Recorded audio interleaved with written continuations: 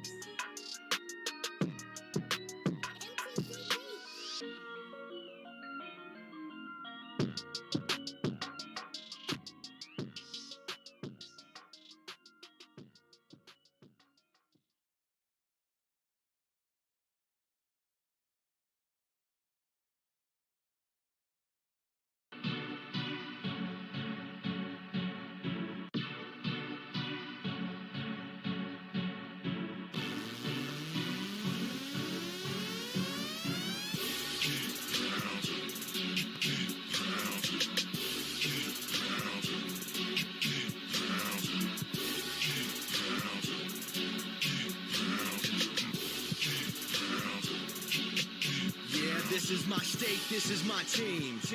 You know what that means. This is for the black and blue that I bleed. This is for the chance to bring home that ring. But everybody gonna doubt this. So far there ain't been another way around it. We bring heat to the game each week. They just say we ain't got what it takes, we ain't bout it.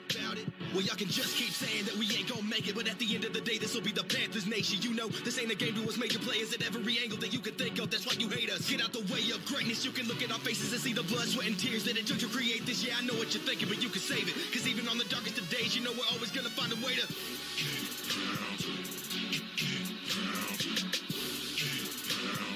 tell them what we gonna do, we gotta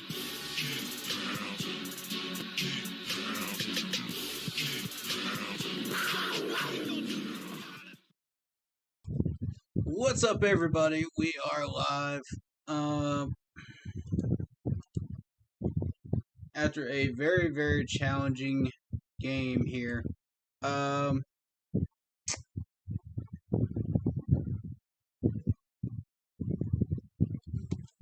Give me just a second to get started.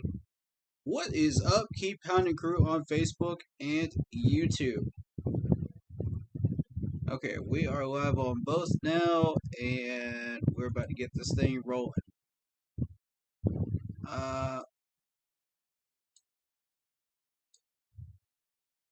Before we do, how about y'all hit that like button, hit that sub button, hit that bell, select all, leave a comment down below if you feel like doing so.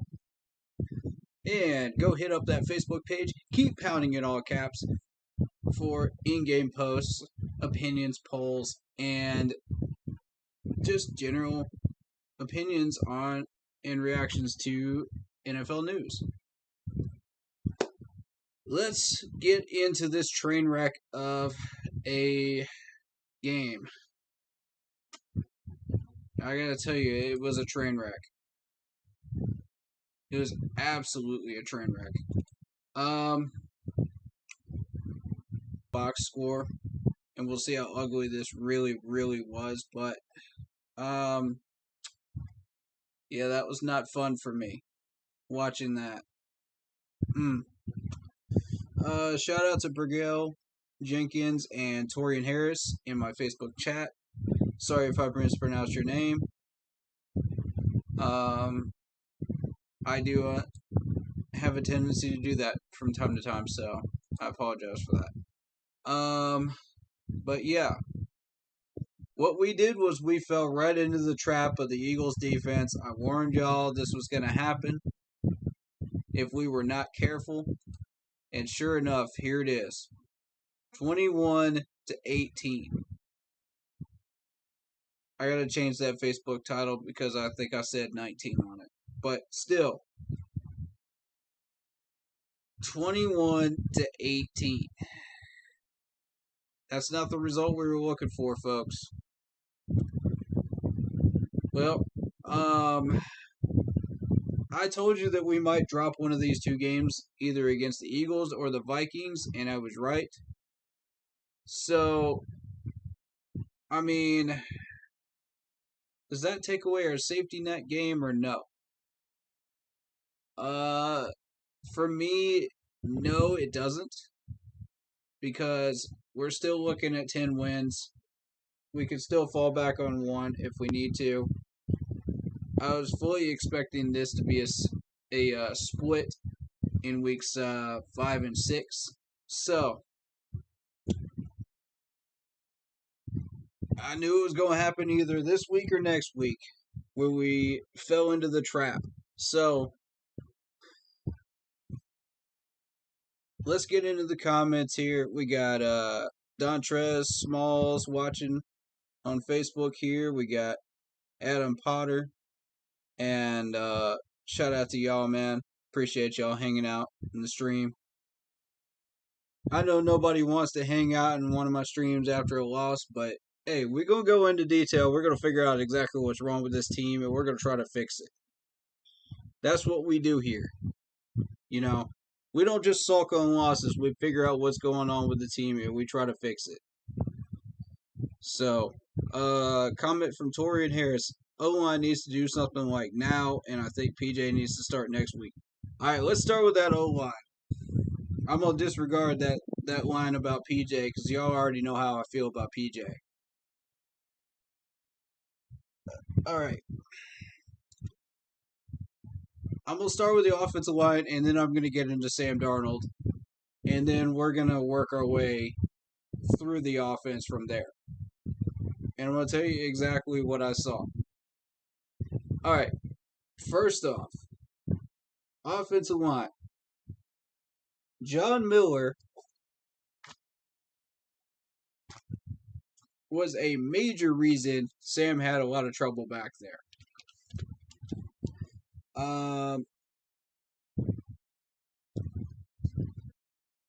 And we had a couple of false starts from this man. We had a lot of trouble just overall with John Miller today. I'm going to disregard that Matt Paradis holding call because I didn't really even think that was a holding call, to be fair. He just barely grabbed his shoulder pad. These refs are just willing to call anything out there at that point. I mean, it was Flag City all throughout the second half. And guess what? Most of those penalties were on us. They weren't on the most penalized team in the NFL. No, they were on us. Where did all these penalties come from? Because if you look back, we barely had any in the first 4 weeks. Even against the Cowboys, we didn't have any. So, I'm not going to blame this game on the refs, but I'm just saying, those refs had a field day with those flags today. I didn't like that. I'm going to be real with you. I did not like that. And that really frustrated me. There were a couple of missed blocks on the offensive line that led to sacks. But those interceptions were 100% on Sam Darnold. Make no mistake about it, those were 100% on Sam Darnold. That first one. How in the world do you not see a white jersey sitting right in front of your wide receiver when you're trying to hit him in the corner? And I think that's exactly what the problem was. We were trying to force these balls into the sideline to Robbie Anderson twice. That's 2 of the picks was we were trying to force that ball to Robbie Anderson. It just was not going to happen. I mean, it became abundantly clear when we had a man knock down a pass that was in tight coverage to Robbie Anderson sitting in the medium part of the field. And honestly, stop trying to force the ball to the man. If he's open, throw it to him. But if he's not, don't force it. That's the problem I've got right here with Sam Darnold. He tries to force all these passes that just are not going to fit. Look at all the tight coverage. You think DJ Moore has has the ability to catch some of these balls and that kind of coverage? No way. No way. Even Tom Brady can't fit these balls into that coverage. He looks elsewhere. You got to have the presence of mind to look elsewhere. You can't stare down these wide receivers. And that's the old Sam Darnold when he was with the Jets right there. That's the Sam Darnold that does not trust his offensive line and has to get that ball out a little quicker than he wants to. So he started seeing ghosts after he got sacked. That's not what we're looking for, Sam. Come on, man. Like, pay attention. Pay attention, bro. If you're looking around, you will see that these guys are tightly covered. They're not going to catch these balls. Man, come on, man. Shout out to Lorraine. I appreciate you checking out the stream on Facebook, but you can't be forcing these balls into that type of coverage and expect a good result. Golly. I don't know what he was thinking.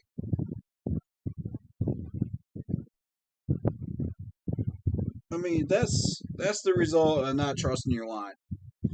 You've seen quarterbacks in the past in Carolina not trust their line and try to force some of these balls where they should not go.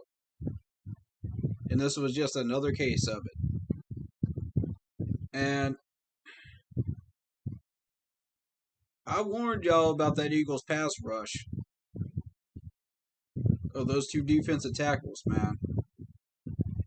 I warned y'all. I ain't talking about Fletcher Cox. Fletcher Cox didn't do nothing. I'm talking about the other one. Now, y'all been on this stream for the pregame, and you heard me talk heavily about Hargrave. So y'all have no excuse not to know about Hargrave. So, we play a decent first half with the offensive line, and then in the third quarter, it's just like all of a sudden we just turn the switch off. I don't understand it. I don't understand it. The third quarter is every time when we go into the third quarter, it's like the flip switch is back off. It's like we become a totally different team. I'm still trying to figure that one out. Now I guarantee you it's going to show up on the time of possession too, of how long that defense has been on the field, because that is ridiculous how long that defense was on the field. There is no excuse for that. This offense has got to wake up and find an identity. It's got to. Otherwise, we're going to keep seeing losses like this. 18 points is not enough. 3 points in the whole second half is not enough. And it's pissing people off. It is really pissing people off. I was reading some of the comments from the Facebook post. I'll post those on the screen in a little bit so y'all can see these. But this is just maddening. You said it. Deegs, you said it exactly right. It's maddening and it's saddening. Exactly. Why are we trying to force the ball to a man that only had 5 catches out of 11 targets last week? Why? We know this man is getting double. We know this man is getting tight coverage. Why are we forcing the ball into Robbie Anderson's hands? Oh, just because we had one nice pass on a fourth down, now all of a sudden Robbie matters. Where the heck was he the rest of the 3 quarters? That's what I want to know. Why does this man only have 3 targets through 3 quarters, and now all of a sudden he matters? This is getting plain ridiculous. Joe Brady, get your head out of the sand and come up with some creative plays, please. Wake up the creativity in your brain because we know you got it in you. We saw it against Dallas. What happened to that offense when we put up against Dallas? Where'd it go? We saw some creative plays in the first half, and in the second half, draw play when we see a draw play on 3rd and 2 with an engage 8 in the box. Joe Brady, what are you trying to do to this team? I don't. God. I don't understand it.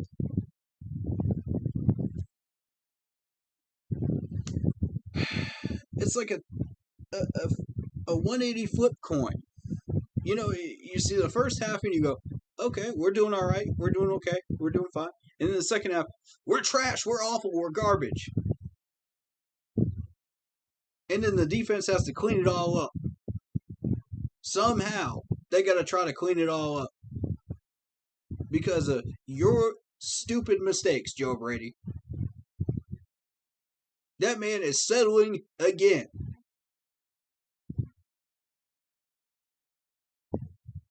God help me with Joe Brady, man.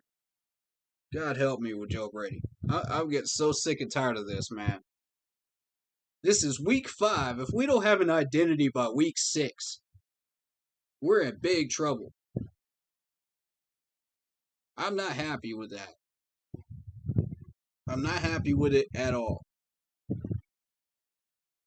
And don't even try to tell me about PJ Walker. Don't even get me started on PJ Walker. This man was overthrowing the moon in preseason and training camp. All training camp and preseason. Why do you want this man in? You want totally dead drives? You want no points on the board? That's what you're going to get from PJ. Don't even get me started on him. I don't even want him in. I don't want him in at all. Exactly. Pamela, I think, summed it up pretty well. We self-destructed. You know, Torian says, put Robbie in the slot and leave him there. I agree. If they're going to keep doubling this man, put him in the slot. I say trade him. Well, he still got some value. And I had some people say that that was a bad idea because of contracts and stuff. So if y'all know some stuff about contracts, hit me up, man. But I say package him up with Chandler and get rid of Chandler's garbage butt, too. I'm getting tired of Chandler. Did y'all see on that 2-point conversion who was just standing right in the middle of the end zone looking like he was lost as heck? It's your boy, Chandler, number 34. Again. Rookie mistake. Somebody tried to give me an excuse. Give this man a chance. He had rookie mistakes. Come on, man. That ain't rookie mistakes. This man's totally lost. There's a difference between rookie mistakes and being totally lost on another planet. This man was on Mars. He was exploring Mars with the Mars rover. That's exactly what he was doing. He ain't focused on this game. The one play he was focused, we actually did get a run stop. On Jalen Hurts, by the way. Who was running for his life towards that left side. Did y'all notice it was always the left side that these guys were running on? Not the right side. Not the right side. They were always running on the left. Doesn't that make you think something? Right there. There might be a weakness over there. And it ain't Dante Jackson, I can tell you that. Because that man was hitting like a 10-ton truck today. So it ain't Dante. Dante laid the hammer down today. and y'all reward him with that pitiful effort on offense? Give me a freaking break. Pathetic. This should have been a win for sure. Yes. Yes, it should have. Another third quarter, no points. Thank you. Exactly. Combination of special teams, that block punt didn't help. 2 interceptions, drop balls. Yep. Since when do we have special teams problems? Since when do we have special teams problems? That's what I want to know.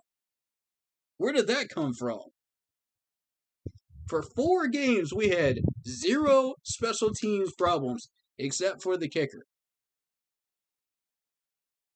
We had a kicking competition. Not a problem.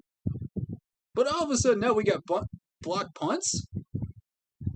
Are you kidding me? Are you kidding me? What is that garbage? Oh, drop balls, man. Drop balls.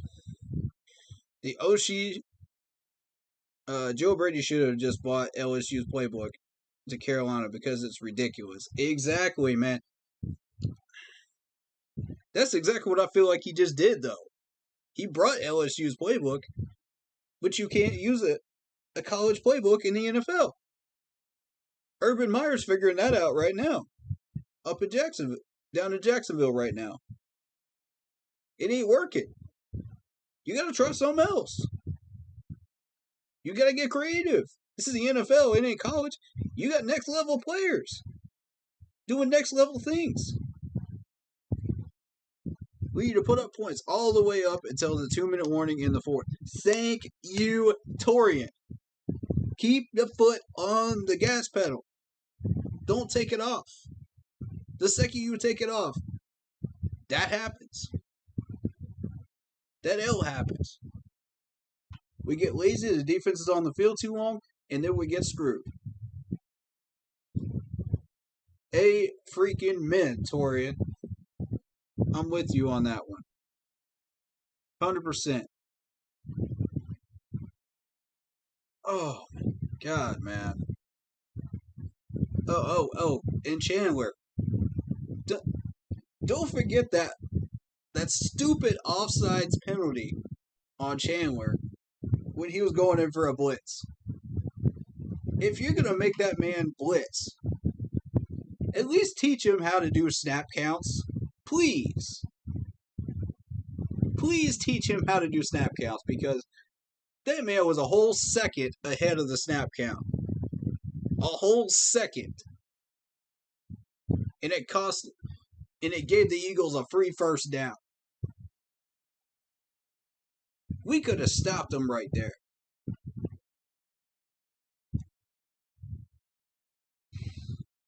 Oh, please get rid of Chandler. Please get rid of Chandler. I'm getting sick of this dude. I'm getting real sick of this dude. Let me show y'all what this man is making right now. This is going to really piss you off. Y'all need to see this.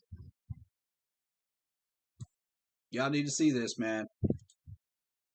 $920K for 1 year. That's all this man is making to make this many mistakes and cost us this many touchdowns. I done had enough of this, man. This is like Trey Boston 2.0. When are we going to wake up and realize this man should not be in red zone situations? Or 2-point conversion situations? It's free money. We're paying him to screw up.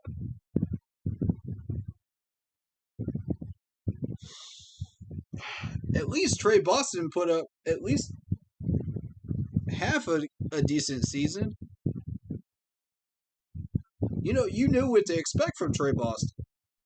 You knew it was like a 50-50 coin flip with Trey Boston, whether he was going to come out and play or not. But at least you knew what he was going to do every game. With Sean Chandler, it's like, you know this man is trash. You know he's trash. in coverage. He is absolute pure garbage. Why put him out there? We have other strong safeties, right? Please tell me we got a better strong safety than this. Oh my. I'm going to look at this depth chart real quick. Hold up. We have Sam Franklin Jr. Why is this man not starting right now? Why is this man not starting right now over Sean Chandler? Sean Chandler should have never got the starting job when he did. Should have never got it. And this man is costing us points every week. Let's count them up. We got the Houston Texans game. That's 7. We got 7 against Dallas. We got 7 this week. That's 21 points. That's half a game's worth of points in 3 games. Sick of this, man. Wake up.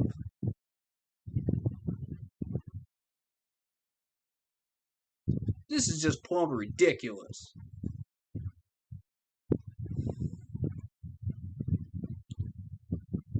Alright, let's not forget to throw some smoke at that offensive line now.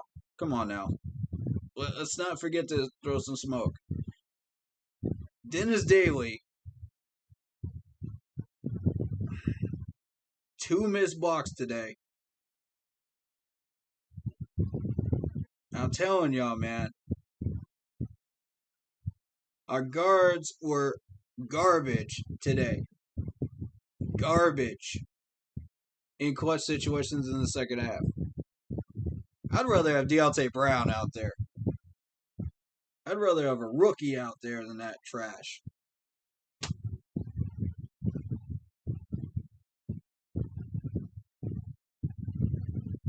We couldn't even execute the doggone checkdowns because we didn't have the protection we needed. How are you going to do even a check down? We had 6 or 7 people in the box and we couldn't even do a check down. Come on, man.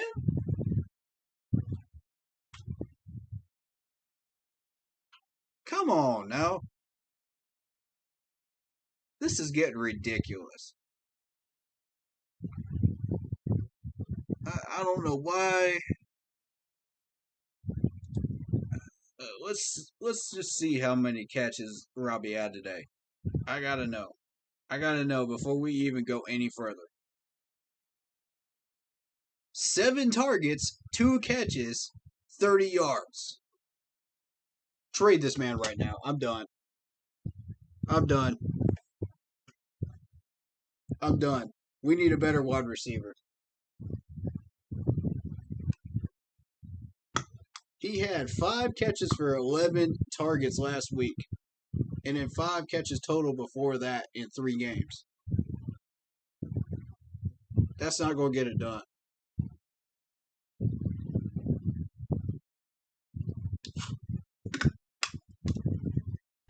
That's 25% of why this offense is not moving. 50% of it is Joe Brady not coming up with creative plays.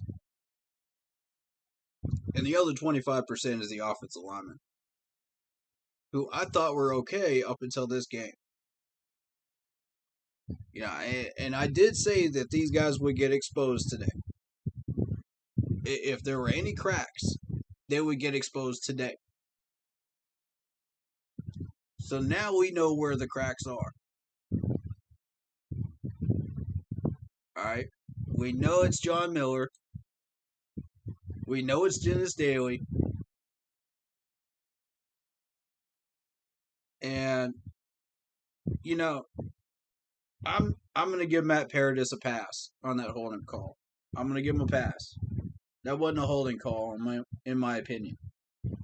So, frankly, it's mainly John Miller and Dennis Daly. And I think Taylor Moton just got overmatched. Wasn't he the one that was on Hargrove most of the game? I feel like he just got overmatched. So we're not going to factor in those 2 false starts, but we'll still count him against his grade. But you know, we're not going to factor that in as a crack.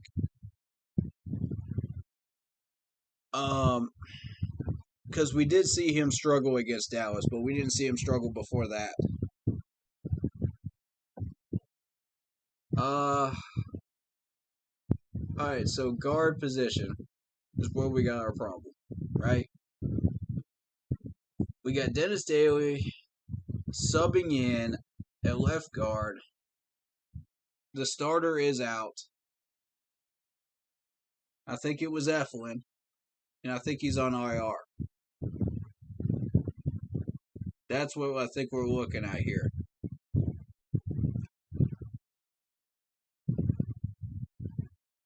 Now, here's the thing. John Miller's got no excuse. This man's been in the NFL for 7 years. 315-pound monster, 6'3", from Louisville. This man's got no excuse to choke like that today. None. I don't know what's going on with him. But he was not doing that before.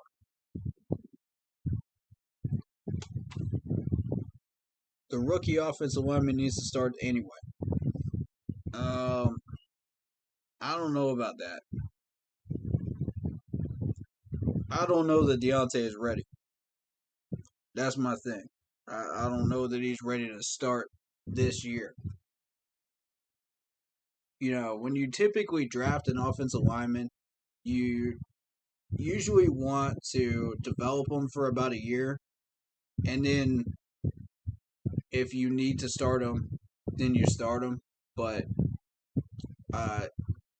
unless you're drafting first or second round, and in that case, you're starting immediately because you have an immediate need at that position.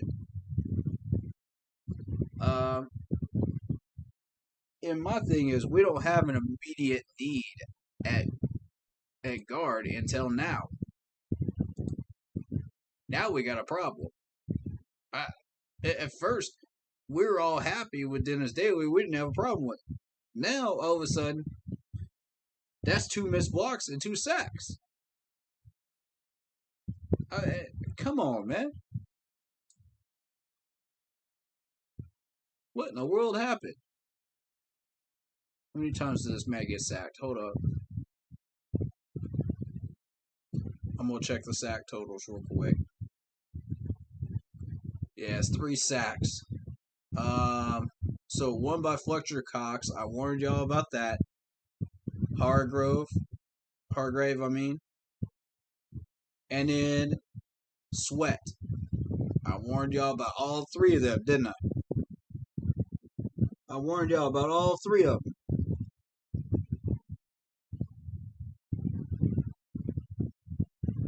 And y'all want to treat this as business as usual. Oh, we gonna come into a home game. We got the crowd advantage. We're feeling good. Let's just totally ignore the trap of the Eagles defense. Yeah, that's the mindset going on in the field. Like, yeah, we ain't gotta worry about this Eagles team. Yeah, this offense ain't doing nothing.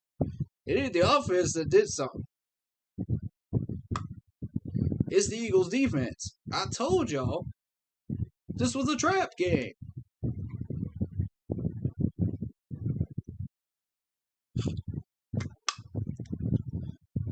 Y'all go sit here and act like that Eagles defense ain't doing nothing. They've been doing something like every week. Let me remind y'all what the Eagles defense has been doing, since people don't fully understand this. The Eagles defense held the Falcons to 6 points. They held the 49ers to 17 points. And we're not going to count the Cowboys. We're not going to count the Chiefs because they two very, very high-powered offenses, probably top 5 at this point. They held us to 21 when we've been averaging 24. So they took a touchdown off the board from us, is essentially what they did. But if our offense was running properly, we'd have 35 on the board every week. 30 to 35 points. And that's without CMC. That's if our offensive line was doing their job properly. We were able to execute checkdowns. We were able to execute small runs, and stop dropping balls. But no, we got lazy today in the second half, and we said, we'll sit on this 15-6 lead. Ain't no big deal. We come out, we lay an egg in the third quarter as usual. Ain't nothing but a thing. We'll get those points later. That's exactly the mentality that's screwing us. We'll get those points later. Management, have you listened to yourselves lately? That's settling. Didn't I go on a full-on rant in the last 2 streams about not settling? Come on, man. That is the definition of settling. When we put up 3 points in the second half, that is the definition of settling.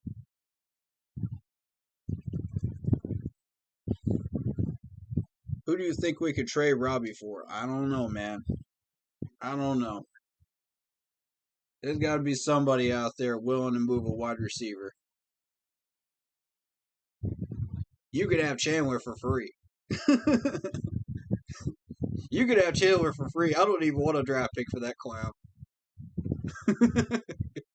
I don't even want a pick. 920.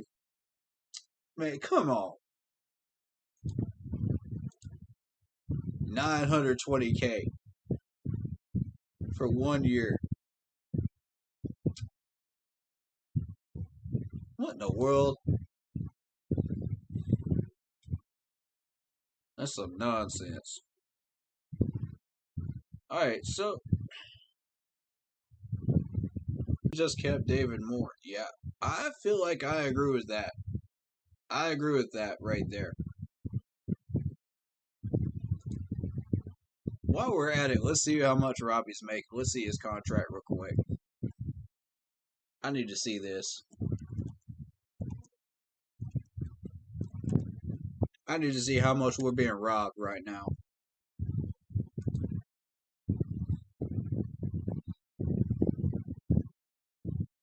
Alright, so we got a 3-year contract extension. That's exactly the problem. He got extended. There it is, right there. Y'all remember what happened when Trey Boston got extended? He didn't do nothing. He didn't do nothing because he knew he was getting paid. He's getting paid some free money to sit around in a uniform and run around on the field and do nothing. Y'all remember that? That's what happens when you extend wide receivers that are not getting the proper catches that they need to get. And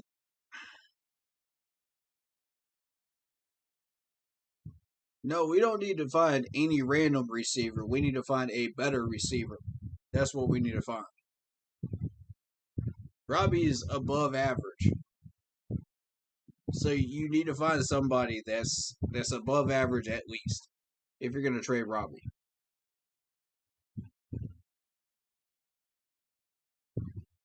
If you're going to keep forcing this ball into this man's hands and failing at it,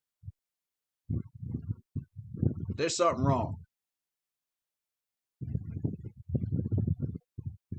And it doesn't just stop at getting a new wide receiver. It's the mentality. It's the mentality. Because we got all these weapons. You trying to tell me we got all these weapons and not a single one of them is open? So you got to try to force it into this man's hands? I ain't buying it, bro. I ain't buying it. We're looking at a guaranteed total of 8.9 million. You might as well call that 9 million. He's counting 41.5 million against the cap right now.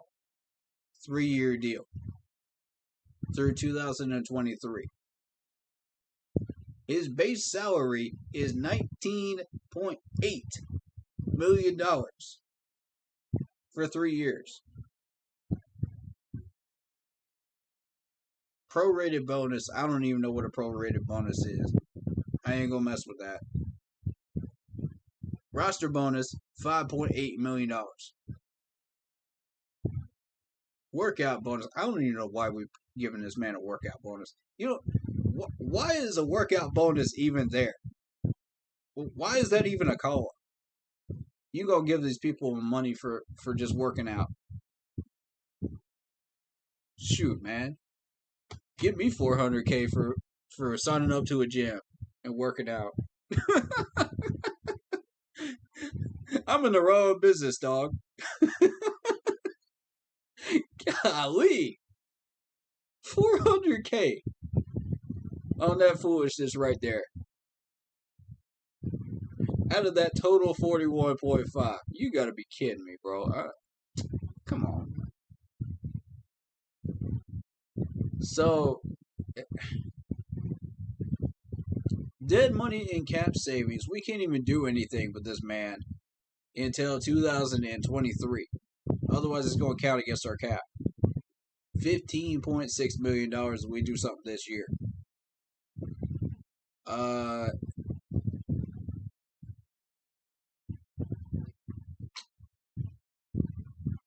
His cap percentage is 7.4%, 2022, 7.0 in 2023.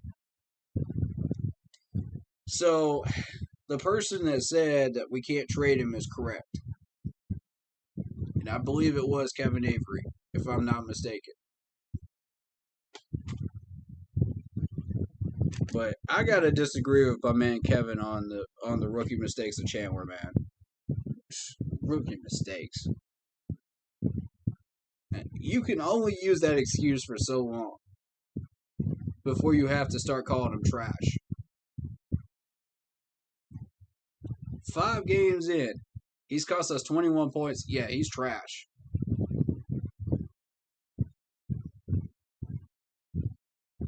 Now, I like him as a person. Don't get me wrong. I'm sure he's a great person. But as a player in coverage, he's trash. Tackling wise, sure, he gets it done. He can't pass rush. He proved that today. He can't cover anybody. He proved that. So why are we paying this man $920K?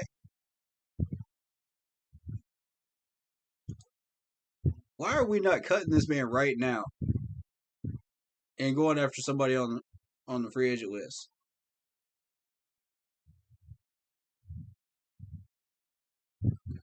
So I'm looking at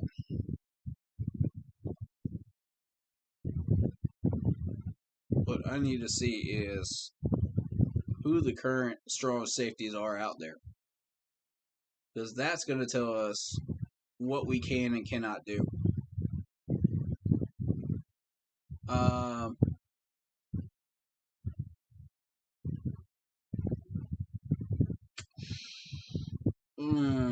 That's what I was looking at before the stream started, and I don't know if I can get over the cap.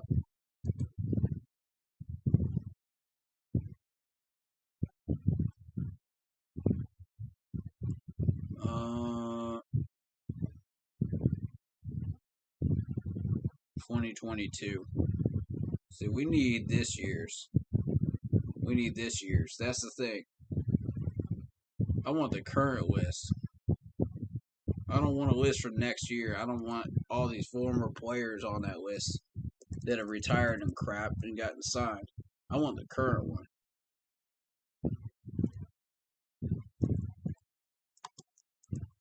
Week 5.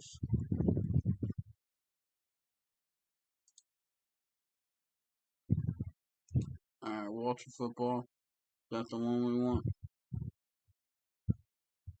Nah, because Walter Football is the one that was giving us the list of all the franchise ones and all the signed ones.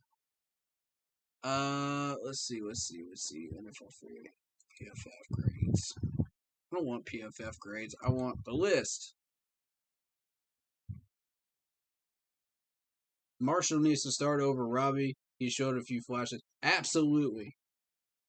I think that solves the problem right there. Torian, you're right. We can solve this in-house right now. You're absolutely right. Can you switch him over there? I think absolutely. The problem is, you're not going to pay a man that much money if you're just going to take him out of the starting role. And that's where the management needs to change their mindset.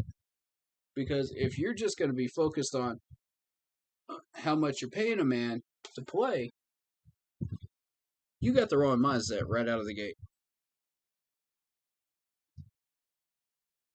It needs to be on your depth chart that deserves a spot in a starting role every week. I don't care how much you're paying them. You could be paying them nickels and dimes. If they're better than the people that you're paying millions to, put them in.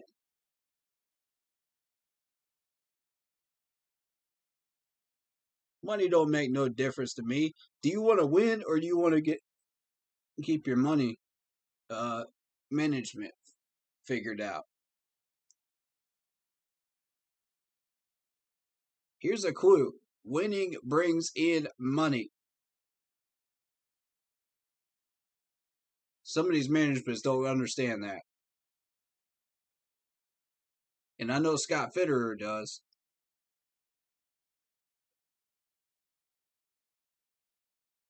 I know he does. Because he just got us 2 trades. This man wants to win. He already knows we got enough money to spend.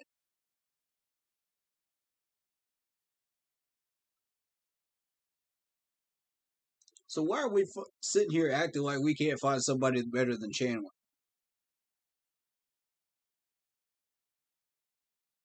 You gotta be kidding me with that, man.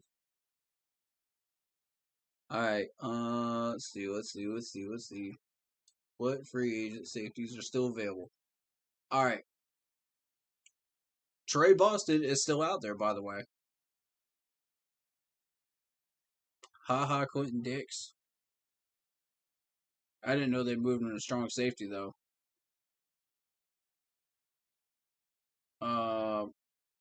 Devin McCourty.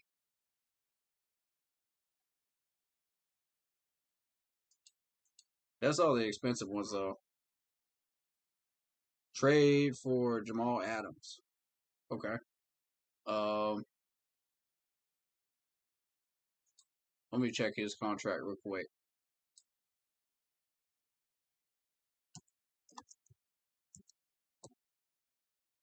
Let's see what we're doing with him real quick.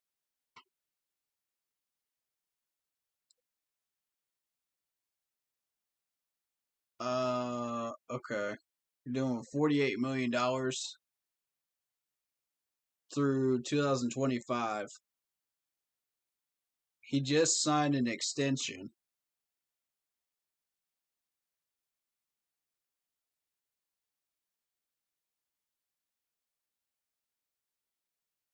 For 4-year contract worth $70 million with the Seahawks. $38 million guaranteed, including $21 million at signing. All right, so if they were to try to move him, they would lose money. You know, they would take a hit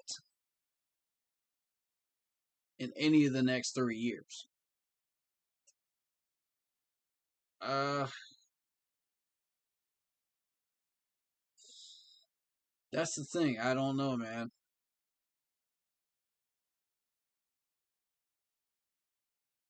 He does have a lot of unearned and partially earned money, though. So I'm glad they put that on the site.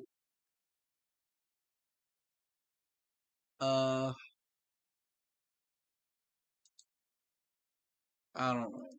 We'll have to figure this out, man.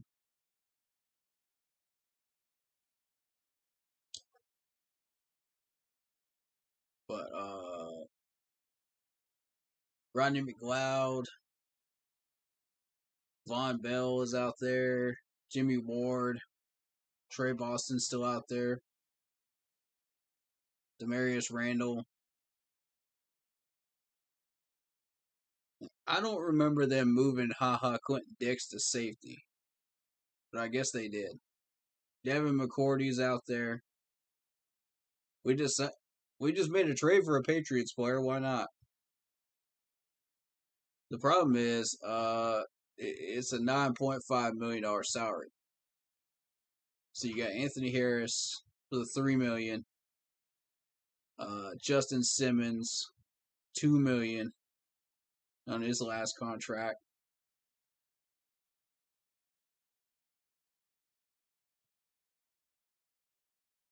So I mean, you look at Anthony Harris. This man had 60 tackles, 11 passes deflected, 6 interceptions in 14 games in 2019. All these numbers are from 19. We ain't talking about the 20 numbers. We're talking about just the 19 numbers.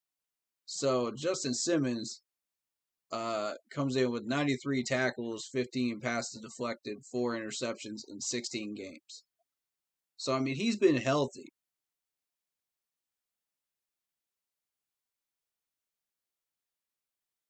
Now here's my question: how are they in coverage? How are they in coverage?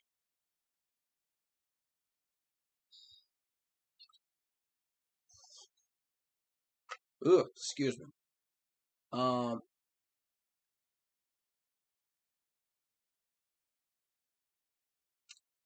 I'm seeing single digit pass deflections from everybody but the last two. They're the cheapest ones. So for my money, I'm looking at Justin Simmons probably or Anthony Harris. Now, if either one of them had like significant injury histories or were they just cut just because teams didn't want to use the franchise tag on them and couldn't work their contract out, or were they cut because they were garbage in coverage? See, that's the question I'm asking right now because I don't know. I don't know. There's a lot that I don't know about these these two players' histories, and it could be any number of those situations. Um, I would love to have Devin McCourty, but the problem is it's $9.5 million. That's where you run into trouble. You got 2 forced fumbles from this man, 58 tackles, 7 passes deflected, 5 interceptions. So you know he's proved he can ball. He's proved he can ball out. You don't get forced fumbles from these last two, and you really shouldn't need that stat to tell you that they're a good, strong safety. That's not their job. That's Dante Jackson's job. You know, if we look at Dante Jackson today, how many, what numbers did he put up today? I want to see this. He was on fire today. Oof. All right. 4 out of 6 total tackles.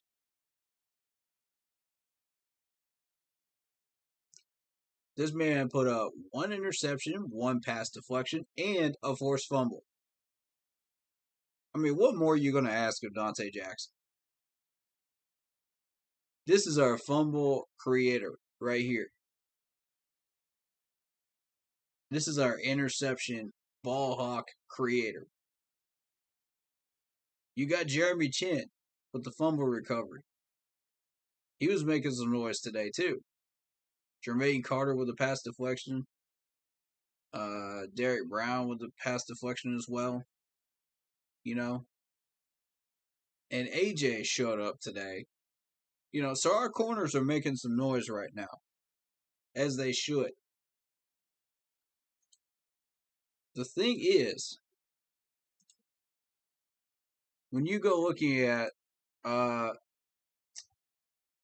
Sean Chandler's numbers, 3 combined tackles out of 4. Yeah, he's already shown he can tackle open field. He's already shown us that in the stats. That's not showing anything that we don't already know about this man. The problem is his coverage. And this is not going to show up in the stat sheet when he gives up touchdowns. It's not going to show up. You got to look in the film for that. Every week you got to look at the film for that. And if the Panthers management was doing their due diligence, they would have spotted this in preseason. We wouldn't be here in week 5 giving up another 7 points because, or a 2-point conversion because Sean Chandler is sitting in the red zone defense or in the goal line defense, sitting there like, well, if only I could get there in time. If only I had a brain. Mr. Scarecrow out there. You got a brain. Go attack the ball. Go deflect it. If you showed you have the skills to open field tackle, why are you not aware of where you're supposed to be? It's not simple. It's not complicated. He's trash at coverage. That's just what it is. It is what it is. And if our management cannot see that, I don't know what to tell you.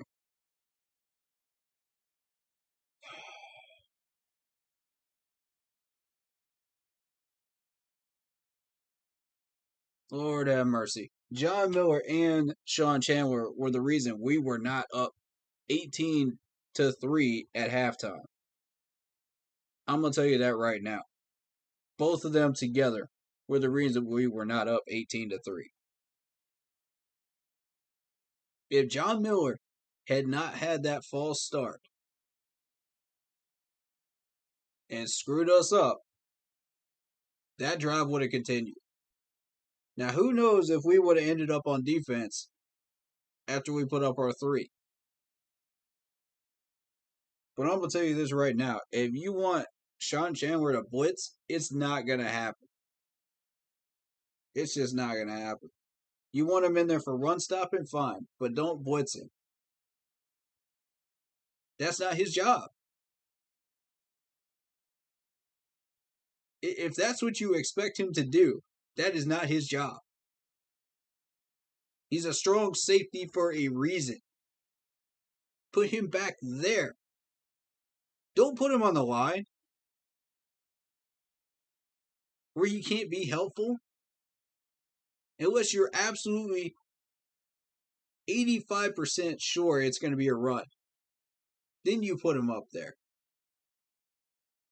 The problem is we were not completely sure that was going to be a run. And that was a drive right before halftime, within the 2-minute warning. You don't... Why? This man should not be on our 53-man roster in the first place. Point blank, he should not be there. I'll take Justin Simmons all day. I'll take those numbers all day. 93 tackles, 15 to pass deflections, 4 picks in 16 games in 2019. I will take those numbers for $2 million. Even if it's just for 1 year, I will take it. I'm prepared to spend a little bit to get numbers like that. I don't know about y'all, but I'm prepared to spend to get a strong safety that is that caliber, that is 26 years old. You know, he's still got a few years left, man. He ain't done yet. I would be prepared to spend money to get somebody like Anthony Harris.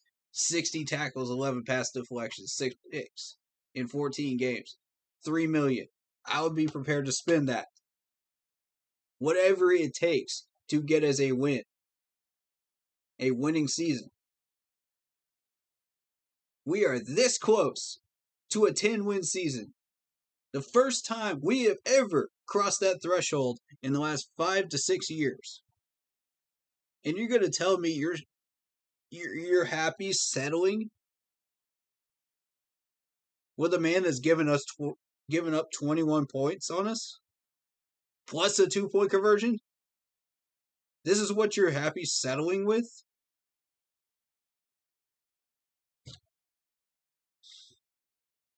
Man, miss me with that garbage.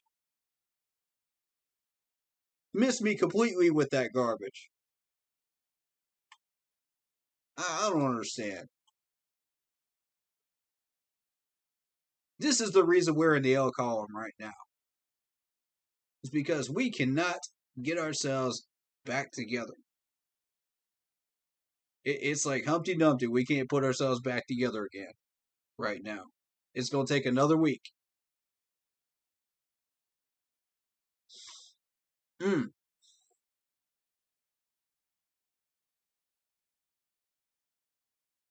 If we keep forcing the ball to Robbie Anderson,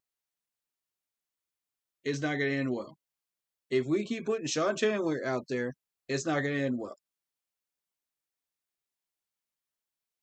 If we even think that we can do better at guard right now, we need to do something about it. Otherwise, it's not going to end well. I'm going to give these two guys a chance next week. Let's see how they do. Dennis Daly and John Miller. Let's see how they do next week. That's another tough defense against the Vikings. It might even be tougher than the Eagles. So I'll give them a chance. Next week, let's see if they can redeem themselves. If they cannot, we need to go and get a guard. That's what we need to do. From the free agent list if need be. But we need somebody that can fill these gaps to where we don't get double coverage. Come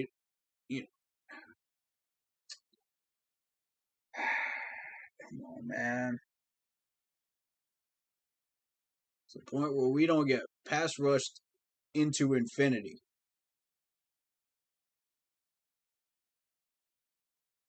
You know what the Cowboys team taught the Eagles in film study? You know what the Eagles learned? Is that they could blitz us and succeed. That's what they learned. We had 6 sacks last week. So that's what they learned. They learned exactly where our holes are.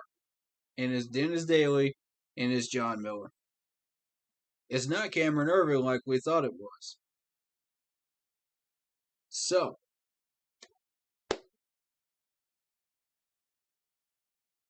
everybody's sitting there like, oh, I thought we were good at guard position. I thought we were too. I'll be the first one to tell you I thought we were too. You heard it from my stream first. I thought we were good. I was satisfied with these guys. But now we got cracks in the system, man. We got cracks in the system. Um,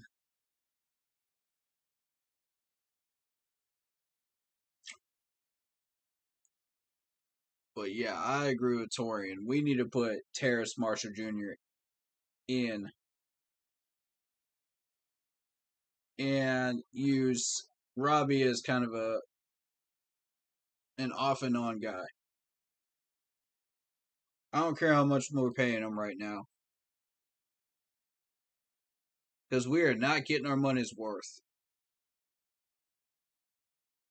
We know what this man can do when he's not being double, when he's not being uh, tight coverage like that. Teams have learned that they can put their best corner on him, and he won't do anything this year. That's what they're learning. And I got a feeling it was the same thing with the Jets. They recognized that when he was with the Jets, they didn't have a better wide receiver over there. They didn't have a DJ Moore, you know, and they still don't. You know, they didn't have a Terrace Marshall Jr. type over there to help him out. So these teams basically put their best corner on Robbie Anderson, and then they absolutely shredded the other corner. That's exactly how they kept getting all those yards on the Jets' defense, on their secondary. And now we got the same problem. Except, wait a minute. We do have DJ Moore. We do have Terrace Marshall Jr. And we got a check down of Royce. We got a check down of Chuba. We got Tommy Tremble. We got Ian Thomas. How in the world is this offense still struggling? When that line holds for an entire half.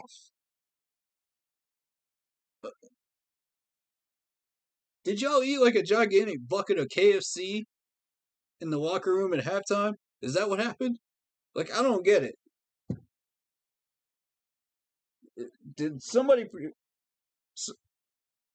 Kelvin Benjamin must have stopped by with a whole buffet of Bojangles and just let them eat during halftime, and then it just slowed down their metabolism and their stamina. So they all come out here in the third quarter and they just do nothing. It's the Kelvin Benjamin effect. That's the only way I know how to explain it at this point. Because I'm lost, y'all.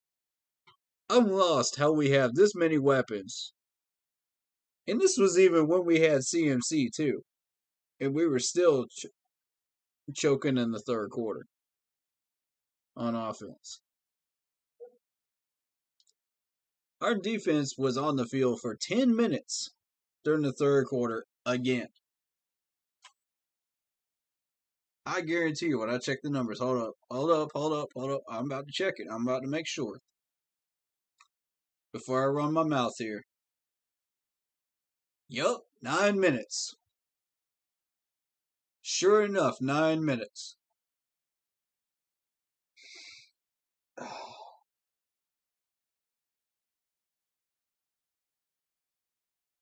The Eagles' offense was on the field for 6 minutes. And they managed to do that much damage.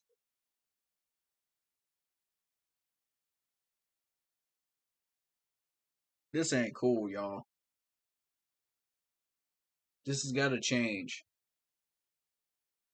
If we want to get to 10 wins, this performance ain't going to cut it. It's just not.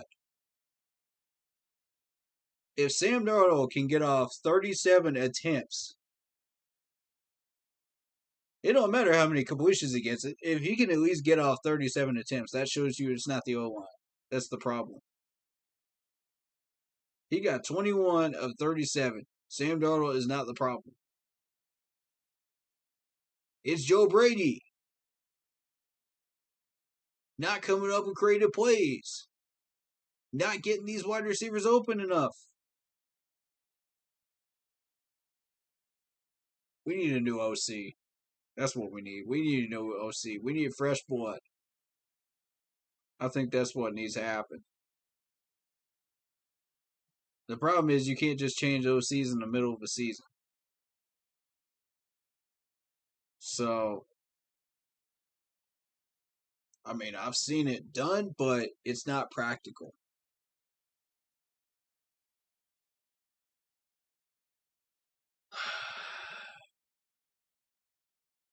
So, in order to fix that problem, we got to wait till the end of the season, no matter what record we get. That's even if management decides to go for it and fire him and hire somebody else. That's even if. Keyword if. I don't think they're going to. Third down efficiency. Now I want y'all to see and hear this number right here. 5 for 15 on third down efficiency.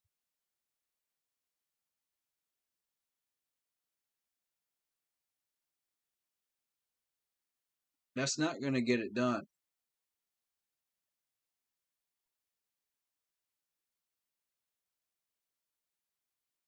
The fact that we got 17 total first downs, which is more than them, and yet we go 5 for 15 on third down. Now, how can that be? I'll tell you how it can be. Because we kept trying to force it into Robbie Anderson's hands. When we know the man can't catch the ball. We tried to force it to a man that's got 15 total catches all year. That's what we tried to do. We tried to make a simple man Superman, and he just doesn't have the powers. That's exactly what we did.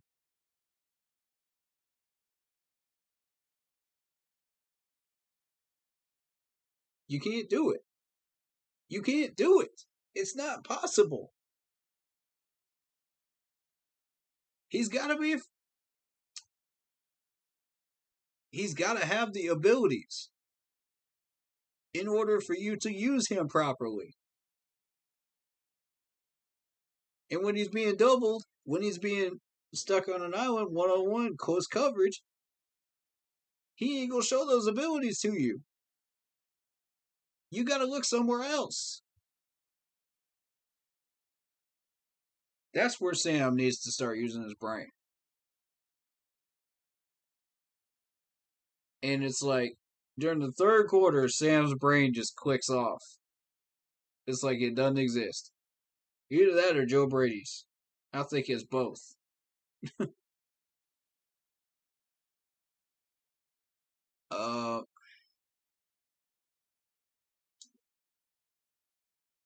So let's take a look at what happened in this third quarter. Since I was the one that mainly started bringing this up. Alright. So we had literally 2 first downs in the entire third quarter. 2 first downs. Legitimate first downs. That's just sad.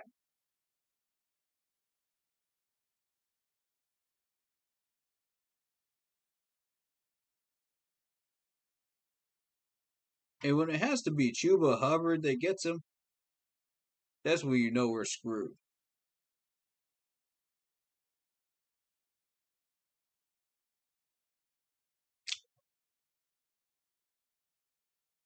I'm trying to be patient, man. I'm trying to be patient. but y'all ain't giving me much to work with.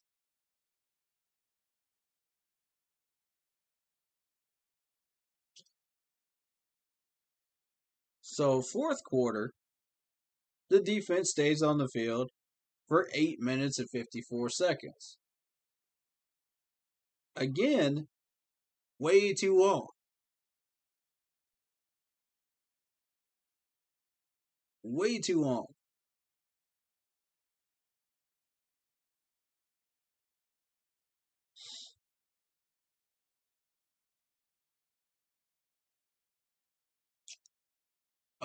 So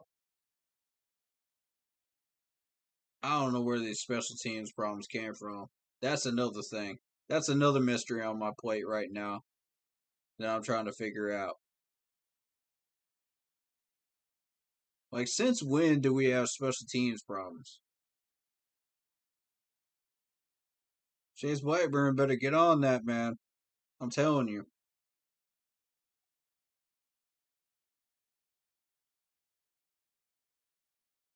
He don't put up with that crap.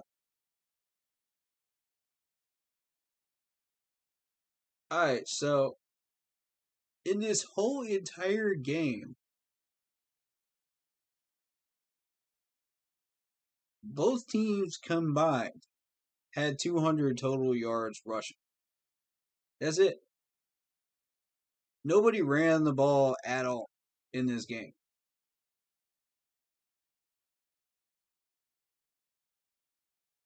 To effectiveness.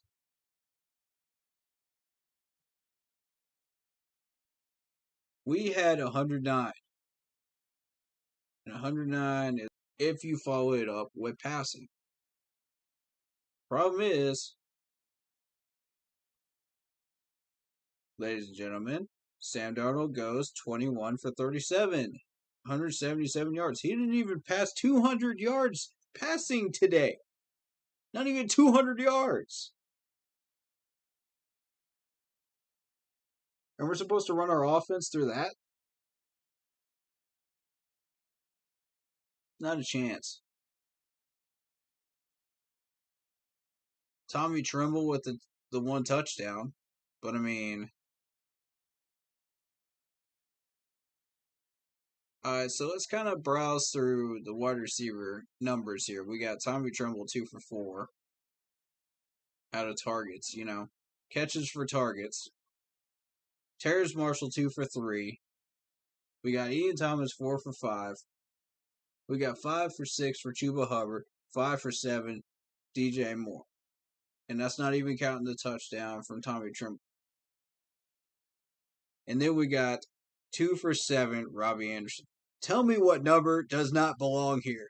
One of these things is not like the others. One of these things just doesn't belong.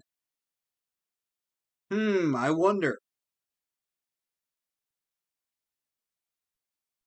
And y'all wonder why we struggle to get first downs. Stop forcing it.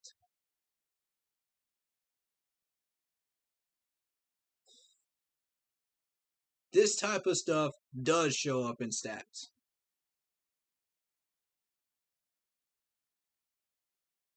So let me get. Okay, hold up. We're going to get.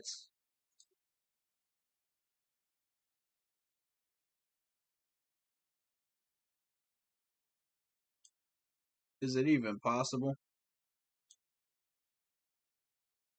Is it going to show up on his profile, or do we have to actually look up how many targets this man has had? Because I want to do that.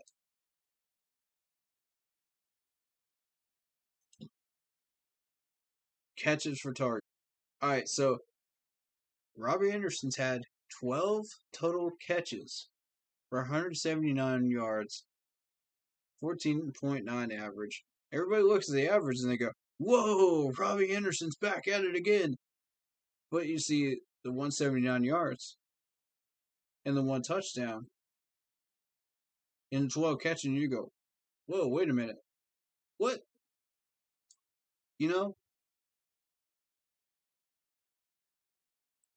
So this year, let's take a look.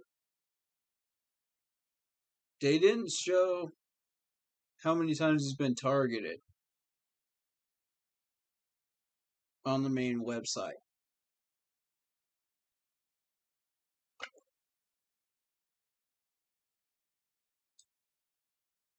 But 2 for 7? Come on, man.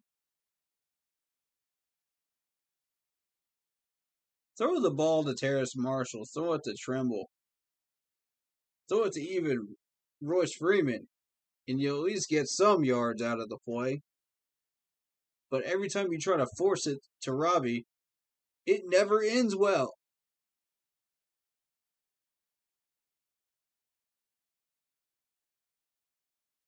Yeah, and Chuba by himself got 24 attempts, 101 yards, 4.2 average. Great. We're trying to make this man into a power back. I think he needs to hit the weight room because he's lacking in the power department. He's lacking in the strength department there. He's got the rushing, he's got the plays, just bulk up, man. Bulk up muscle wise. And we can make you a power back. I mean, 4.2, we can work with that. You know what I'm saying? 100 yards, we can work with that. Mix that in with CMC when he comes back. Oh, yeah. We can do some damage with that.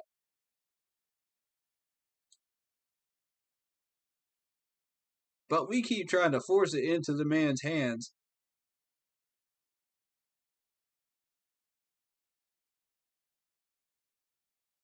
That has 12 catches and 1 touchdown. This is where we keep going wrong, Joe. You keep settling and you keep forcing passes to a guy that's just not catching the ball. That's why we're failing right now. You want to start making all these first downs in the third quarter? Put Terrace Marshall in. I don't care how much Robbie's making. Put Terrace Marshall in. We're trying to win games. We're not trying to pay players not to get catches. That's not the name of the Carolina Panthers right now. Are we the Carolina, we're just paying these players just to be on the field? Or are we the Carolina Panthers who want to win games? Pick one. You can't have both. Pick one.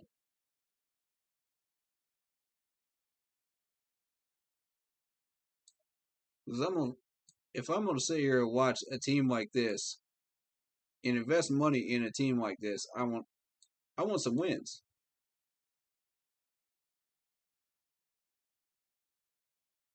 I didn't put $100 into merch just to watch this garbage. All right, so let's see exactly how many targets Robbie has had. We're going to tally them up. That's exactly what we're about to do. I want y'all to see this, man, because it's important. It's important. If I didn't think it was important, I wouldn't spend this much time on it.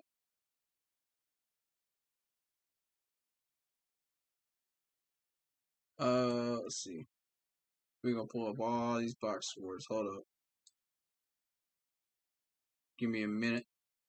Give me a quick minute.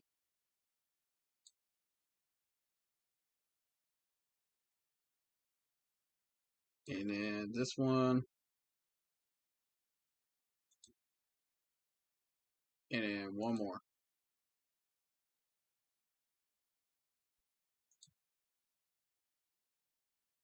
All right.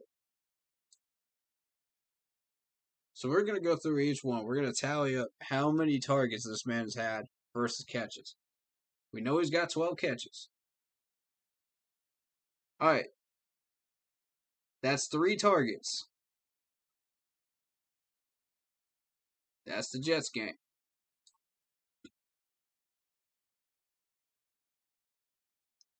6 catches, that's 9.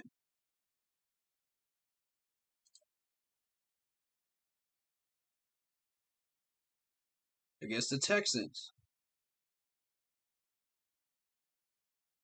2. That's 11 targets so far. 11 targets so far, ladies and gentlemen.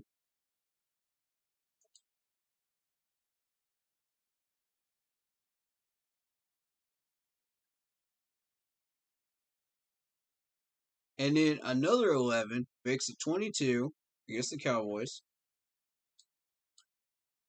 And finally, today, that's 7. 29 targets. This man is 12 for 29. Lord help me.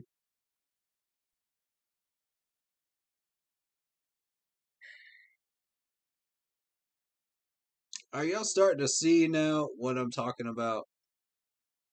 This is a dangerous pattern. And we gotta quit this garbage. We gotta quit it this week. It's gotta stop this week.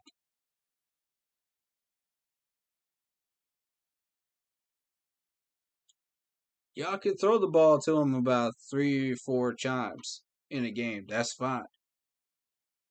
But don't force that ball into his hands because it's not going to work.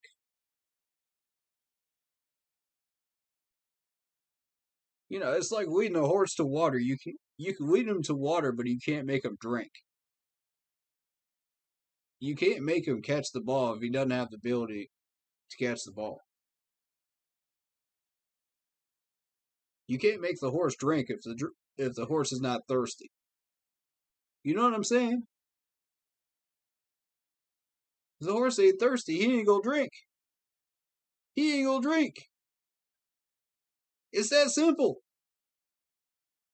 You ain't gotta be a mathematician to figure that one out. Come on, man.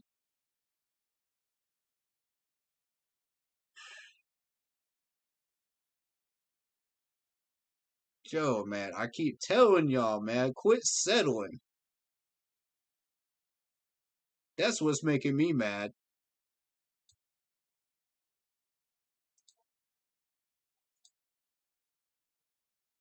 Quit settling. When you know you have no business settling, quit. If y'all wanted it bad enough, why are we sitting here at 3-2? Shaking our heads like, why don't we have an offensive identity? Why don't we have such and such, such and such, such and such? There's reasons for every one of them. Y'all just not looking hard enough. I can sit here and preach until I'm blue in the face, but if this management don't want to listen, you can't make them drink. That's what I'm saying, man. You can't make them drink. If they don't want to listen to it, they ain't gonna hear it.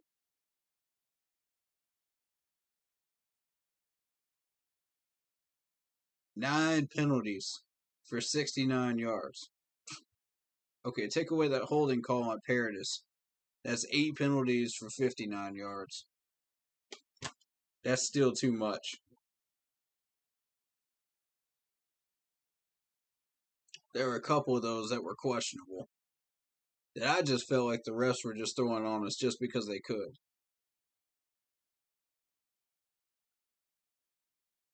You know, and we're dealing with the Eagles team that's the most penalized in the league. They were sitting there with 44 penalties before this game even started. Before that ball was even kicked. 44 penalties. They just racked up another 6. So that's 50. That's 50 penalties for the Eagles. And you gonna sit here and tell me we couldn't take advantage of any of those 6 penalties? Come on, man. Come on, man. We can't put any points up on the board off those. You're killing me. 1 for 2 in the red zone. Heck, man, we didn't even make it to the red zone. We were so bad in the second half, we didn't even make it to the red zone. That 1 for 2 was from the first half. Golly.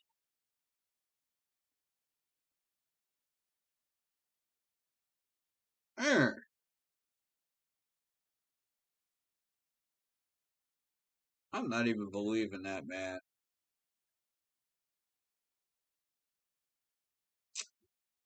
What do we actually do off of those penalties? That's what I want to know. What do we actually do? Do we get first downs off of them? Uh, and if we did, how many of those first downs helped us?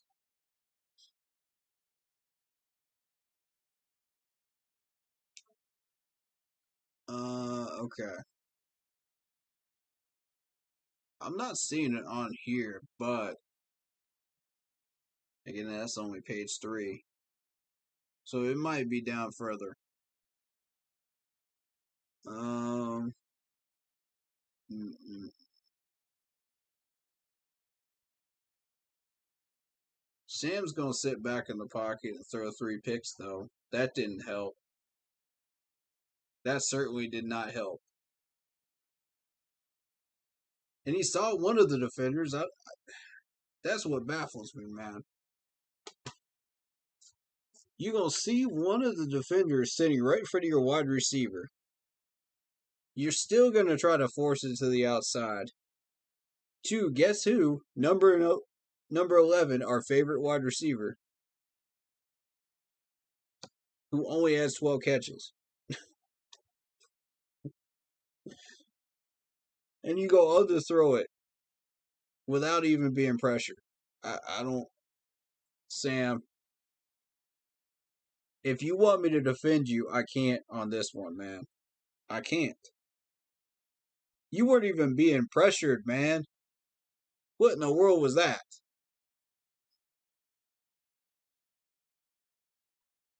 If you want my if you want me to cover for you, you got to give me something to work with, buddy. You got to give me something. I can't work with what that first pick was. I can't work with that.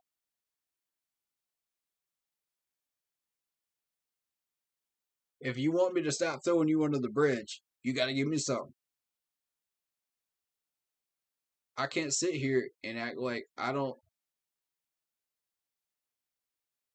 didn't see that defender. It was plainly obvious, plain as day. You could see him in every single highlight of that interception. You look at every camera. He was there.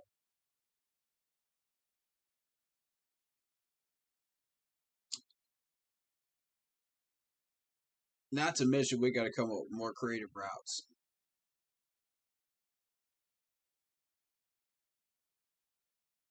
They've seen the run draws already. They've seen the hook routes. They've seen the out routes. Those are basic Madden plays, bro. Anybody can do those. Anybody.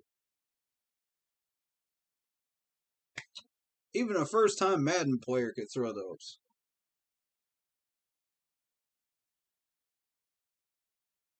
What we need is something more advanced.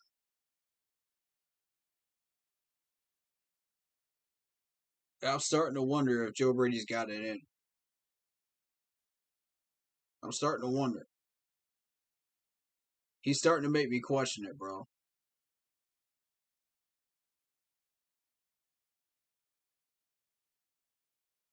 All right, so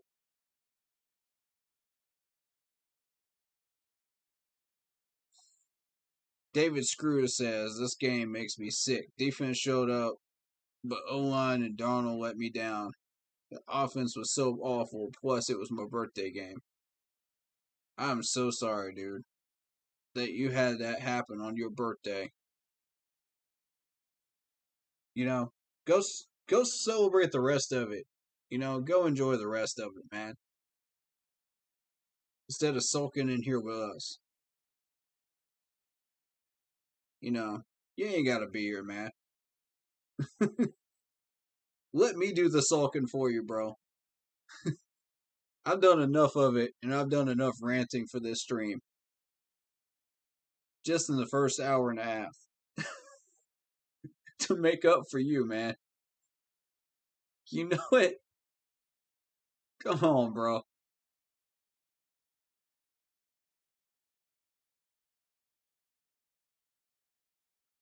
But yeah, Joe Brady is so questionable right now.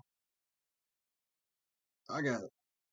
I this is so fishy for me right now. But what do?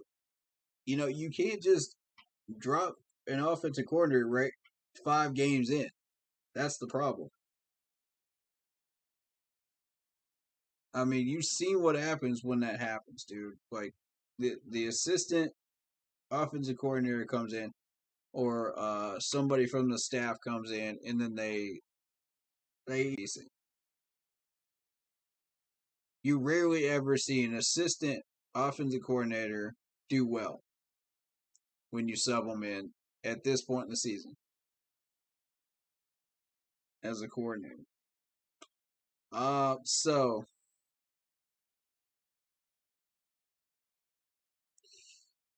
yeah, I turned 36 on Tuesday. Celebrated my birthday with the Panthers.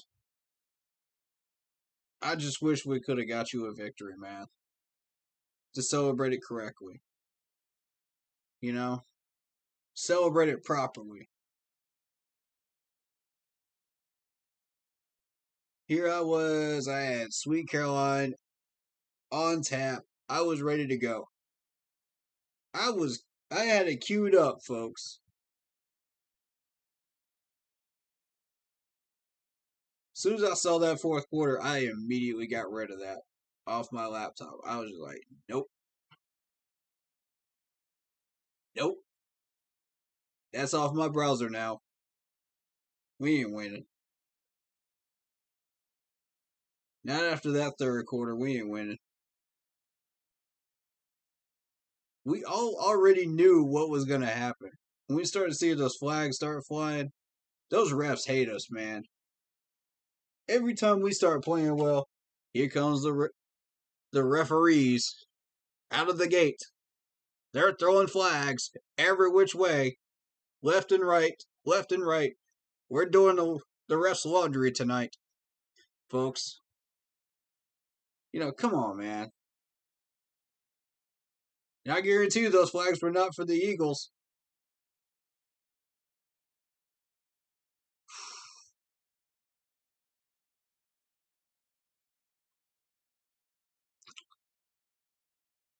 That was ridiculous.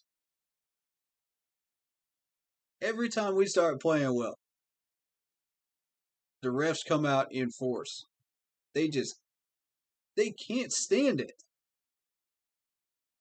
They cannot stand it when we are winning. They hate it.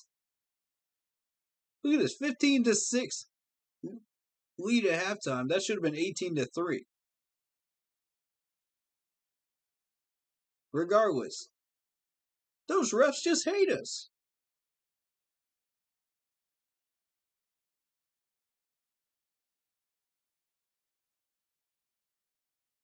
I think we can turn this season back around, but it takes some initiative from the management. You know what I'm saying? Like, we got to get this offense figured out. We got to have an identity. We thought we had an identity last week, but it turns out the Cowboys' defense was weaker than we thought it was. That's what this Eagles game proved to us today. That's exactly what it did.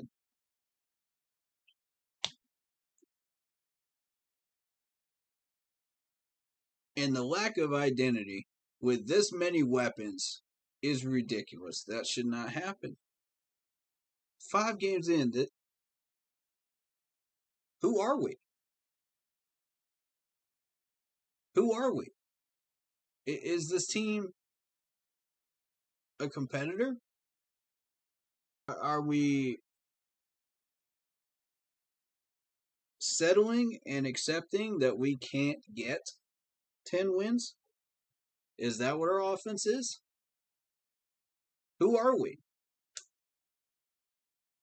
I don't get how we don't have an identity with this many weapons this far into the season. This baffles me, folks. This straight up baffles me. Now, I did tell y'all that offensive line would crack in either this game or the next one, somewhere. So we know that.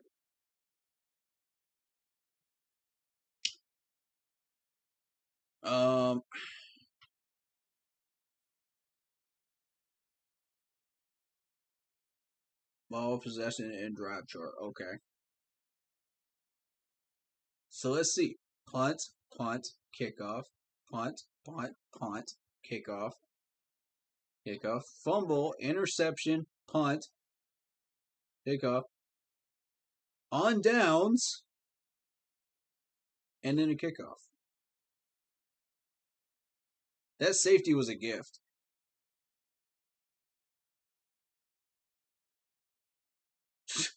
I don't know if they just felt sorry for us or if we just got lucky. At this point, I don't know. I couldn't tell you. But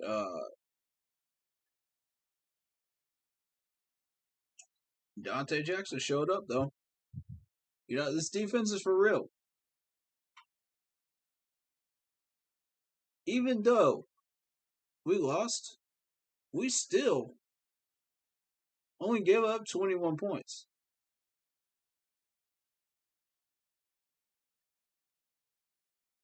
We still only give up 21. That's not bad. That's what the Eagles have been averaging every week.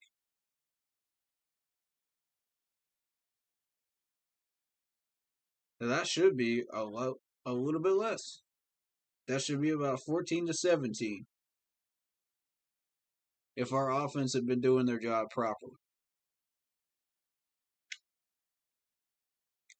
But we screwed around and we decided let's jam this ball into the hands of a man that's got 27 passing attempts and only 12 catches. Don't take my word for it. Look at the stats.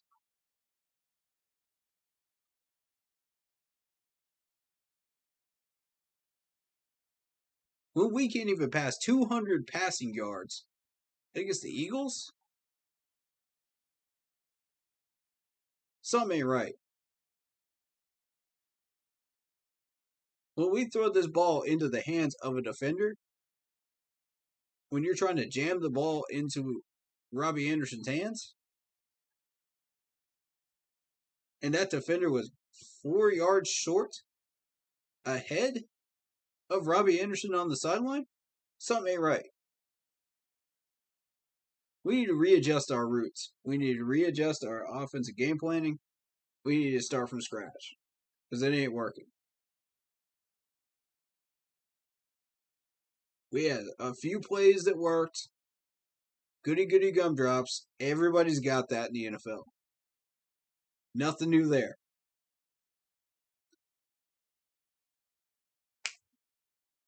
What is new is CMC when we get him back. But if you don't know how to use him correctly, what's the point?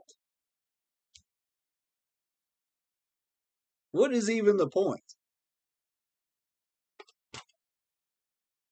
CMC will get you 7 points, but we put 85% of the workload on CMC because Joe Brady is too lazy to figure out a game plan that can get us points on the board. Or unimaginative enough that we can't get points on the board.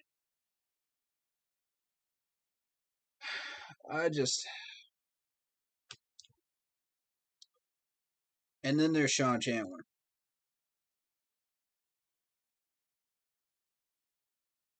Sean Chandler needs to go. I'm done. I'm done putting up with this dude. Week after week after week. He screws up somehow, and it costs us points. I'm done with this dude. Rookie mistakes be darned. I'm done.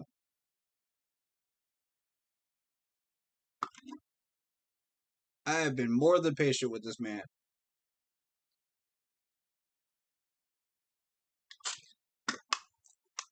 I've watched him through preseason. I've watched him through training camp. I've watched him through 5 games now. And he's still doing the same crap. He needs to go. And I'm sorry, some people think that's a curse word, but it's not. It's not. Not to me. Anyway. He's still doing the same garbage that he was in preseason.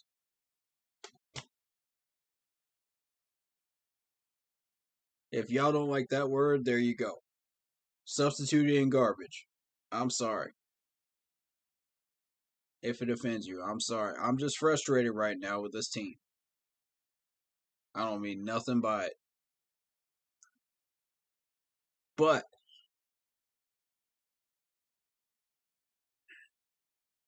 I literally had to drop Robbie Anderson from my fantasy team because of this nonsense right here.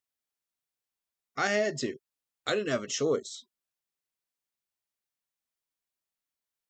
I'm gonna. I promise you, after I'm done streaming today, I'm legit. First thing I'm gonna do is I'm gonna check the fantasy numbers he put up this week. And if I see it's less than 10, I'm gonna be glad I did the right thing.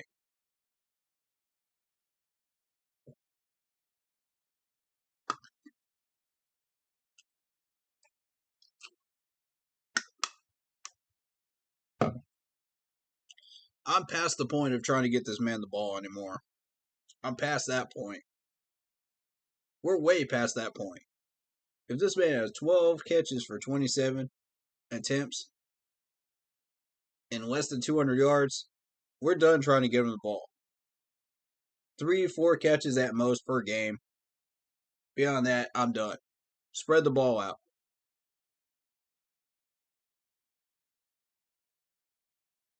We have no excuse for the talent that we have not to succeed and win this game.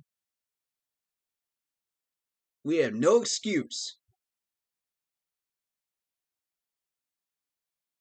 And here's another thing. Melvin was out too. I forgot to point that out. Melvin wasn't even playing this game.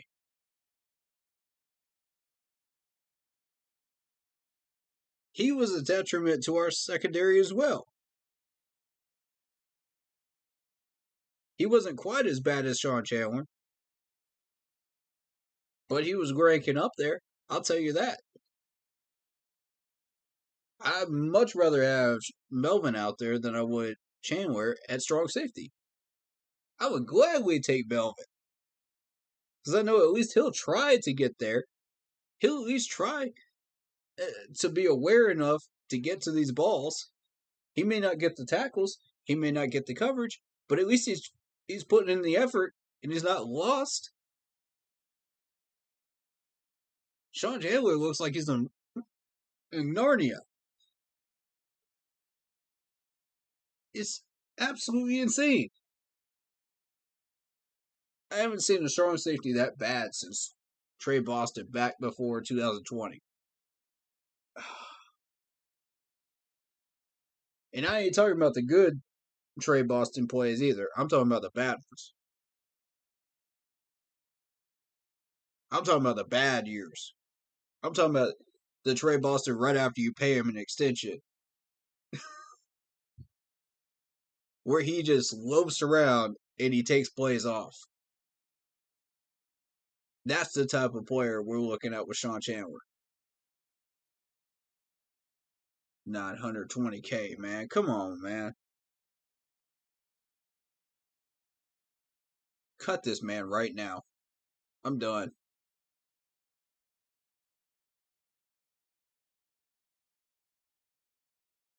Which should be good without McCaffrey. No excuse. Too much talent. Facts, man. We were putting up 28 points last week without CMC. That's without CMC, and that's with Robbie only getting 5 catches on 11 targets. Imagine what we could do if we spread those targets around and we actually hit some people. Now you're gonna hit and miss a few. It's gonna be 4 or 5 maybe out of those 11. But that's the thing, man. At least try to spread that ball around a little bit. Don't try to dead set on Robbie and be like, oh, he's our number one receiver. No, we need to make DJ our number one. Even if DJ gets doubled like Robbie is, at least we'll know that DJ is going to come out with that ball if it's a 50-50 ball. At least we know that. He's proved it. Alright, so David Screw says, not to mention none of my buddies showed up for my birthday either at Wild Wing Cafe, man. That's sad, man. I'm sorry. I'm sorry to hear that. Yo, show him some love right now, man. Show him some birthday love. I need some hearts in chat from my man David Screws. Come on, man. He's been having a rough day. And if the Panthers can't help him out, maybe we can. Right? Send him some positive vibes.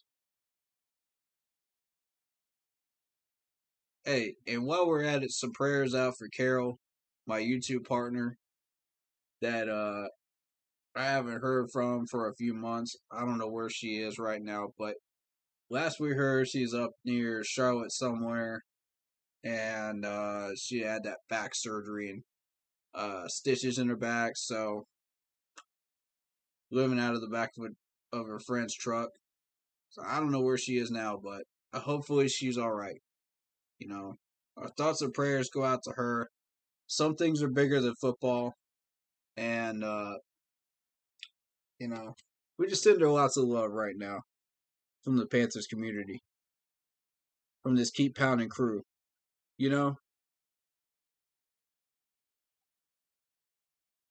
Man, I have to say this. Regardless of what this game was, we are better than this. We can play better than this. Regardless of what we showed today. I mean, look at these defensive numbers, man. Come on. We'll say a prayer for her. Thank you, LD. Appreciate you, man. Means a lot. I haven't heard from her since like April when she had the surgery.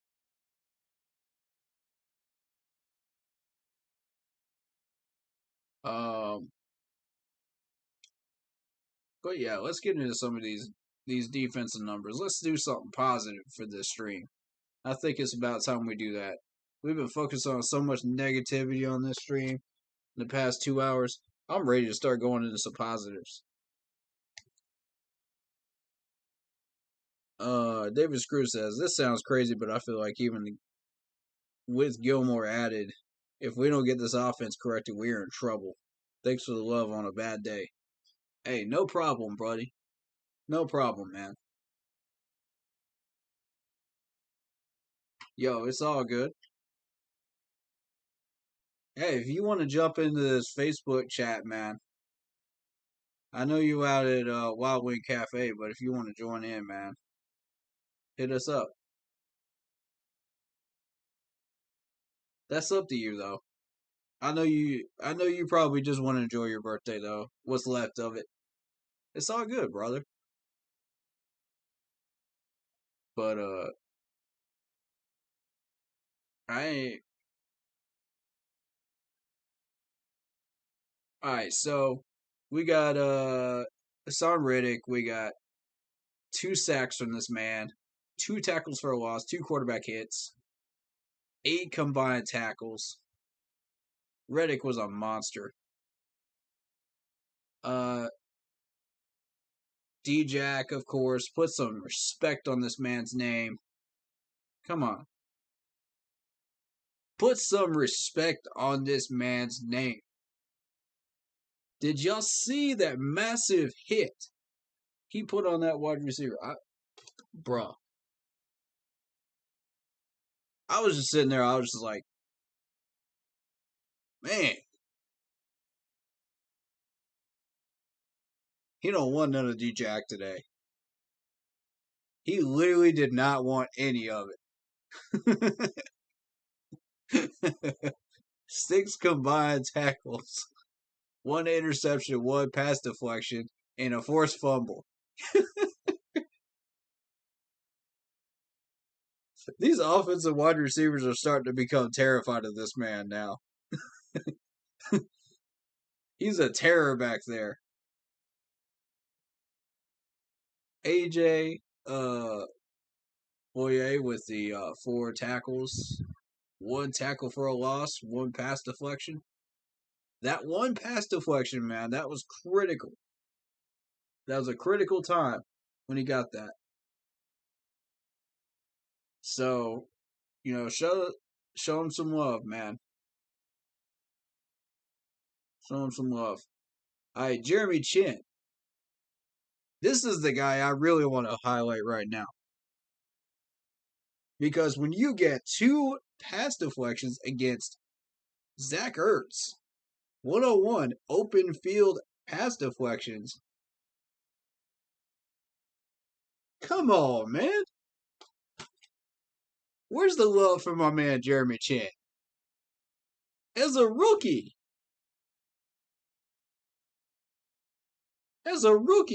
he was able to do that. I've never seen anybody have that kind of success against Zach Ertz. Not in the way he was having. And he had a fumble recovery. And 4 tackles, by the way.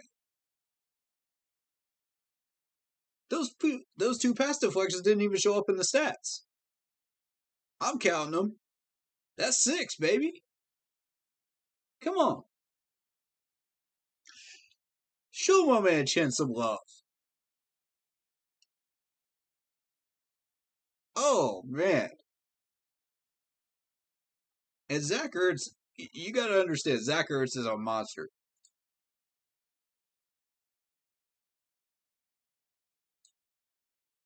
I showed y'all these stats before, but I'm going to show them again.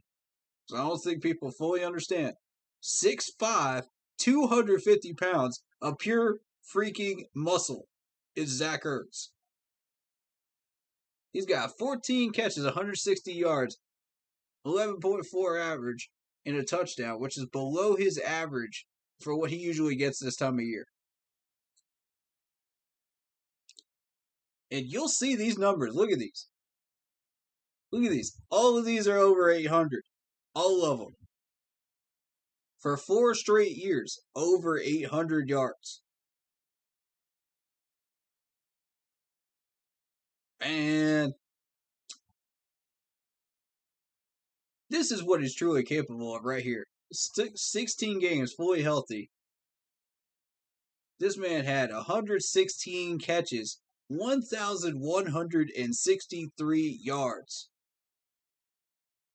and 8 touchdowns.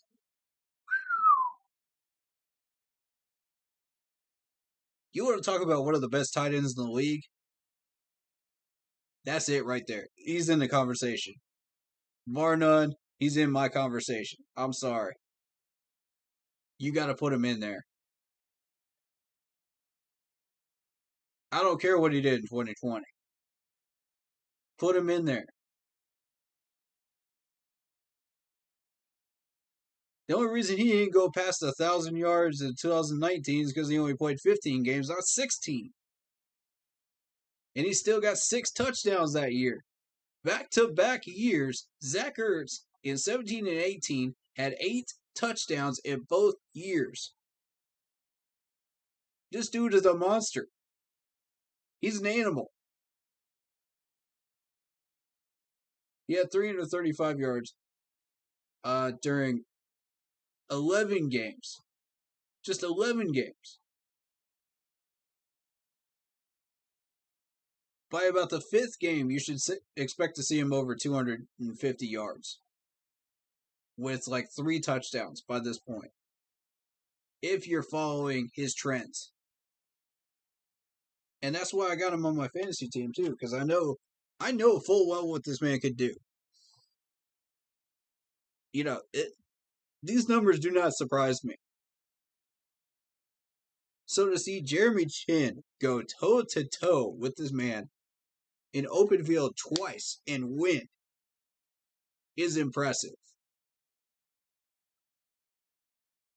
That's like going up against Gronk with a double team and winning. That's essentially what it is.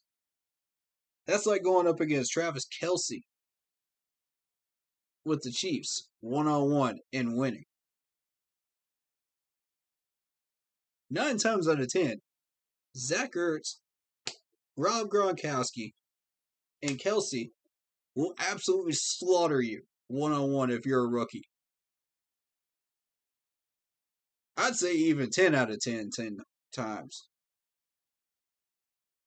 I'd say even 10 out of 10. Because they're just built for that. They're built to decimate defenses. When these guys were drafted, it's just, they're tanks. So, can we please put some respect on Jeremy Chin's name right now? This man, I don't care if it shows up in the stats or not. Those 2 pass deflections were absolutely clutch. And one of them happened on the 3rd down, by the way. Which is even more rare. When you get that ball in the hands of Zach Ertz on a 3rd down, with 9 or 10 yards to go, you know this man's going to get it. Come on. When he's got to push for those extra 2 yards, you know he's going to get it. He's Zach Ertz. You know, it's like if you put the ball in the hands of Gronk, even against a double team, 1 to 2 yards left, he's going to get it. Kelce, same thing. Put that ball in his hands, 1 to 2 yards. One-on-one versus a rookie, oh yeah. You can guarantee that man's going to get it. I don't care what kind of rookie player it is. It could be a corner, it could be a safety, it don't matter. He's just that good. He's just that built. And these guys stay that built. They have a very strict training regimen during the offseason to make sure they stay that ripped. So that they can come out there and keep doing that. You know, Greg Olsen was the same way. So, to me, those 2 pass deflections should be there, man. Those 2 should be there. I give him credit for those. That's 6. You know, so we got Keith Taylor making that critical play on special teams where he altered the punt. That was crazy. We haven't had a special teams positive play all season. All of a sudden, here comes Keith, man. Out of nowhere. I don't even know how this man got through that line. It doesn't really matter, but he altered it just enough that it made a difference. And that's all it takes. You know, if you alter a punt or a kick even just a centimeter, man, sometimes that's all the difference. That's all it takes. And it can throw off the entire arc.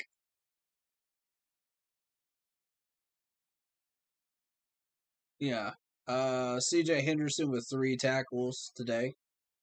I thought he had a good run stop at one point too. You know, uh, and he covered one of the wide receivers pretty well as well. So it forced some incompletions, and I'm very happy with CJ right now. I'm more happy with AJ because AJ was really the one that showed up and forced a lot of incompletions with tight coverage. So, with both of them working together, it's beautiful harmony out there. Now, run stopping, Derek Brown. He had one pass deflection, 3 combined tackles. He did have some help.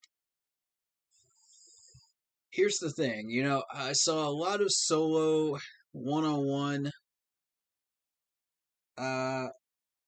running back versus a defender. I don't like seeing that at all. Our success in the first 3 weeks came when we had people helping out in the box. We were rotating people in and out of the box, depending on the plays, depending on the coverages, and it worked. And Dallas said, no, you're not going to do that. You're not going to do that against us. We're going to force you to take these people out of the box and focus on them on the wide receivers. So as soon as they did that last week, that's when the Eagles started looking at that film study and they said, maybe we should try that. They had a couple of wide receiver weapons. They got let's see. They've got Sanders, they've got Smith, they've got Rager. So they spread them all out. And you can see that they spread those passes out evenly, but they focused mainly on Smith. Yeah, Smith is the equivalent of DJ Moore. If you're looking at a mirror image of our offense, Smith is the mirror image of DJ Moore. So they were able to get Smith open a lot more. A little bit more than the rest of them. So they took advantage of that. And that's without even Melvin White out there.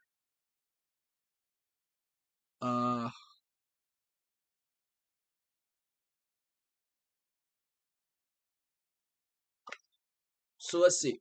5 for 5 to Sanders, 3 for 3 to Watkins, 3 for 5 to Rager, 2 for 3 to Goddard, or Goddard, however you say his last name correctly. I'm not sure how. Probably Goddard. Y'all have to let me know if you're Eagles fans. I'm sorry. Gainwell, 1 for 3. And then, surprise, surprise, look at this. 1 for 6, Zach Ertz.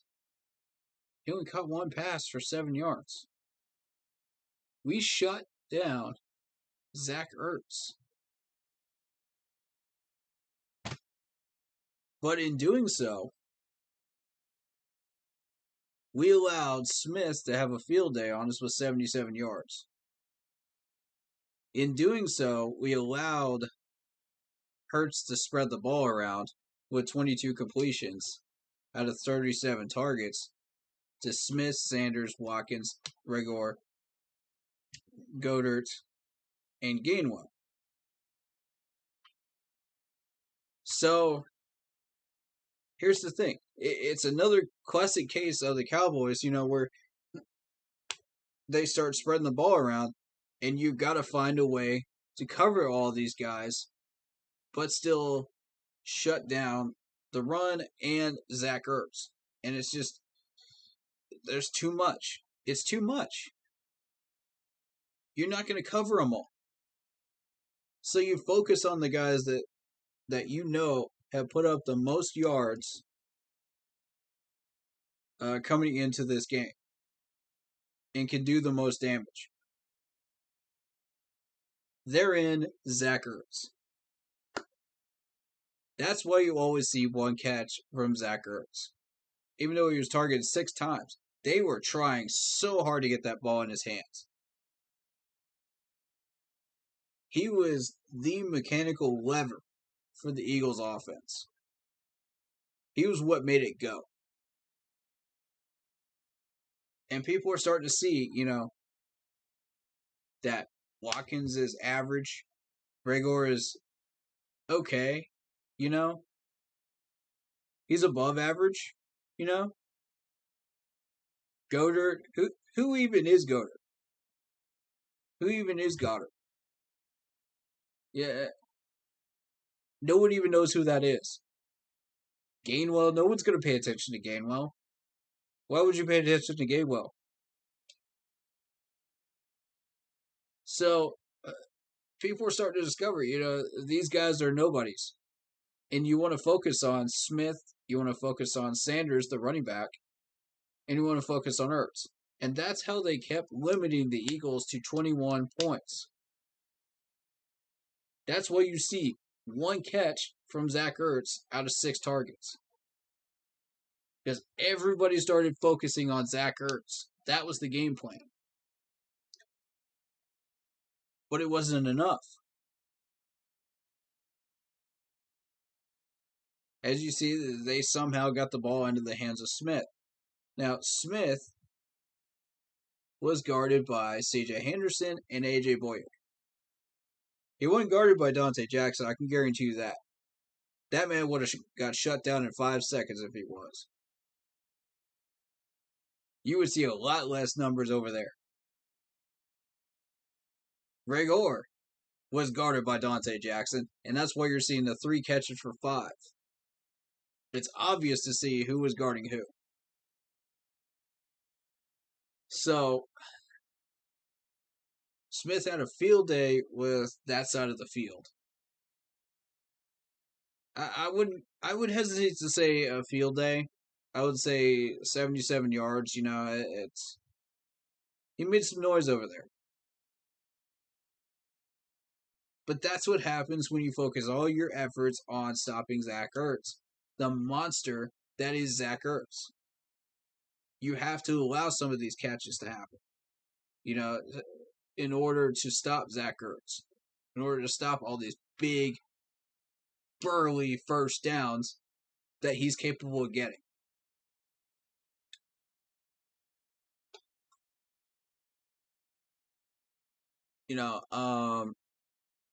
When we get into the Bucks game, people have tried to stop Gronk, and it's just not possible. People have tried to stop Travis Kelce. It is possible, but it's rather difficult. These passes are still going to get to him 8 out of 10 times. To Kelce. To Gronk, they get to him every time because it's Brady. Come on. And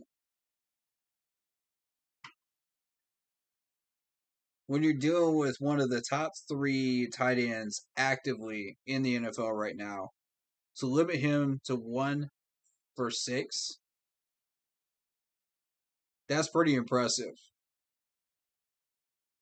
The fact that the Eagles only got 21 points is a testament to how well we stopped Zach Ertz. And in our running game, our run stoppers stopped Sanders for only 45 yards.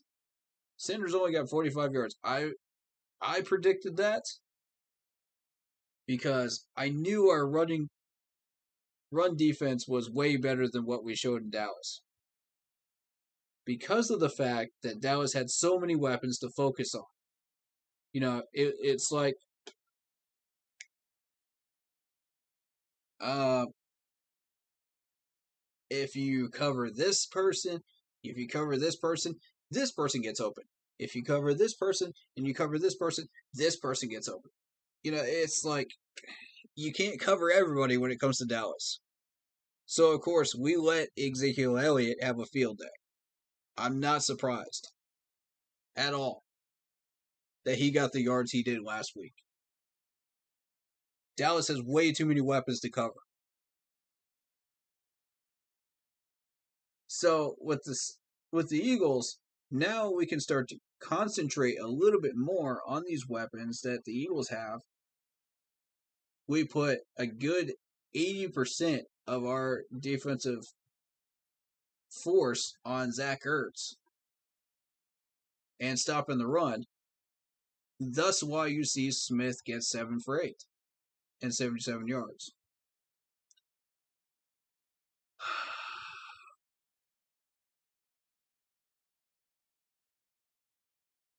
But defensively is not, up until that fourth quarter, defensively was not the problem. Once we got into the fourth quarter, defensively became the problem. One, because of Chandler, because he's garbage. And two, because that defense was on the field way too long. Again, I've been saying it. When that defense spends 10 minutes on the field per quarter, they're going to get roasted. There's just no two ways about it. I don't care what team is playing them. Even the Jets figured that one out. They even got, 16, 70 points on us? They even figured that out. I think it was 14. It was 14, wasn't it?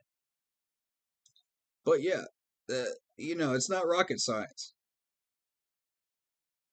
When our defense is out on the field and our offense doesn't get it done, somebody's going to get roasted in defense. 9 times out of 10, it's going to be Chandler. And before we made these trades, it was the corners. But see, we made these trades to try to stop that from happening. But all we're really doing is putting a gigantic Band-Aid on a major flesh wound, which is the offense. That's exactly what it is. Until we can figure out the offense, those defensive problems will not go away.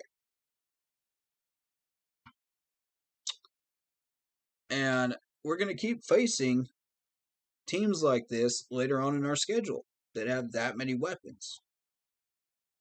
That Dallas does.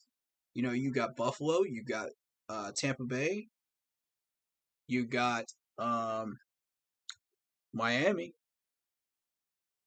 When Tua's in, Tua is terrifying with that many weapons. But right now, they're making do with their backup. But that's still, that's still enough to do some damage. People thought I wasn't paying attention to that Dolphins game. I was. I was watching that score very closely today. And, we'll get to the other scores in a little bit. Definitely after the break later on. But we got some Panthers-related stuff to go over first. We got some problems to solve first. We got some topics to go over. So,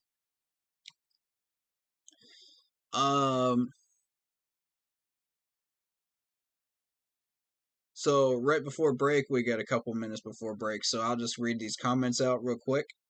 David Screw says, "Great analysis, man. That's incredible how our D stopped Zach. That's impressive." Yeah, you would be surprised that we were able to do what we were against Zach. And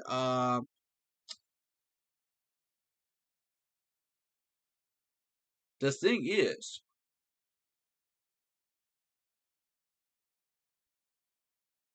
our defense has been that strong from the very beginning. They haven't slowed down. The only thing that's a glaring weakness on our defense is obviously Shaw Chandler. It's plainly obvious. Teams have taken advantage of it for 3 straight weeks now. Dak figured it out very quickly. I mean, when you got a pro in the league, you're going to figure it out very quickly. So it's not a surprise. I got the hottest wings they had. Hot stuff. Yeah, man. Wild Wing Cafe, man. If you haven't been, their wings are great. Great analysis, man. That's incredible. Yeah, okay. Read that already. Bro, are you happy with the game? No. Not happy with the game. Do you feel like we should have won? Yes. What happened to the offense not being consistent? There's a couple of reasons for that. The offensive line broke. We had some cracks in the offensive line. We had let me bring up that depth chart again, so I can kind of take a look at who it was again. It was I'll be able to tell you in just a second. Both the guards, Dennis Daly, John Miller, cracking on our offensive line. Didn't look good. Sam gets pressured. He feels like it's the Jets all over again. Starts forcing passes to Robbie, which are not there.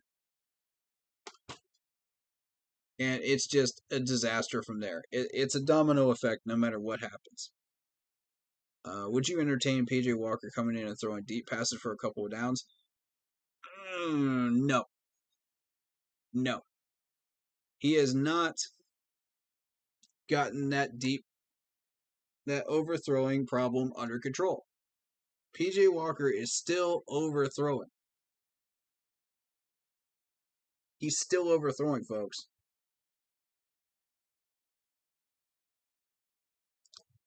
No. I think PJ Walker is not the answer to our problems.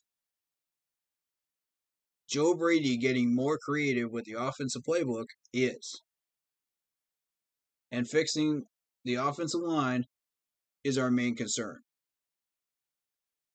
Stop throwing it to Robbie as much. Spread the ball around. That's how you start to fix the problem. Once we get CMC back, that'll help a lot too.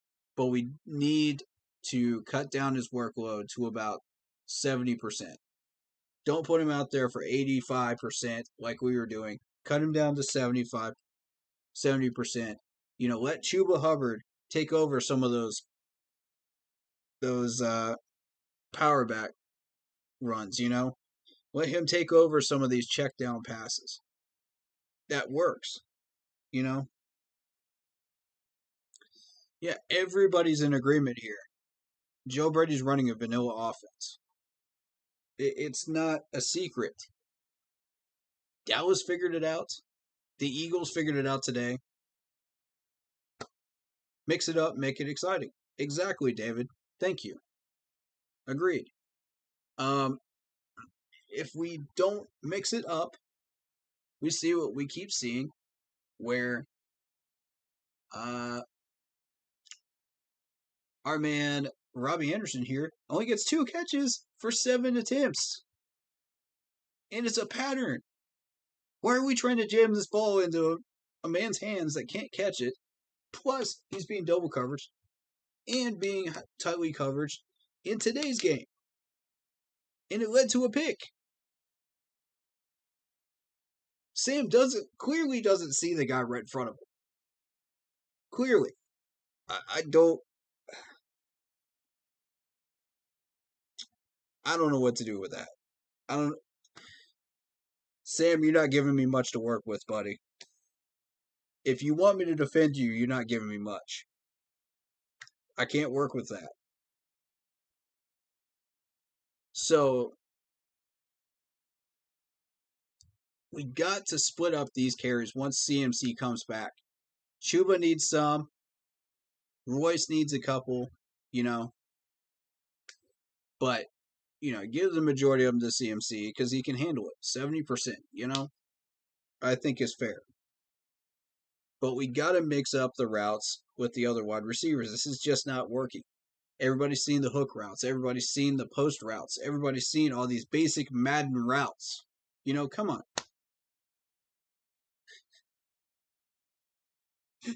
Dude. Come on.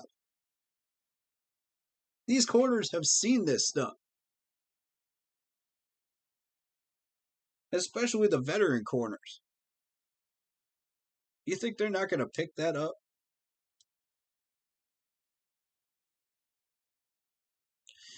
I mean, honestly, you are dealing with Darius Slay out there. You're essentially dealing with Darius Slay. Darius Slay has seen everything now. And this man's been in the league for 9 years. Of course, veteran corner. He's seen just about anything you're going to throw at him. That's why he's got 15 solo tackles. That's why he's got 2 picks. There's a reason for it. This man's not blowing smoke. Look at his numbers. So, Sam's got to learn to make better decisions under pressure. That's just all it is. We know he can do it. We know it's possible. He's got to make better reads. And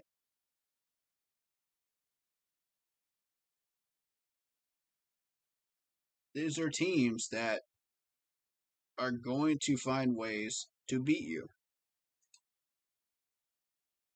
When they see you make a bad read, they're going to see it. This O-line needs Deontay right now. Is he ready, though? Is he ready? That's the big question. And are we ready to make the changes necessary to get back on track for 10 wins? That's the question. All right, guys. With that, I'm going to cut us into break time. And we'll be back and we'll talk about more of the stats. We'll talk about more of the schedule when I get back. And 10-minute break. Get some food, get some drinks. Settle in, guys. It's going to be a fun stream. Even though we lost, it's still going to be a fun stream. That's all I do here. I make it fun. I make it realistic. I analyze this stuff, but I make it fun.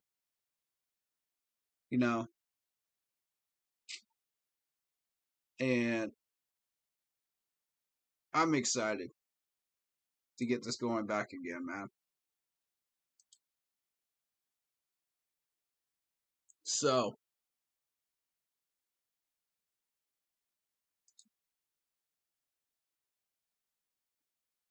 give me just a second to set some music, and I'll be right back. Let's see. I gotta find something that's good here.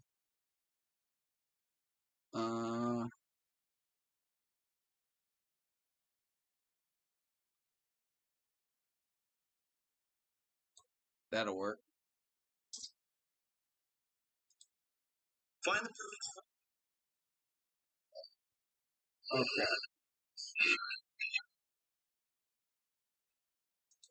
Apologies, guys. There we go. I will return in about 10 minutes. Thank you guys, and keep pounding.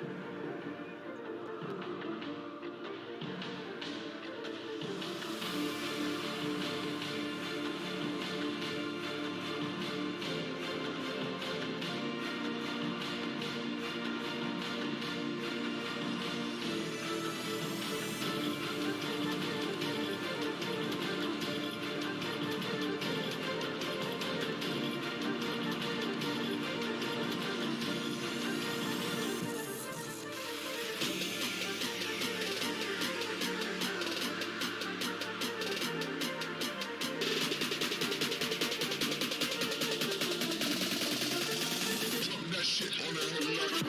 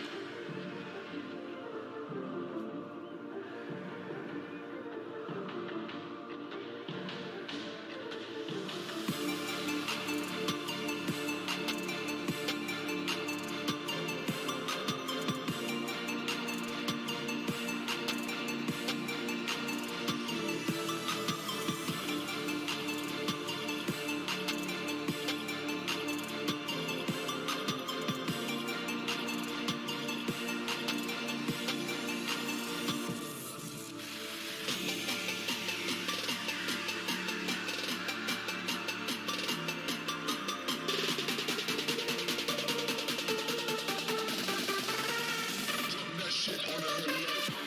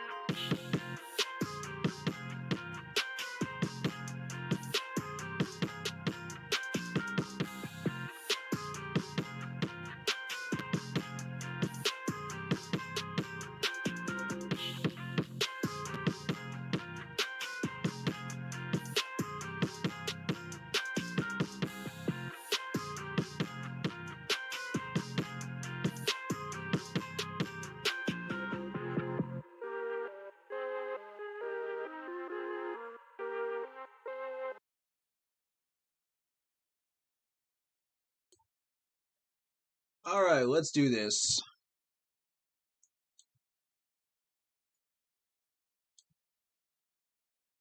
I had a request to join the stream. Let's see.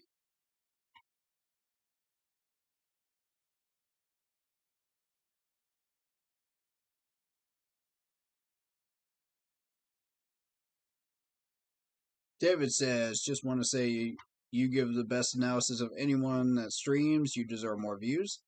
Appreciate it, man. Thank you so much. And LD says, I'll say I agree 100%. Cool. Shout out to Lock Poppy and also Christopher, whose questions I was answering earlier. Request for David. Let's throw him in.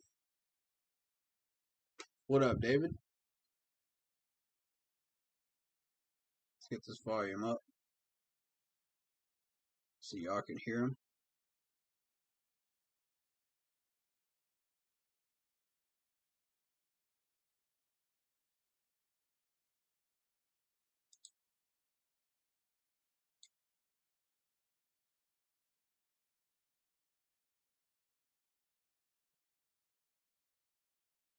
Hey, David, if you're still here, man, and you still want to join the stream, hit up that request again.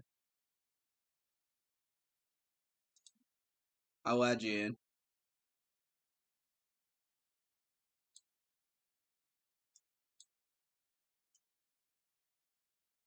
Just gotta set this. What? Alright.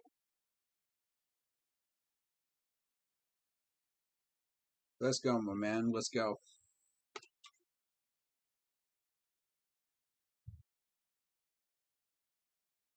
So we got David in Kesha coming in here. What up, my man?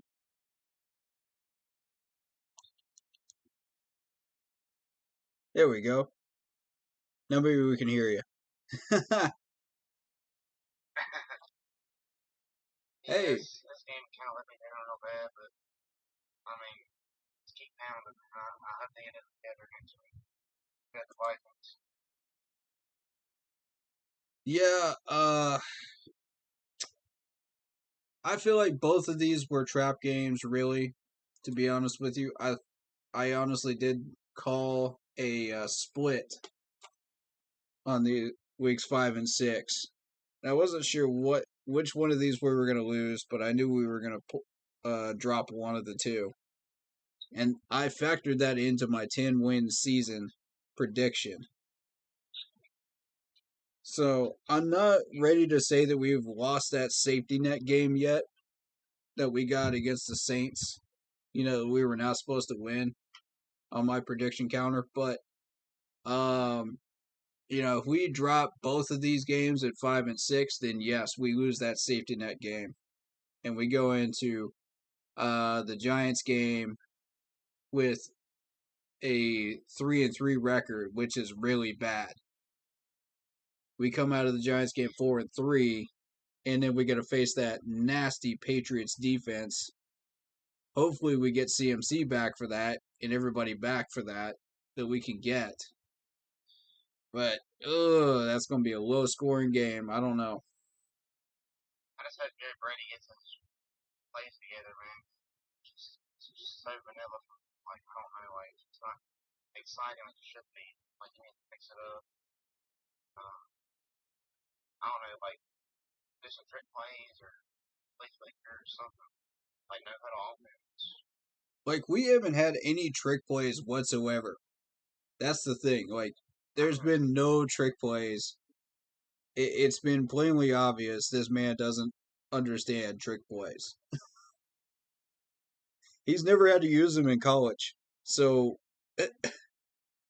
you know, that's the downside to getting all these college coaches in the NFL as coordinators is they don't feel the need to mix it up because it worked well for them in college. So they come into the NFL and they say, "Oh, well, we'll just bring the same playbook up here." No, it doesn't work. It doesn't work. These guys are 20 times faster than the players you played against in college. it's not going to work. So you can't be coming up here with just basic Madden plays, like a hook route or a basic 3-step route. It works once in a blue moon, but after that, the defense has seen it. And once they've seen it, these guys are smart. You're dealing with some experienced guys that have seen a lot of stuff and they do a lot of film study. They got nothing but time for film study, working out, and team meetings. That's all they got time for. If you think these guys are not prepared and not aware of these plays by this point, these basic Madden plays, come on. Some of these people play Madden for like 2 hours a day or something like that. They've seen it. I really just thought we should have beat, Philly in the dirt, man. I mean, that's how I felt in this game. I don't know. It just worries me now. Like the rest of the season, like, what are we gonna do now? I don't like the fact that we don't have an offensive identity at week 5. I don't like that. With this many weapons, how do you not have an offense? How do you not have an identity? That's yeah. If you're a halfway decent offensive coordinator, you would have a game plan by now. By week 5. Like, you can get away with that against the Jets. You can get away with that against a terrible Saints team. You can get away with that against the Texans, who are in shambles. But once you play the Texans, and that game's over with, you can't get away with that anymore. Teams like Dallas, Philadelphia, Minnesota, they're going to rip you apart if you don't have an identity. You're exactly right. I'm just a little bit concerned, man. I mean, like in the beginning of the year, I thought we were going to get the playoffs, but now I'm mixed feelings. It's just the way the teams are rolling right now. It's not good. Yeah, man, and we haven't even played the most scary defense yet, and that's New England. You saw what they did to Brady. Brady had no touchdowns. None. When's the last time that happened? Nobody has a record for that anymore. It's like dinosaur age. The last time he had 0 touchdowns. Like you literally have to go back to his rookie year to get that info. Way back in the day. Honestly, do you feel like Sam Darnold is the answer?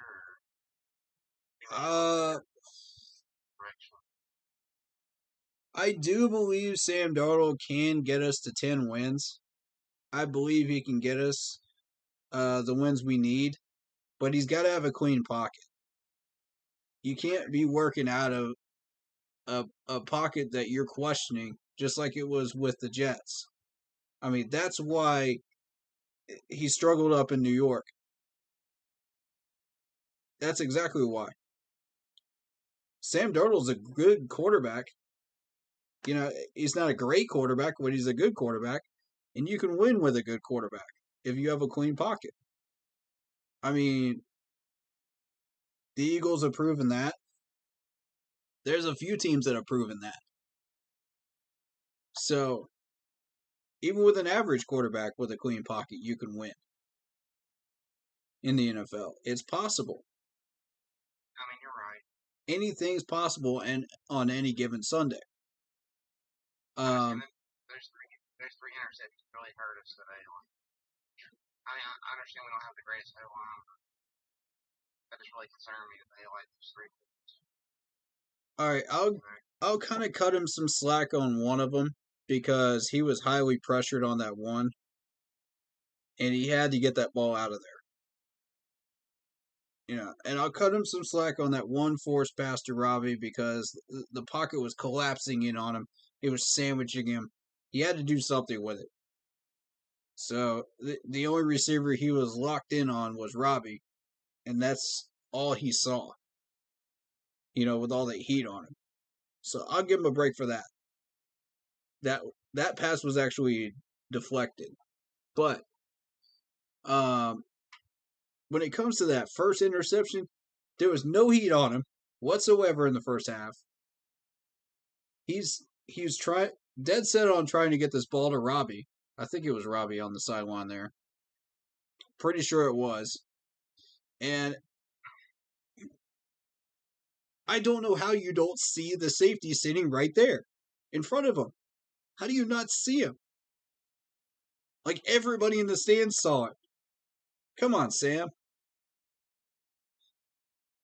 You know, if you want me to defend you, you gotta give me something to work with. And I can't defend you for that first one. I can't do it.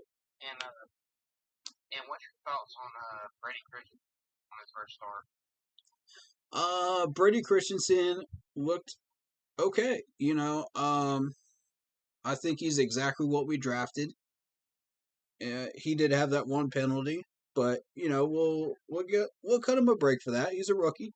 You know, everybody's got a false start as a rookie on the offensive line. You know, cut him a break.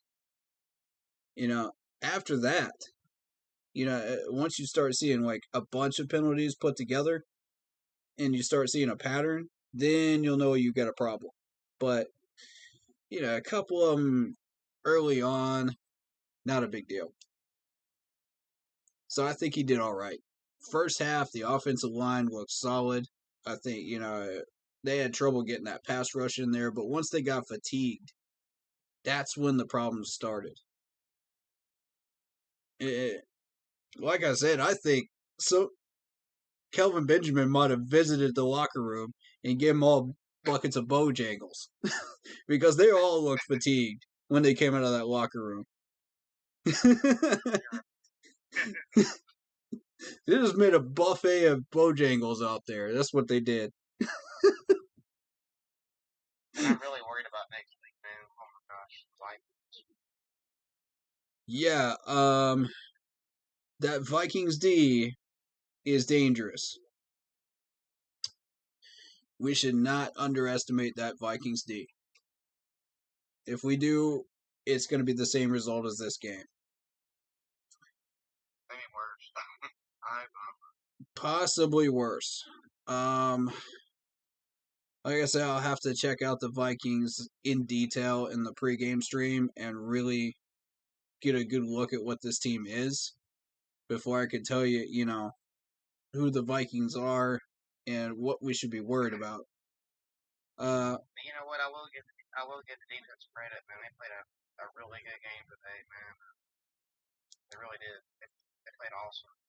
I give credit to the defense. So, Man, can we give some love to Jeremy Chin? yeah, he did awesome. Those two pass deflections are not going to be in the stats, but what he did against Zach Ertz, oh my goodness. Open field. You don't just do that to a tank like Zach Ertz. Man, he's a beast. It's like doing that to Travis Kelce, you know? I'm not even going to compare him to Gronk, but Gronk, it takes two people to do that. And even then, you're lucky. And what does that get? 7 yards? 7? Yeah, like we actually held Travis Kelce.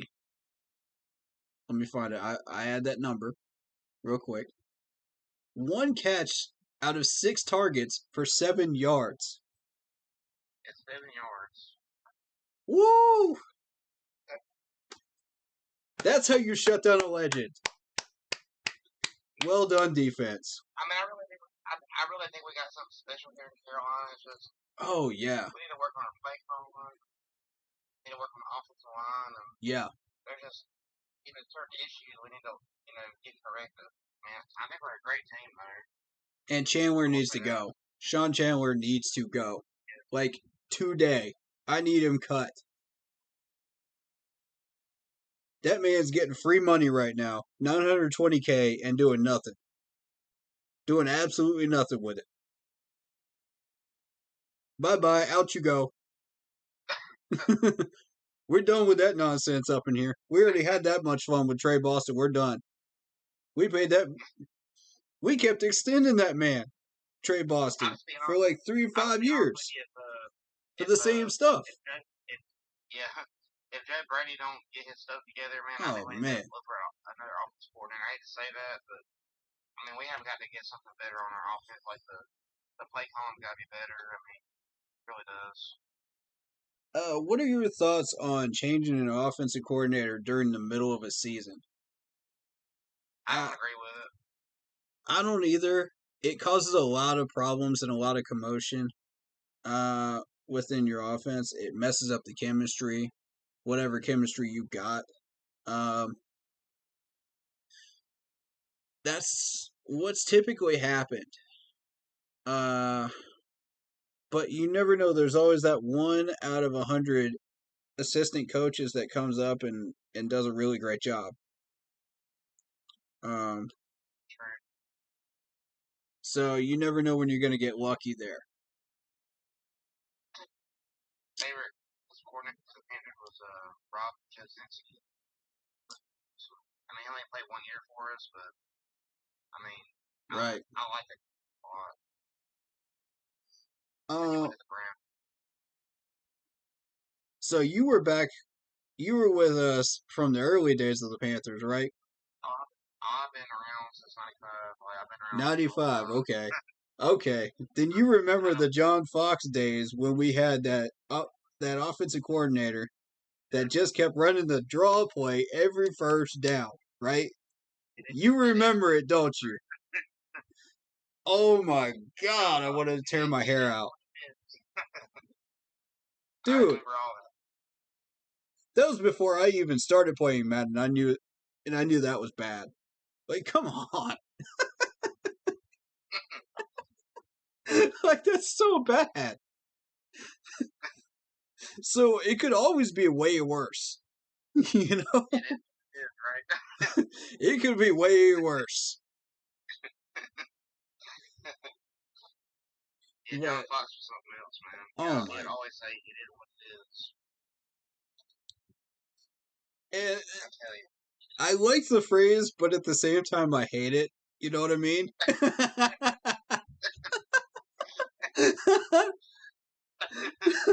I can't say that phrase without hating it now.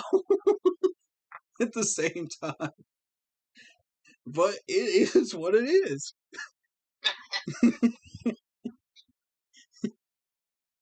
This defense is what it is, though. You know, it's real. It's for real. We showed a really strong defensive tackle group from the first 3 games, and they're back. You know, they held Sanders to 45 yards. All of the running backs under 100 yards total today. So again, this defensive line unit is for real. You know what? I've been saying it. Terrible. I feel so terrible because I wanted Matt Rule, as the head coach, which I loved him. I was wanting Jed Brady as the offensive coordinator, and then he is just not. He's just not the answer. He's just not the answer. So we keep looking. You know, there's other offensive coordinators out there. I know how much Matt might be attached to him, but there's other guys out there. You got to be willing to have the spine to fire and hire coaches, as a head coach. If you don't have that spine, what are you doing in the NFL? If you don't have that spine, what were you doing coaching in college in the first place? I'm sure he ran through how many coordinators before he found his set, before he found Joe Brady back then. True. I just don't feel like it's Matt Rule, though. I think he's like, I hate to say it, I think he's like the best coach we ever had. Absolutely. But, Brady, not the answer. That makes sense. Right. I had questions about Phil Snow last year, and I think we all did. And I said, wait patiently. Let's build around what we have. Let's build the pieces up, and then let's see what he does with it. And what he's created is a masterpiece. It is a straight masterpiece. Even though we got 5 wins last year, what we learned was we have half the pieces we needed. So what we did was we went out and we got those pieces in the draft. We got them in off season. We got them in moves. We got them in trades. And look where we are now. I mean, Yeah, I call him Fitterer is a master craftsman. He's a master craftsman. It makes me wonder if this man's ever worked in woodworking before. Because if you worked in woodworking, you know how hard it is to get all these edges and stuff scraped and sandpapered and all that stuff to make it look, like the stuff you see in the merch stands out there, So, Did you hear about Phil Snow lifting weights at 5:30 in the morning? I think it was like last week. woo, yes. That's the kind of dedication we need right there. That is the kind of dedication we need in Carolina. We have been needing that for years. And, Phil Snow is hungry. 65 years old. Matt Rule is hungry. They're not satisfied. Neither one of them. You never want to be settled. You never want to be satisfied with anything you're doing. Because the second you settle, that's the second you fall behind. That's a life philosophy right there. And Joe, I went on like 2 rants about this on streams, and Joe is still settling. Joe, how much do you want this? Be honest with us, man. How much do you want this winning season? How much do you want 10 wins? Because if you want it, you got to open your brain. I don't understand Derek Brady. I feel like he would, like switch something up instead of doing the same thing every single week. I know. It's like the Ron Rivera management. Like we're back in the archaic age of Norv Turner, where, yeah, it worked during Norv Turner's time, and then we brought him back in 16, hoping to resurrect things, and he just goes back into the old archaic stuff, his old archaic playbooks, and it just doesn't work anymore. So you got to come up with something new. The NFL is always changing and adapting. Always. Every week. Every week. You don't know what's going to happen. You can predict it, but there's no guarantee it's going to be true. I've been wrong several times this year. I was definitely wrong on the Bengals. Look at the Bengals. Where the heck did they come from? I know they're coming up. Like, what is this? I started watching some of that Bengals game against I think it was Jacksonville, and Joe Burrow was just throwing some darts, man. I was like, what? I was like, who is coaching this man? Because he was not doing that last year. I'll say this, though. I think next year we need to rely heavily on the offensive line and get that correct. That is a big issue. Yeah. Here's the thing with the offensive line. We have got to keep drafting offensive tackles year after year after year after year until this problem is solved. Keep rotating. Don't stop. Every draft, we need at least one tackle. We need at least one guard. I mean, honestly, I think we got all the pieces right, in place for us, set in stone. I don't care if we got all the pieces or not on the offensive line. Keep drafting them anyway. I'm talking about, like, we have pieces, like, on the wide receivers and the defensive side of the ball. Like, that's the only pieces we need is what I'm saying. Yeah, let's focus on the wide receivers here. What do you think about Robbie Anderson having 27 targets but only catching the ball 12 times? To be honest with you, it's very depressing. Very depressing. Why are we trying to force this ball into the hands of a man that's clearly double coveraged, single coveraged, and tightly guarded, and we know that ball's not going to get there? every week. And yet we still keep trying anyway. There were 11 targets during that Dallas game, and he only caught 5. 11 targets, ladies and gentlemen. Yes.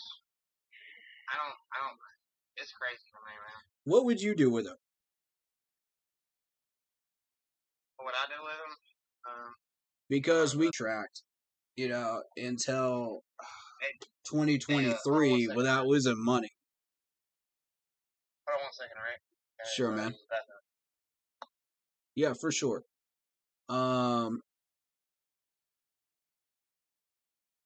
So that's the thing, we've got all these weapons we can't. I don't understand what we're doing wrong here.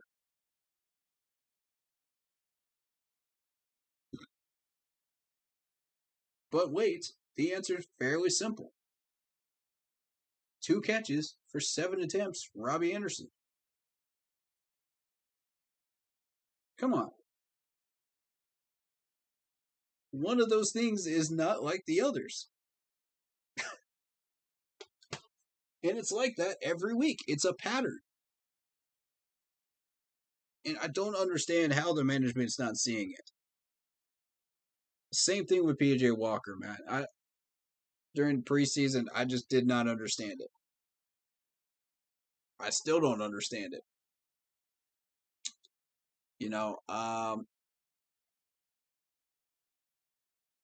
We spread the ball pretty good with everybody else. Tommy Tremble had 2 catches. Terrence Marshall had 2. Chuba had 5. We checked the ball down a bunch. We had DJ Moore get 5 out of 7. It's not unusual what we're doing. I'm back. Now, we've been checking the ball down a lot in the last 2 games, which is good. Here's another problem I got with Joe Brady. It took him an entire third quarter of last game to figure out, I could just check this ball down to a running back. When you see 7 or 8 in the box. It's not rocket science. Just check it.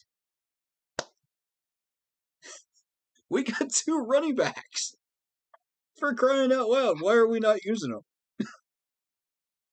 So we started using them in this game, and you saw 5 catches for 6 yards. We were trying to get Chuba more involved, which is good. He's finally catching the ball. So,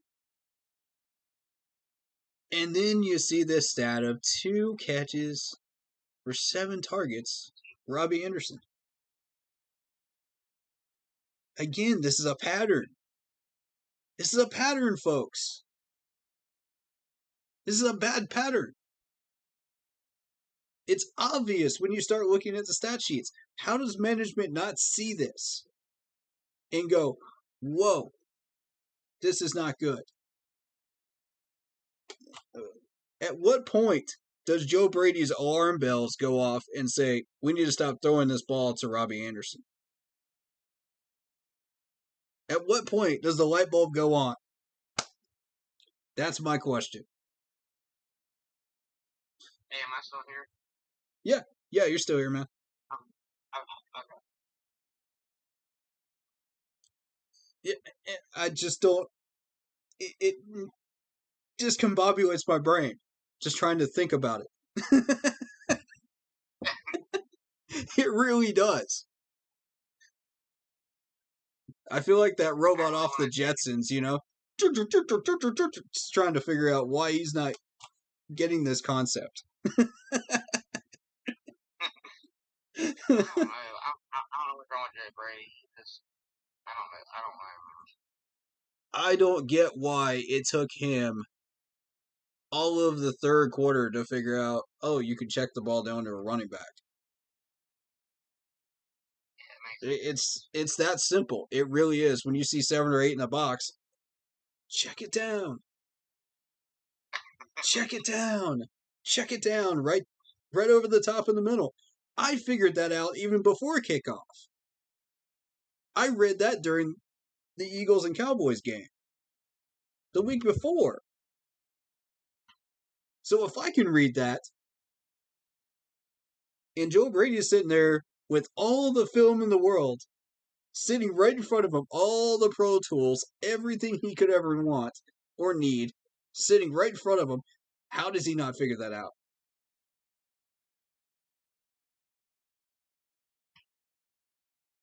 Joe Brady, give me a reason to fire you right now, because you're not giving me any reason to keep you around. If I'm Matt Rule. It's so harsh. I wanted to. I want him out. God, it's infuriating. Bad. All you have to do is spread the ball around a little bit more, away from Robbie Anderson. Boom, that's another score. Boom, that's probably 10 points, right? I'm not saying, I think 14 is a little too much to ask for, but hey, 10. 10 with the plays that we're running right now. I think we should go to the no-huddle offense. I think that would break a lot of problems, I'm being honest. I don't know. That causes just as many problems as it does fixing it, in my opinion. I understand, but we got Terrence Marshall and Robbie, and we had a lot of weapons. I think I don't know. I think we at least give it a try. Quickly and diagnose, who is good here, who's good here, where are those coverages? Because they're ever changing every play. Especially with sophisticated defensive game plan like the Eagles had, today. I'm saying, like in the past, right. When we run no-huddle offense, we click pretty good. But you're all right about Sam Darnold. I don't really know much about him. Right. That's where I've got question marks. Can he do that? Here's another frustration I've got with Joe Brady's play calling. And I know everybody saw this one. They loaded the box. It was a 3rd and 2. It was an all-out blitz. If you've ever played Madden, you already know this. It's a I forget the name of it. It's where they load the entire defense into the box, and they just come all after you, all out blitz. This man has the audacity to call a draw play on a 3rd and 2 with everybody in the box. Like,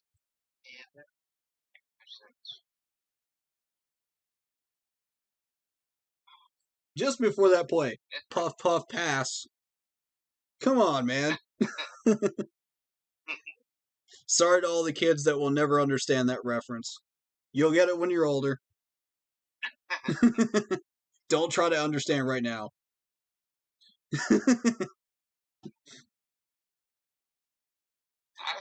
Joe Brady before that play. Oh, I just ordered pizza. My pizza's here. Oh yeah, just call it draw play. Draw play will work. Yep. Doesn't even look at the field. He's too busy with his Papa John's pizza. It's like, come on, man. Wake up, Joe. How do you not see this? It's plainly, even from the viewer's box, way up there, even from the owner's box, even from the cheap seats, you can tell everybody go to the box. How are you still going to run a draw play with Chuba Hubbard? Oh my God. Well, the ghost of oh, man. Next week. That straight up made me want to break my TV right there. I was just like, are you serious? Are we back in the John Fox days? Are we seriously back in the John Fox days? I don't want to ever see that again. Yeah, it's a nightmare. It is. We lived through it, my friend. all the people that were back that if you were a Panthers fan way back in the early 2000s, we lived through that. That was painful. We're not doing that again. We got too many weapons for that. We got too many ways to use all these weapons, and there's no excuse for that. There's no excuse why we should be doing a draw play with an all-out blitz. There's no excuse why we can't get the ball to somebody other than Robbie Anderson in plays that we know he's not open. Like, Sam, open your eyes, bro. Look around. You know how they say, you lock down one wide receiver and just stare him down? That's what I felt like Sam was doing with Robbie today. And I was just like, are we really doing this again? It was, We saw how well that worked out last week. You're really trying that again? I don't know why he did that, but he was trying to force it. I agree. It's infuriating. 30 yards. That's all this man got today. I dropped him from fantasy for a reason. I don't blame him, man. That's crazy, bro. I knew what was coming. I knew it was coming because I saw the pattern and I was just like, oh my God, why did I draft this man in the first place? Just why did I draft this man in the first place in fantasy if this is what we're going to get? And of course, he signed the contract, right? It's crazy. It don't make no sense. Oh my God. I mean, he signed a big contract. I mean, he's not even getting the ball, and Sam's forcing it, so on and stuff. Like, it's crazy. It's a pattern around the NFL. You look at players that sign these extensions, and then they don't do jack. They don't do anything because they know they're getting paid already. They know they got their down payment for their house, their new car, whatever it may be, what have you. So they're just like, man, we don't care. We're just going to come out here in a uniform and just get paid. What about wins? That's not the way it should be. What about wins? That's not the way it should be. You know, this isn't the New York Jets. The New York Jets, the only reason you go to the New York Jets is just to get a bag. That's the only reason you go up there. Or to the New York Giants anymore.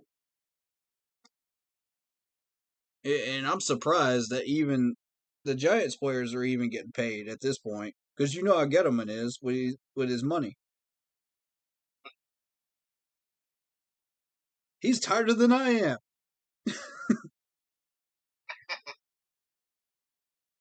Come on, man. I like Gettleman at first when we first got him back in the day, but then I didn't like some of the moves he did, like, releasing some of the players. I just didn't like that. Well, here's the thing, when you go through training camp, and you look at all these players day after day, and this is what I like about Scott Fitterer versus Dave Gettleman. Scott Fitterer will come out there every single day of every practice, and he will evaluate these guys himself. He doesn't just rely on the word of his scouts. He comes out there in that 95-degree heat, and he will take a look at these guys himself. And he'll stay out there for the entire 4 hours. I've seen him. And I was just like, that's the type of GM we need. Because you can't just make these decisions just based on scouts' decisions. That's what everybody else does in the league.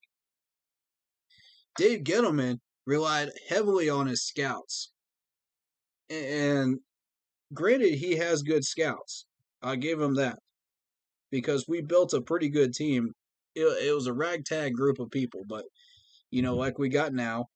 But with a few vets sprinkled in, where you needed them. But Gettleman was handed half the players he needed already when he joined the Panthers. That's the thing. That's another major difference. When Fitterer came in, he was handed 1/4 of the players he needed. He built this roster out of bricks. And when you got a GM that will actively go out there and make these decisions based off his decisions, not just the scouts, but both of those parties' information, then you're going to build a proper 53-man roster. And yes, people are not going to like the decisions that you make in that last week of preseason cuts. Somebody's going to piss you off. You're going to have somebody like Effie Obata that gets let go, or in our case, Will Greer.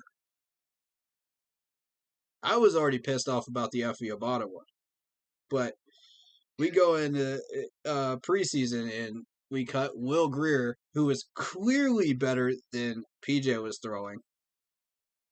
I'm not saying throw PJ to the Wolves, the free agent Wolves, but put him on the practice squad, see if he improves.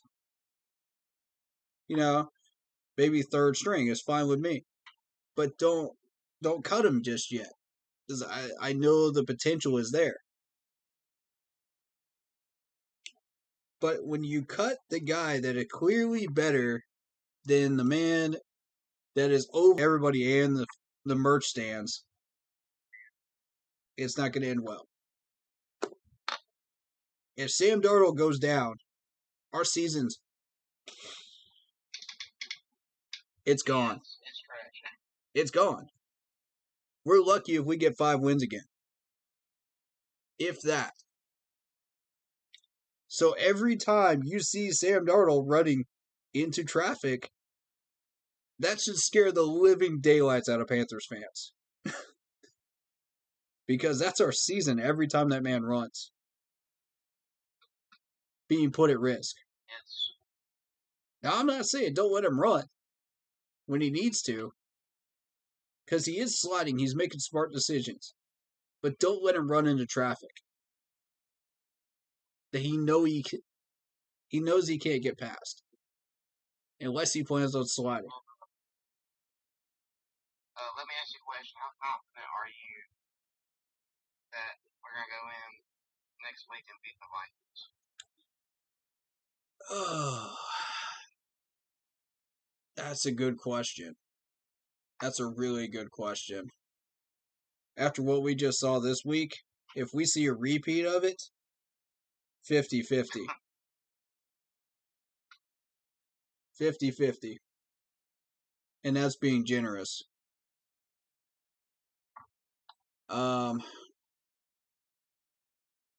We played this game without Melvin White out there. We played this game without CMC.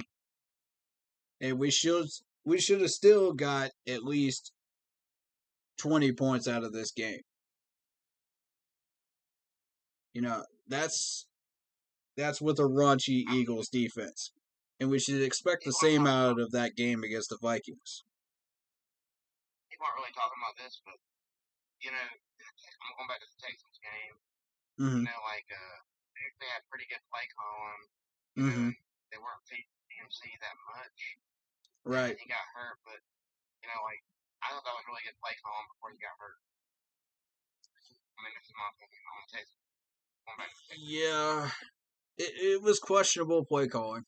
It really was. We overused CMC, and everybody was cautioning against it in the posts, Facebook posts. It's not new. Everybody recognizes that was a problem last year, and that's what got him hurt. That's what took him out of what we were doing. I just felt like they were, mixing up a little bit better in the Texas game before he got hurt. Mm-hmm. We were, but again, that was a really weak Texans team. So the numbers are going to get inflated, like Greg Olson said. I agree with him.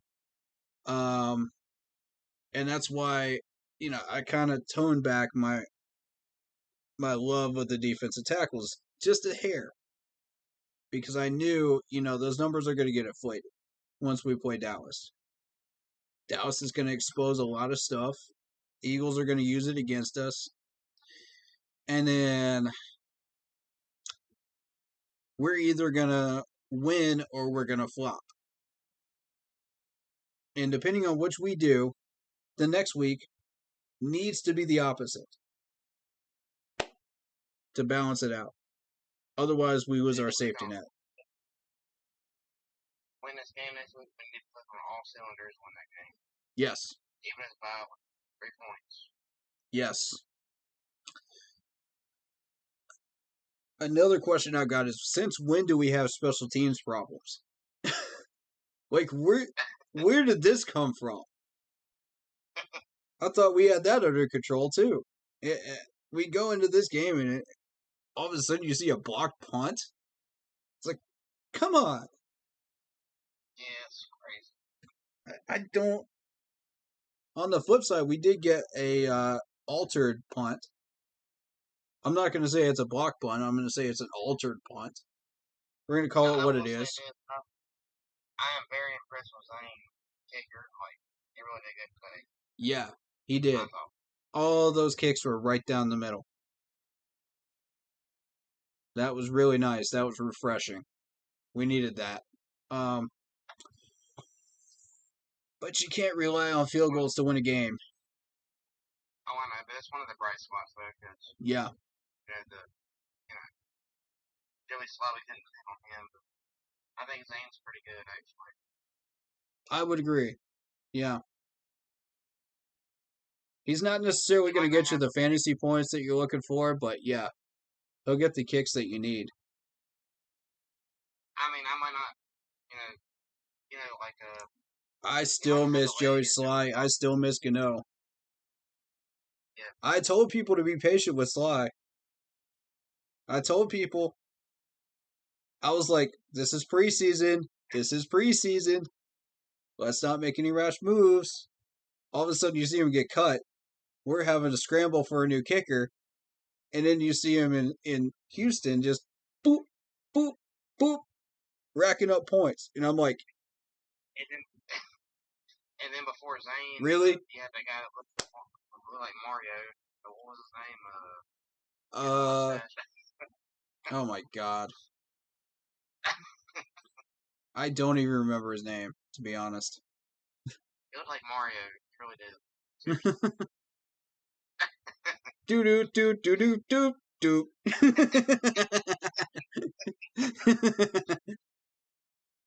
Next thing you know, he's gonna be eating mushrooms just to kick some field goals. Waha! I feel good. Let's kick a 45-yarder.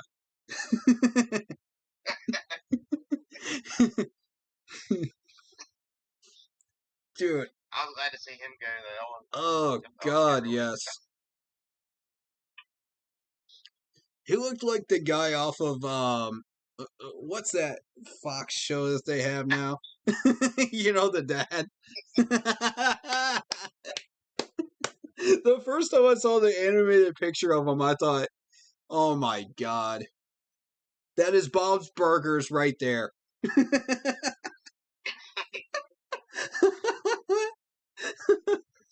We got Bob's Burgers dad for the kicker. Santoso. He's got to get some power to get that leg, right? He had some sand in his toes when he kicked those balls, I'll tell you that. Because that ball felt like lead when he kicked that thing. Oh, God. Yeah, Santoso, Ryan Santoso. Yup.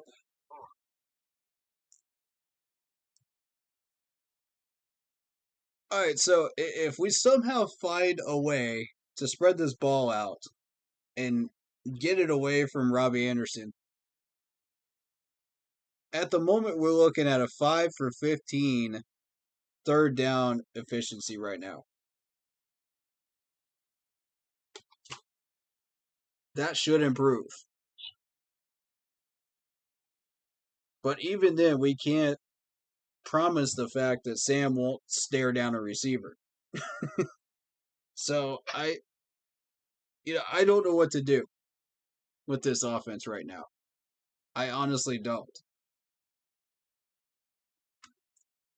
But do you support making Chuba Hubbard a power back?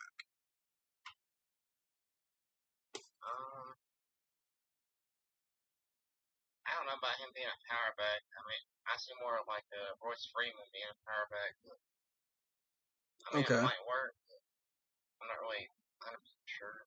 I don't know.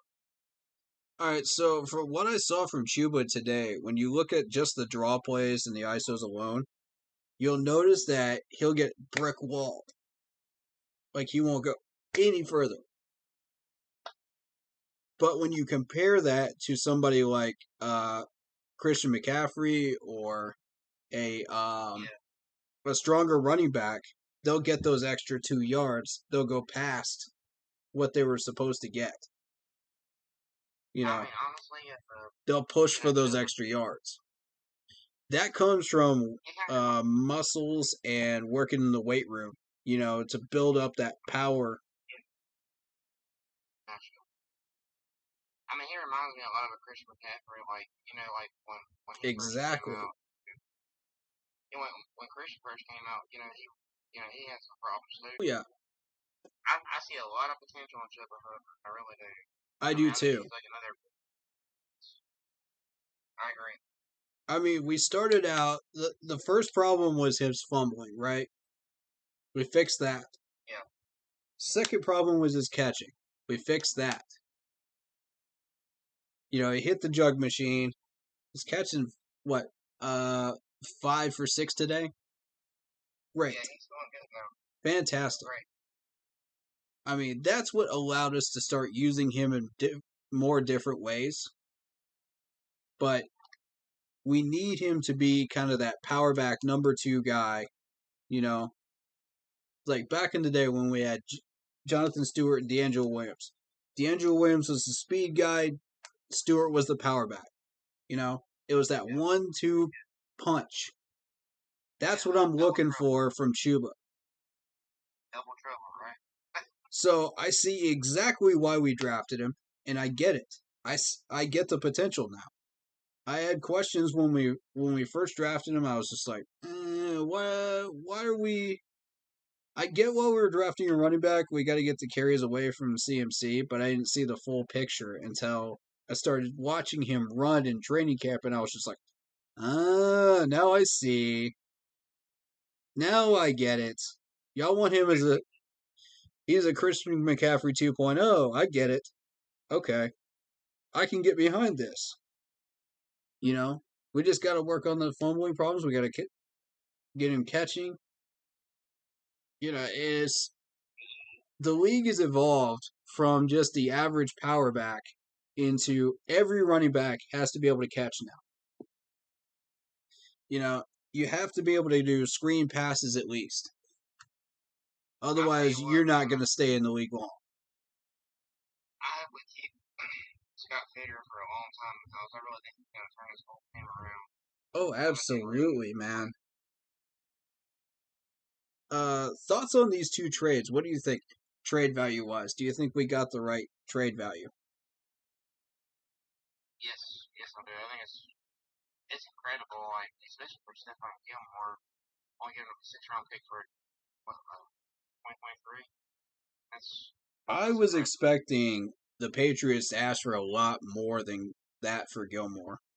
I didn't realize that he was that undervalued at this point to New England. We basically for a penny. I mean, really. Yeah. Nobody cares about the 6th and 7th round draft picks. Except for, guess who? Scott Fitterer. Unless Bill Belichick wants revenge on Brady. I mean, that game looked a little rough from Bill Belichick's perspective.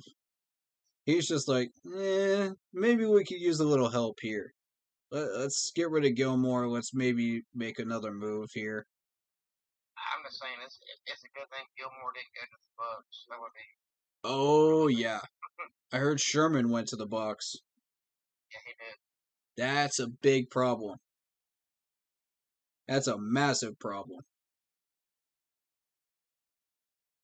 I got a feeling that DJ is going to be limited to about 4 catches when he faces Sherman. I cannot wait, to see Gilmore on the field against the Giants. Like, this is going to be. Oh I just can't wait yes. for that game. Oh yes, it's going to be like Christmas morning. With the way this team has been struggling, it's going to be Christmas morning. We're going to open up that big fat W against the Giants. And it's going to be beautiful. It's going to be a healing game for everybody. We're going to get everybody back. That's the realistic expectation right now. We're going to get as many of these people back as we can. And Stephen Gilmore, think about this for a second. He's going to teach all the younger guys, like Jason comes back, like all of the guys, like Absolutely. He's got Super Bowl experience. Like, yeah, like that's small, like how to play the game. It's very exciting. Really exciting. I cannot wait to see, and you looked at Dante Jackson's interview, right? The presser.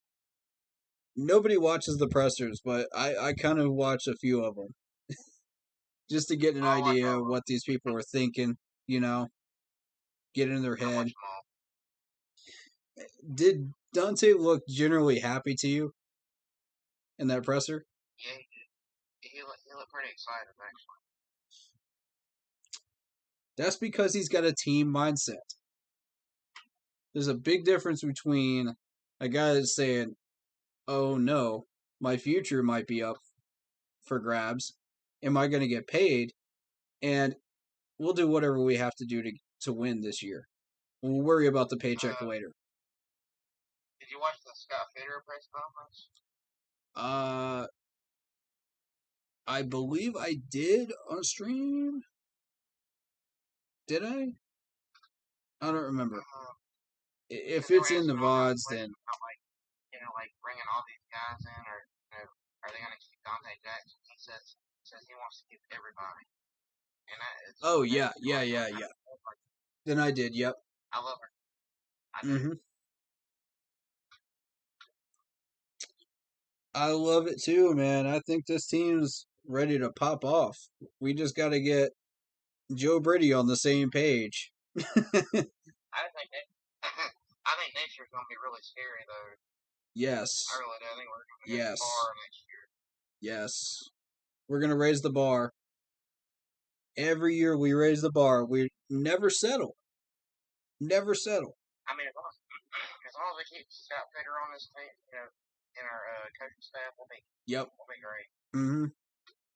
And I think Tepper recognizes, we don't have one of those like Fortune 500 companies, owning our team, or some kind of weird company like baseball does.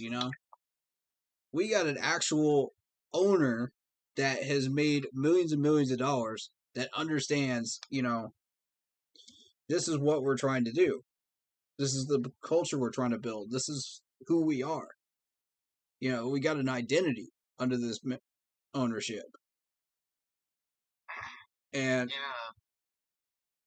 that is going to lead to wins. That's going to lead to hiring the right people. And it's going to lead to wins.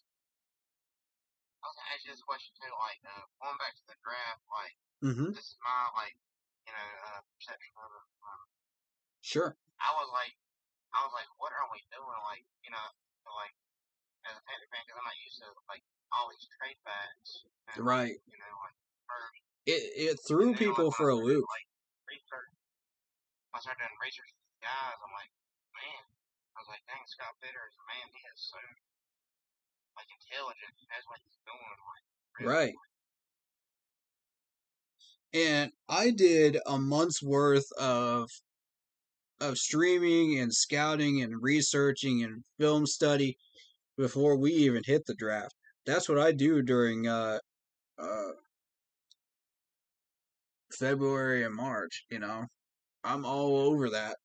And I was all over it this year, but normally I haven't been. So, but I'm gonna start doing that. Every year I'm gonna do like the Facebook streams where I just like really focus in on uh mock drafts, film study, anything I can get my hands on. I'm gonna research it.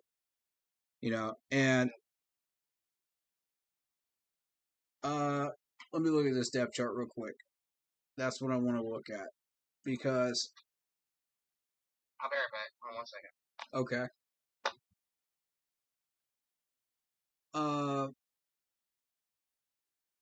What I wanted to point out was Shi Smith was not on my radar at all.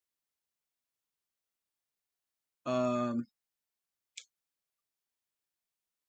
couple of these people were not on my radar that he picked up.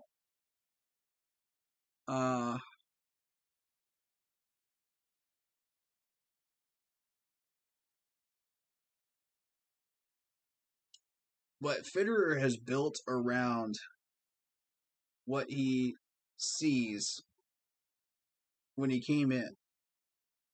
We got Shaq, we've got Dante Jackson, and I believe we got Brian Burns the year before, if I'm not mistaken. Before Fitterer came in. But Fitterer built around what we already had, and he said, okay, let's see what we can do with this. So Deontay Brown and Brady Christensen were on my radar heavily during the mock drafts. I was looking at them heavily. And when we picked them up, I was like, yes! I was like, you have no idea the amount of joy when you see guys that are on your radar get picked up after a month's worth of studying this stuff. Like, it makes the draft so much more enjoyable, like a Super Bowl. I'll tell you what, man. I can't believe Deontay Brown fell that low, though. Yeah. When we get fifth round. And Brady Christensen. I didn't expect Brady Christensen to be that low either. Both of them, I thought, okay, well, what are they still doing on the board? I kept looking at the board and I'm just like, why are these guys still here? Nobody's taking them? Like, we either caught a leprechaun or we got a picture of Bigfoot here. Like, how lucky are we right now that these guys are still here? And we snagged them, and I was just like,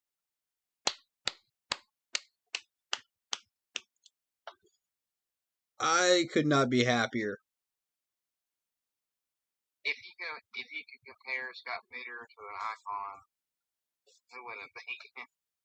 Oh God, I don't know. I don't know. Is he like a gangster? That's a tough question. I don't know.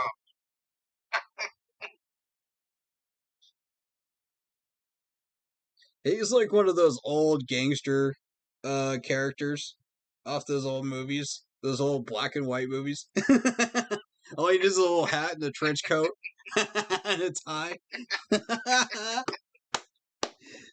I love it though. I love it. Hey, man. But yeah, we're starting to rely on Ian Thomas a little bit more. How do you feel about Ian Thomas? I think he's coming around. When we first got him, he had some struggles, but I think he's actually coming around pretty good, actually. Mm-hmm. Am I correct? I don't know how you feel about it. I would agree with that. I think, watching Ian Thomas in training camp, I really I've had a good 3 years to watch this dude do his thing in training camp. Of the 4, minus the COVID year, because they just did not show him at all during that COVID year. I have no idea why. But, you look at him, he's got 9 catches, 79 yards so far, 8.8 average. Yeah. And he had 8 starts in last year, posting 145 yards on 20 receptions, 1 touchdown. And that's when we decided to start him, his last year. So I felt like, he's right on the verge.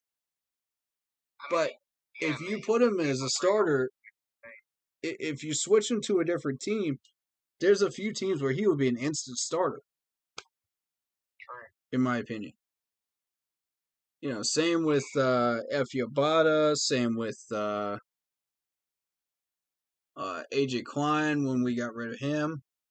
He was an instant starter. No doubt about it. The second the Saints picked him up, I thought, instant starter. Boom. And I was right. I called it. I mean, he was right behind Greg Olsen. Yep. You gotta think about that, too. Mm-hmm. Greg Olsen might have thrown some pointers. Yeah. Get better. I'd like to see, we have Steve Smith working with DJ Moore. I'd like to see Greg Olsen work with Ian Thomas. I'd like to see that happen. During the week when he's not broadcasting, work with him a little bit during a couple of practices. That'd be cool. Just kind of bring him up and develop him. Because when you got veteran people like that coming back to kind of work with the guys, even if they're not, sweating up a storm, but just lending their brains to you as a up and coming player that you were underneath them in their shadow coming in, just like Shaq, have like Thomas Davis or Luke work with him, I don't think you really need to work with him. Work more with I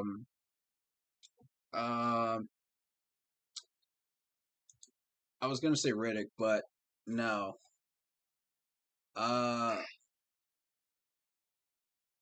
Work more with Jermaine Carter and Luvu. Because I think if you really develop Luvu, he could become a monster. Yeah, Luvu is awesome. He could absolutely become a monster. He needs a couple of years. What I was pointing out, like our old coaching staffs, Mm-hmm. to our new coaching staff. Yeah. This new coaching staff is pretty good because I feel like they don't play around. Like, basically, if the players don't produce, then you're gone. Right. That's how it should be. Prime example, Teddy Bridgewater. He didn't produce, he's out. I don't like this guy. Yeah. A lot. Exactly. And I feel like that's what they need to do with Sean Chandler. They need to do that with Melvin White. We just put in a whole new corner set, which really should make Melvin White sweat right now. You either get it done in the few times that you're in, or you're gone, bud. Because Stanley Thomas Oliver is better than you already. Already. It's just crazy. It's just crazy because our old coaching staffs, like they didn't care about that. Like they would keep players around. Yep. Keith Taylor is better than him right now. I mean, you know what I'm talking about. Like, this new regime we got right now is really didn't what we have. Another thing I like is injuries. We don't play around with injuries anymore. We used to listen to the players more so than the doctors. And that ended up being really, really bad. And that's how we mismanaged Cam. That's how we mismanaged Christian McCaffrey. That's how we mismanaged a couple of players.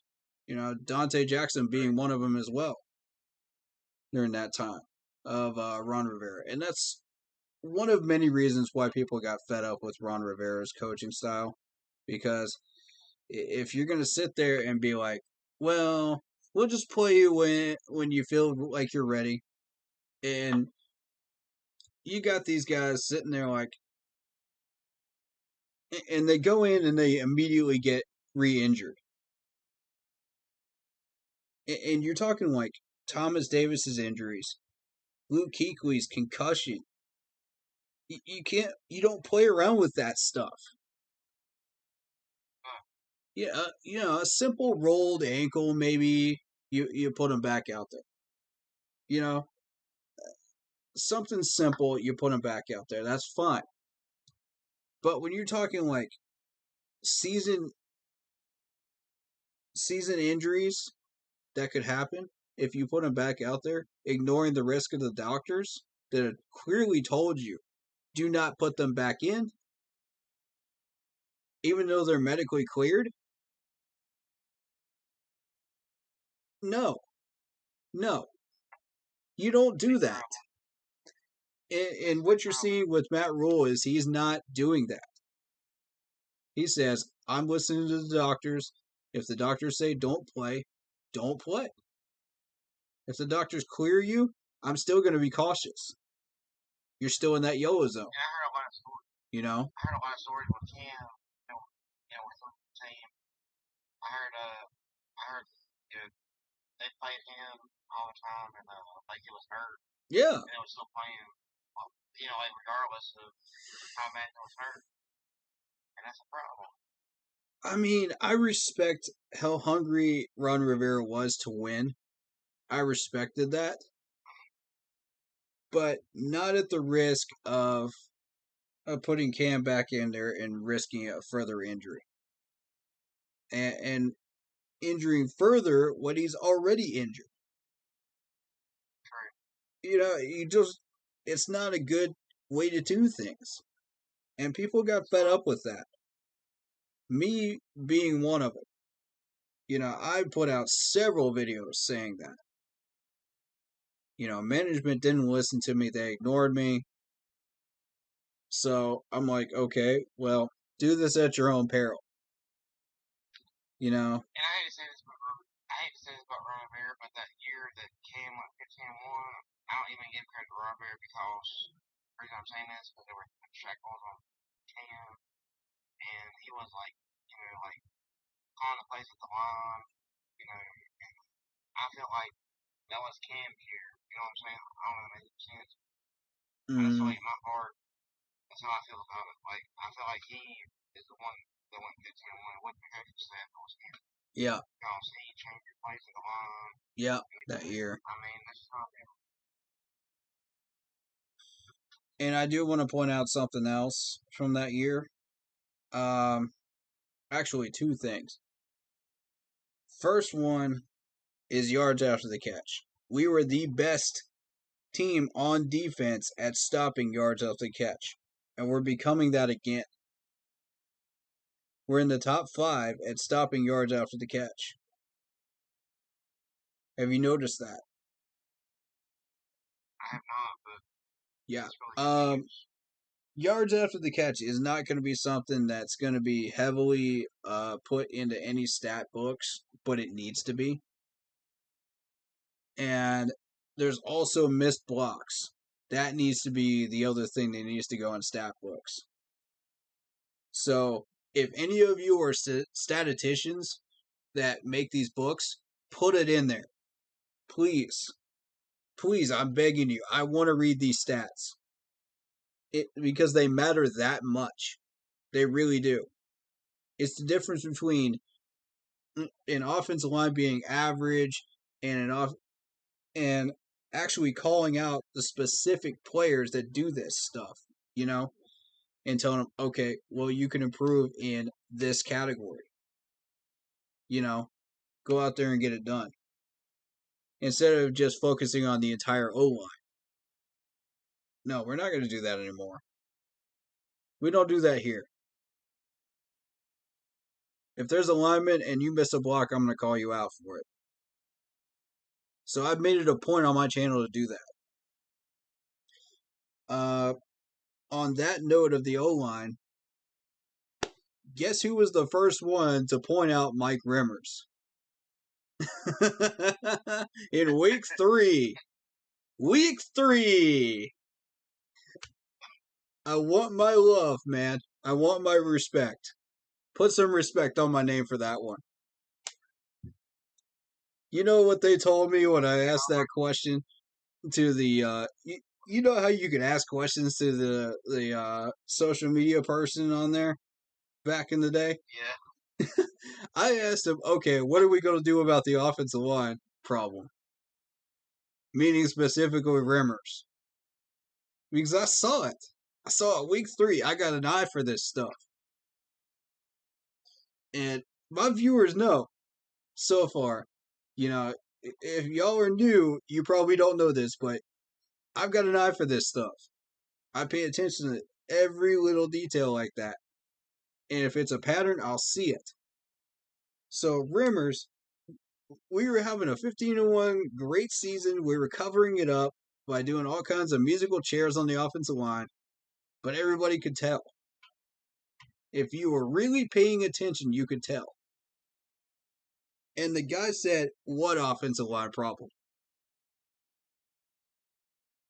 I was like, okay, let's see how this plays out. And I've been doing that every year. I'm like, okay, let's see how this plays out. Every year that we go like 3-0 or we have a successful start to our season, and everybody's just like, well, we got an okay offensive line. We ain't got to worry about that. There's there's about half the Panthers fan base right now that are not subbed to this channel that don't recognize even today that we had an offensive line problem. Even though they followed every social media post everywhere, and Scott Fitterer's even figured out there's a problem. But he's gonna fix it. He's gonna fix it next year. I guarantee it. So what were you gonna say? I apologize. I totally forgot. I forgot. Let me get my train thought back. While you try to get that back, Scott Fitterer even said, I'm trying my best. Like, I'm trying to trade with these people, but nobody wants to give me anything. And I'm like, somehow I'm not surprised. One of the worst offensive line teams in the NFL. Anything. I know what I was trying to say now. It's like I don't understand why they brought in Cam Irvin and Pat Eflon. Like, look at their stats. You know, like they were horrible. Like, why would they? That's a good point. I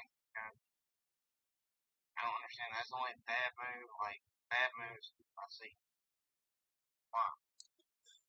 Wow. There's been a few. But not even remotely as close as it was before. This management seems to understand. We want to build a 53-man roster that can win.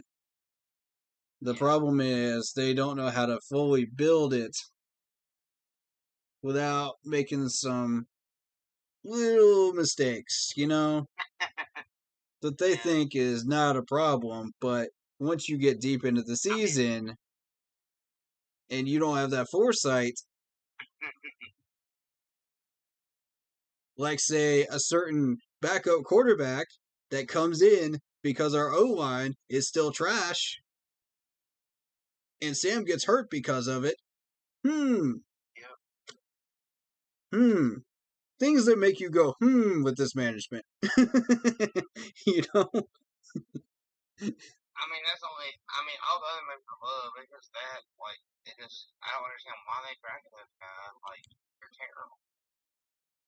terrible. Yeah, Cam Irving. Matt Rule was actually doubling down on Cam Irving. the whole management was doubling down on Cam Irving. And I'll never understand why. Because I was watching him in preseason and I thought, okay, well, he looks okay, but we won't know until he faces some real opponents. Let's get him out there against people like Dallas. Let's get him out there against people like New England. Let's see really what he can do, before we judge too quickly. Well, we've seen him against Dallas now. I thought he was going to crack then. I was the person that said it. Nobody else on social media, no other YouTubers called this out, but I did.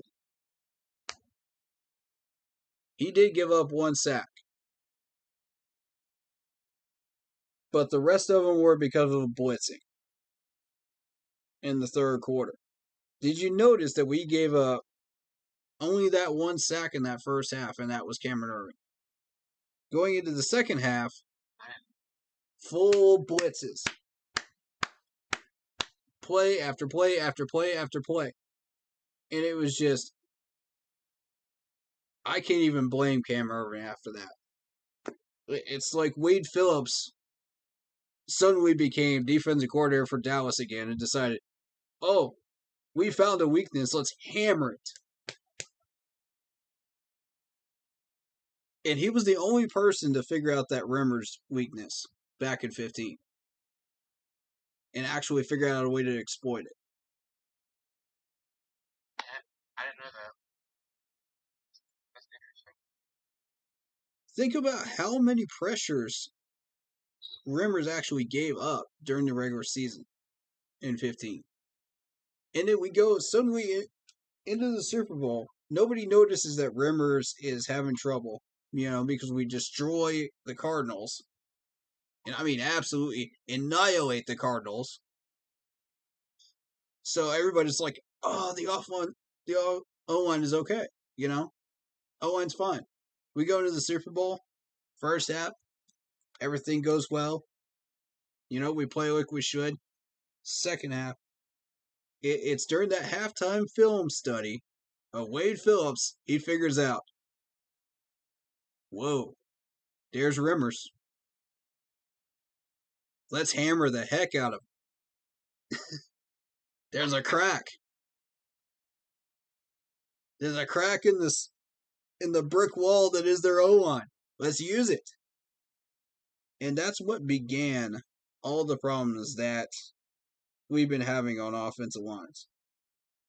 Technically, we could start with Byron Bell, but, you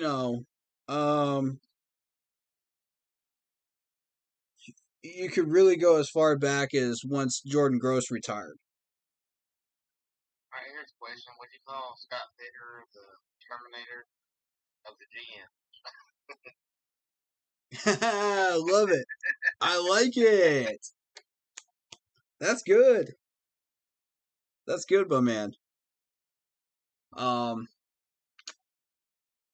But yeah, today, as I said, our O-line would get exposed. Somebody's going to get exposed. After I called out Irving last week, and everything looked fine. I did that on purpose.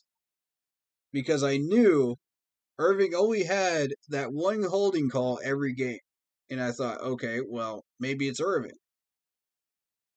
At first I thought that.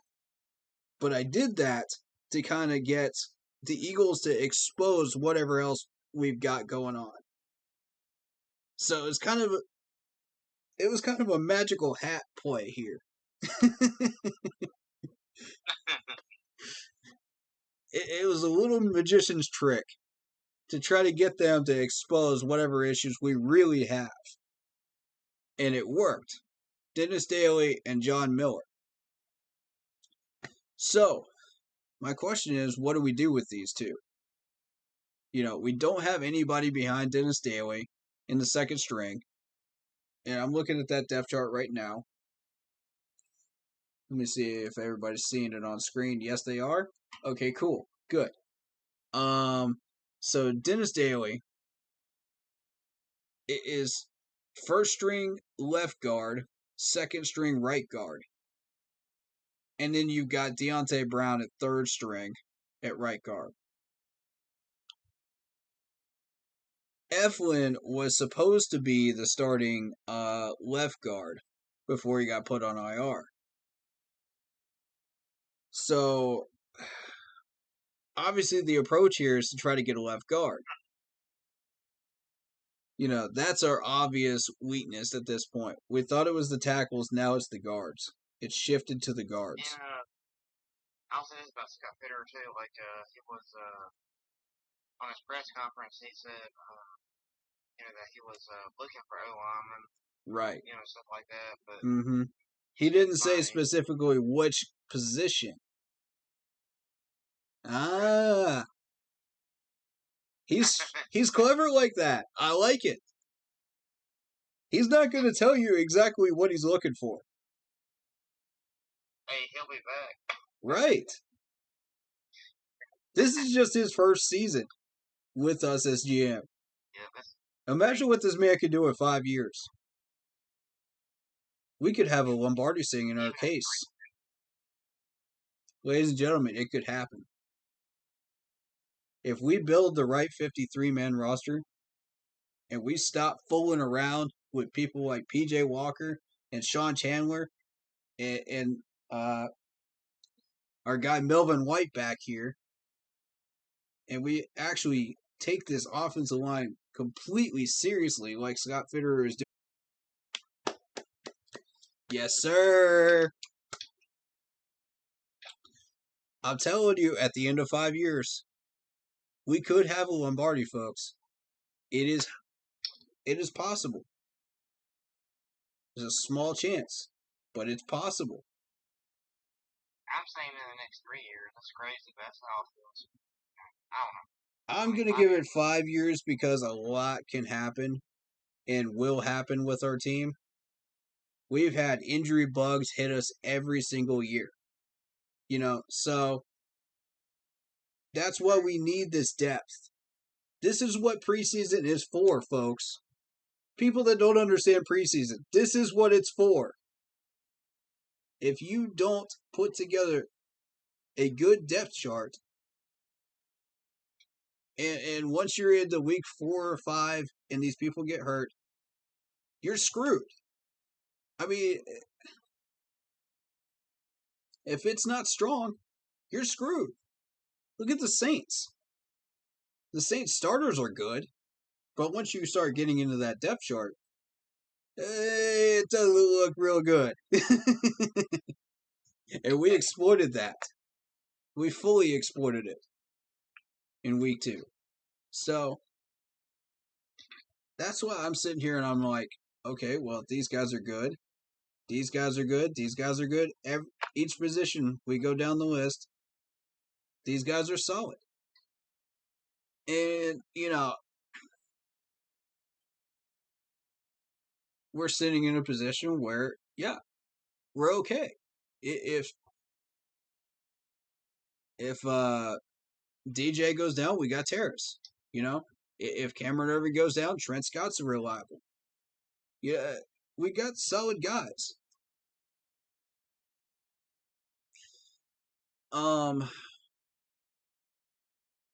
I think. I really think this coaching staff wants to like a dynasty, want like a championship team that's going to last. That's not. That's what we're trying to build. And I feel like people were so impatient last year. All these win now people were so impatient last year, and they thought, well, if we just get so-and-so, if we just get so-and-so, if we just trade for so-and-so, and we'll have a win now team. We saw how well that went. That didn't go well at all. And all these people are just sitting back, just completely impatient, and now they see this team and they go, oh, yeah, we got a win now team. We got a win now team. It's like, y'all really are brainwashed, aren't you? Into that mindset. Remember what Matt Rule said? He said, Rome wasn't built in a day. Thank you, Correct? Mr. Matt Rule. I love everything this man is saying right now. Everything. I'm fully buying in. And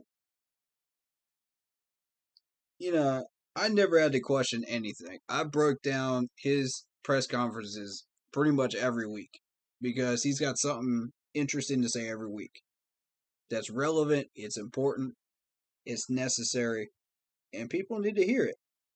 You know, the only way you're going to understand what he's talking about for half these press conferences is if you pause it and you think about it. You analyze about a third of what he says and read between the lines and think for yourselves, what is he not saying? What is he trying to say but he can't say because it's the media? And that's when you start to really respect Matt Rule for who he is, not for who you think he is.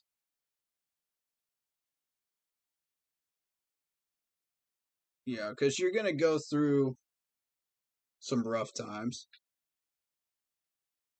and you're going to need your coach to really buckle down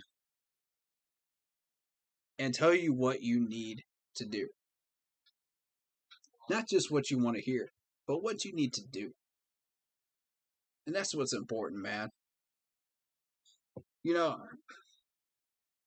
We're going to go through some dry spells of 5-win seasons. It's going to happen, even with Matt Rule. And I think Tepper understands that, and he's patient enough to understand, this is what we're trying to build here.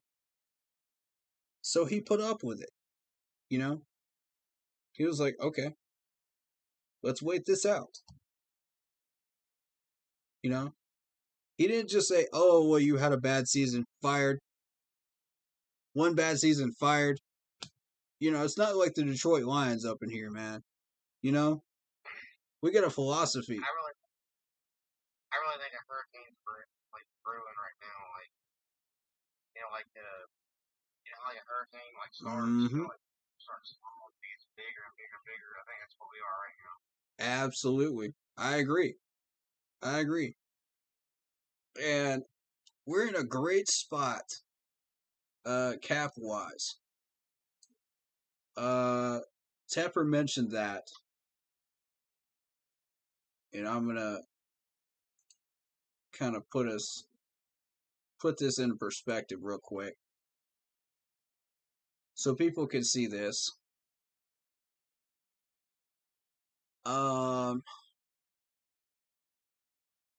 So this comes from overthecap.com. If you haven't checked out this site, it's really, really good when it comes to cap money and all the contract info and all that stuff.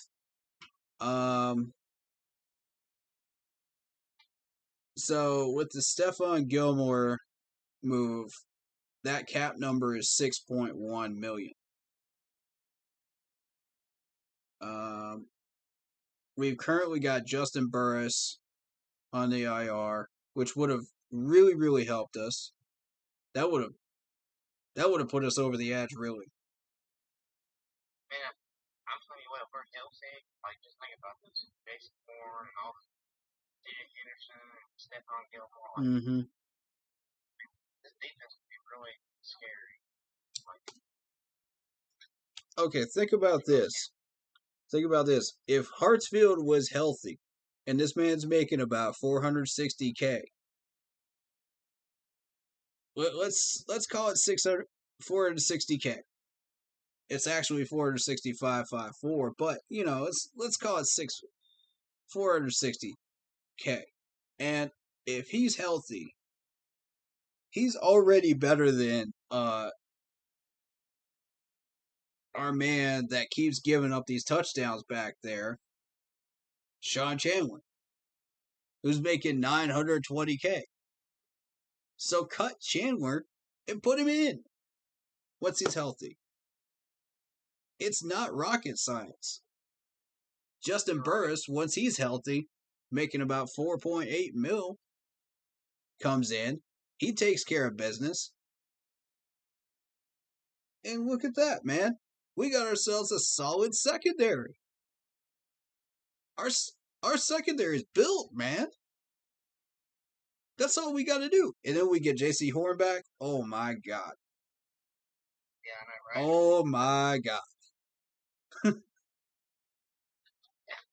They're going to test J.C. Horn at first. That's what they're going to do once he gets healthy again. People were scared to throw his way while he was healthy. Like, I'm being real. Like, they were scared to throw his way. Yeah. Once he comes back from his injury, they're going to test him, though. They're going to see what he can do and what he can't do. And then we'll see. They ain't going to mess with Dante Jackson. They already know he's solid over there. That way he's 100% comes back with a vengeance. My God, that hit from JC. I mean, that really broke my heart when he went down like that. Oh, man, yeah. Yeah, for real.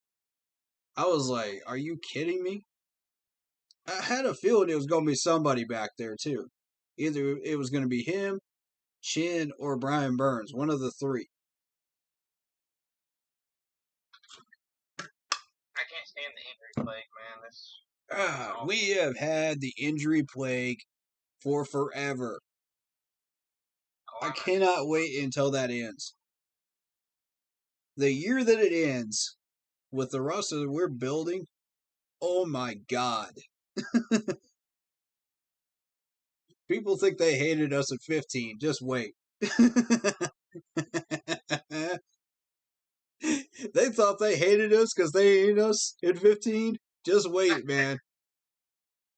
I just can't wait till we get. We're going to bring the storm through every town that we go through. That's what I want to see. They ain't going to be ready for that. They will not know what hit them. That hurricane is brewing right now. Mm-hmm. All these teams that are talking all this smack like Dallas and New England and the Eagles. Once we get our... I'm telling you.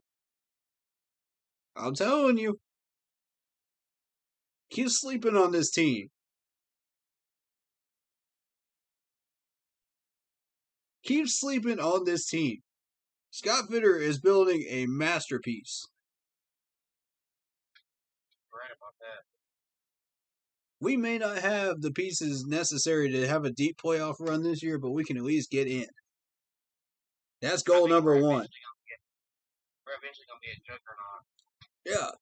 Everybody's going to be scared of us. Eventually. That's goal number one. We don't have the pieces necessary to make a deep playoff run. We can make it to the playoffs, maybe get a win, but we might be able to surprise Seattle, but I doubt it at this point. Next year.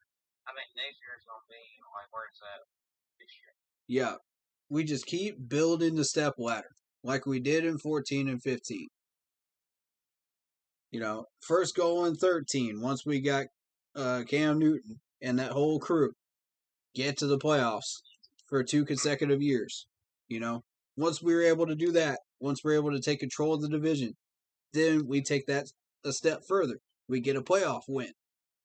We get that playoff win. We go to the NFC Championship game. Maybe the next year we win that NFC Championship game. We get to the Super Bowl. We may not get the Super Bowl trophy that year, but we go in the next year and we get the trophy. But this coaching staff right now, we're going to get a ring. Yeah. We just take it one step at a time. And we'll get there, man. We'll get there. I believe it. It takes time. And yeah, you're going to suffer games like this one to get there. You're going to suffer close games like that 8-point loss to Dallas to get there. But you got to predict these types of games. You got to factor those in. Otherwise, you'll never get there. Because if you don't factor these in, it's just like, okay, well, each week is a different, just like it was before we got Matt Rule. Now, we're sitting here like, Okay, well, if we could just get this division back, if we can just make it to the playoffs, I think the first goal is make it to the playoffs.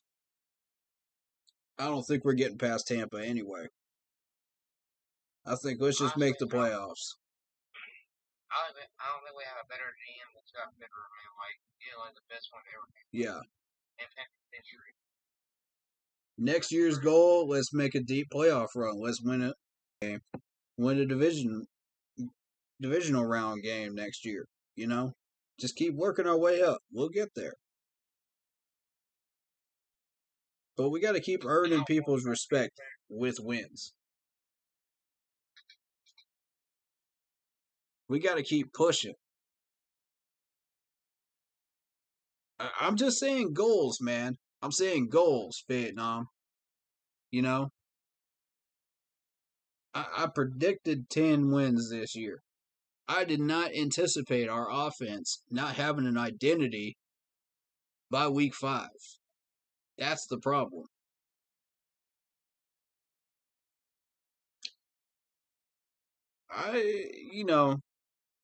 We ain't going nowhere with that offense and play calling, nowhere. Well, we won't go anywhere with that attitude. What you got to do is you got to identify the problems and fix it. The problem is,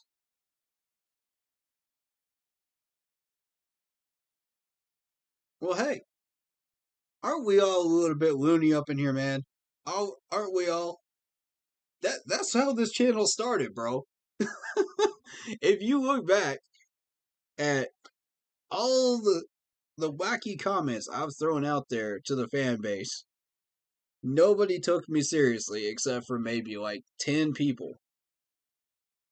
And then we took that whole small crew and we took it to YouTube. And now here we are. We're almost at 500 subs, right? Come on. Goals.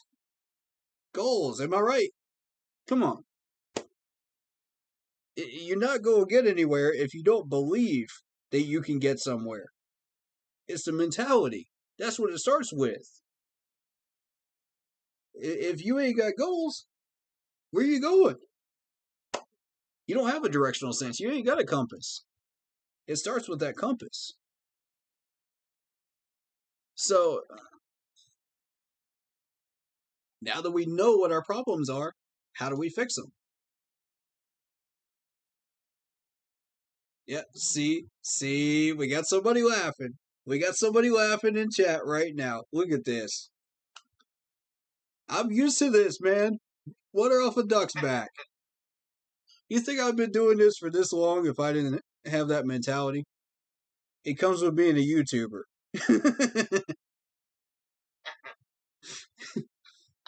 You don't get where I am if you ain't doing that. At least once a week.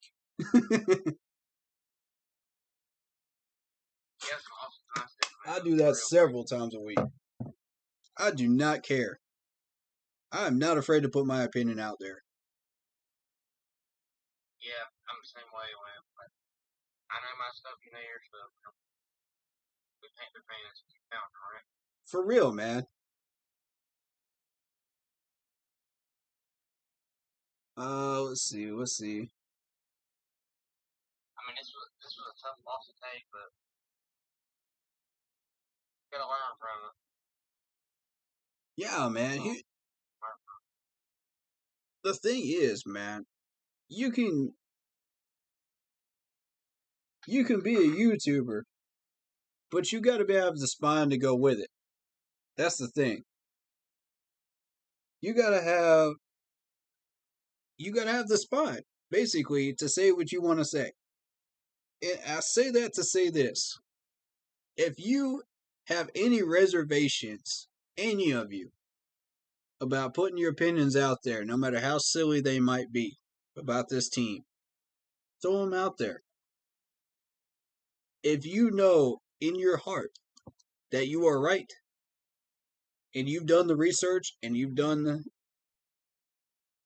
you've crunched the numbers, put it out there. Let people poke holes in it. Somebody's going to poke holes in it somewhere. It's going to happen. But it does not make you look like a fool if you've done the research and you've done the math behind it. Have the spine to speak up. I'm not kidding, guys. Have the spine to speak up. And the crazy thing is, we only lost 2 games. From 3 and 2, we're still a decent team. We just gotta get it together. If people think you're a fool on social media, on Facebook, Instagram, or Twitter, I will back you up. I will back you up if you are correct. If I believe you are correct. If I don't believe you are correct, I will help you. I will still help you. Because that's who I am. You know?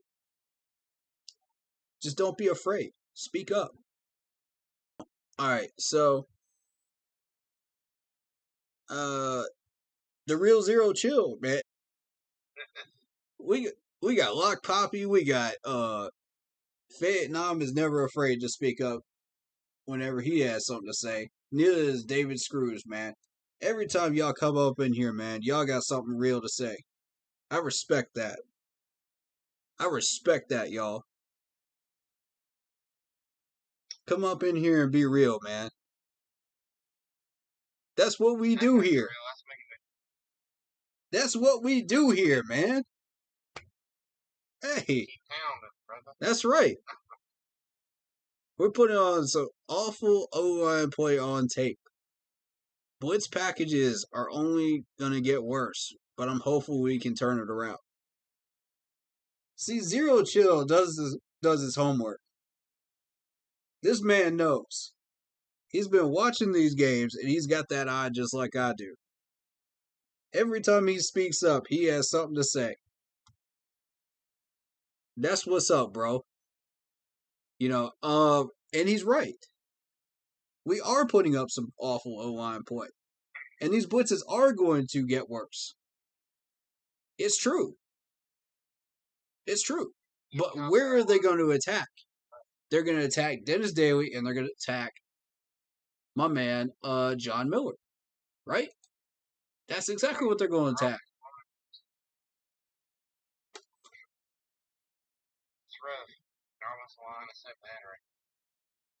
Facts. It's constitutional right to have freedom of speech, brother. That's what's up, man. Yes, sir. Yes, sir. Love that. Love that comment right there.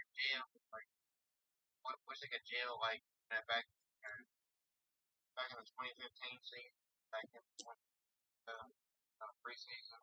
Mm-hmm. Like jail one. That'd be a great offensive line. Yeah, man.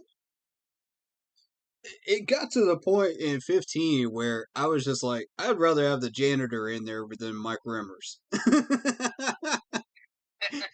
That's how bad it got. Y'all know I'm telling the truth when I say that. You're right. It was so bad. So it could always be way worse. It could always be Mike Remmers, you know? You're right. It wasn't great. So Torian Harris says Marshall needs to start over Robbie. I agree with that.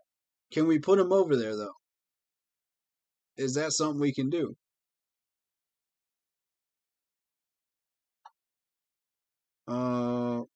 Let's see. I'm trying to catch up here. Alright, the Facebook messages have been really weird. Hold up. Let me pull this up on my other page. On my other screen here. So I can properly address this chat, bro. Because it's only going to show me that last comment. It does that. Just a matter of time, and we need patience. I agree with that. I think if we just wait it out and we keep pushing the right buttons, we keep getting the right people in, we're going to get there. And that's the mindset we got to have. if we want to keep winning, man. If we Hey, want to bro, I get just there. want to say thanks for having me on the stream, man. No problem, man. Appreciate you being here, man. That's what's up. Let's see. I've been giving some good insights on our channel from. Man, happy to do it. Absolutely happy to do it. LD says, are there any free agent receivers that they could possibly be interested in? That's a good question. I don't know. I don't know that we're really looking for wide receivers right at the moment. I think once we get Shi Smith back, we're going to be good. So I'm not too concerned about that.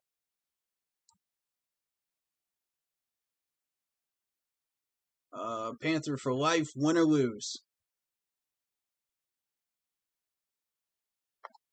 And LD always has something awesome to contribute. I love this guy. I've chatted with him off stream as well. And he's just generally a great guy. You know?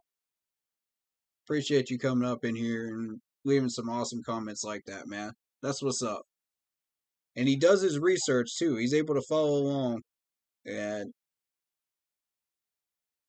all of y'all are able to follow along, man. And I know I'm not always the easiest person to keep up with my logic.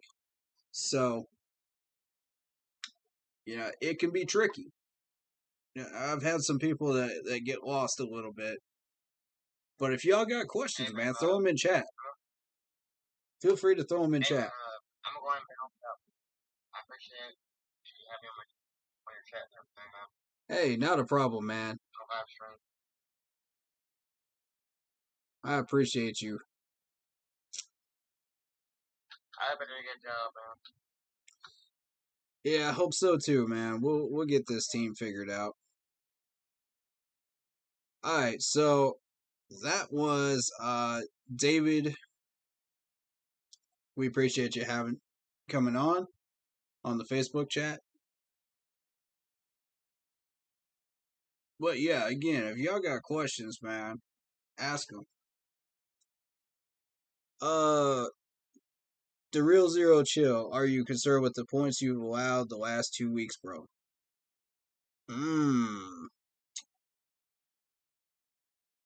A little bit,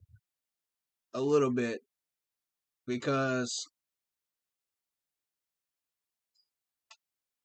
that's a good question. I appreciate that one because that does kind of go into a little bit of detail. So here's what I think. I think this game we could have prevented 7 points, obviously.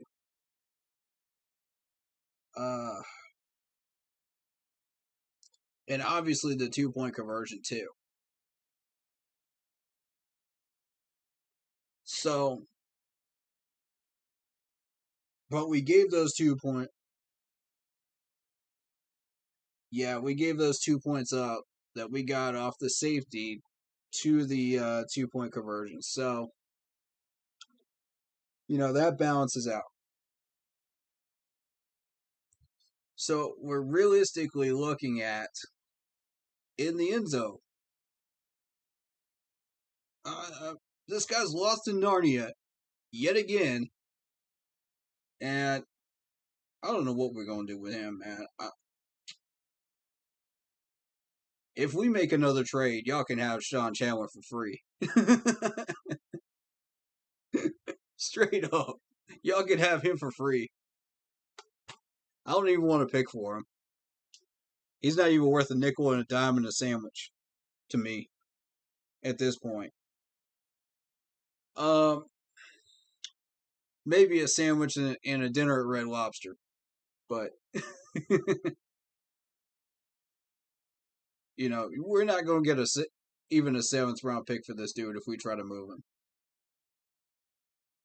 That's his value right now.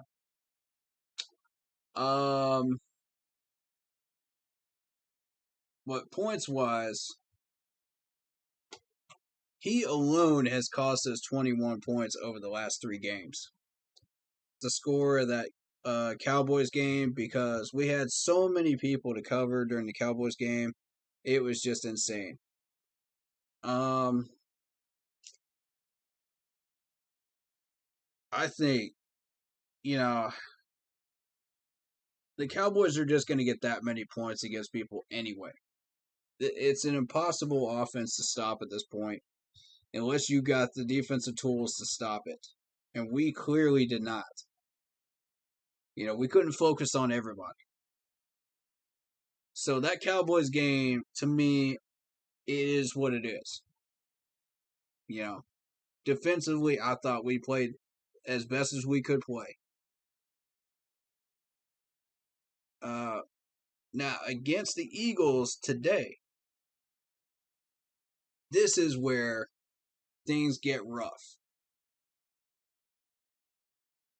This is where things get really rough. Because that fourth quarter looked like absolute trash. We had a few plays that we made, but overall, we gave up pass after pass after pass after pass, and I was just like,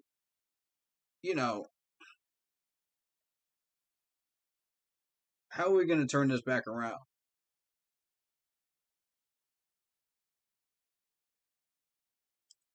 And Brian Burns didn't really do that much. I was expecting a little bit more out of him. He got kind of blocked out, and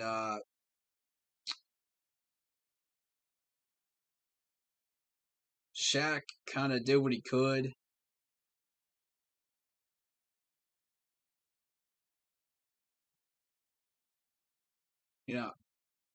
Reddick stepped up, though. Reddick stepped up. I was very impressed with Reddick. We saw Reddick just take care of business.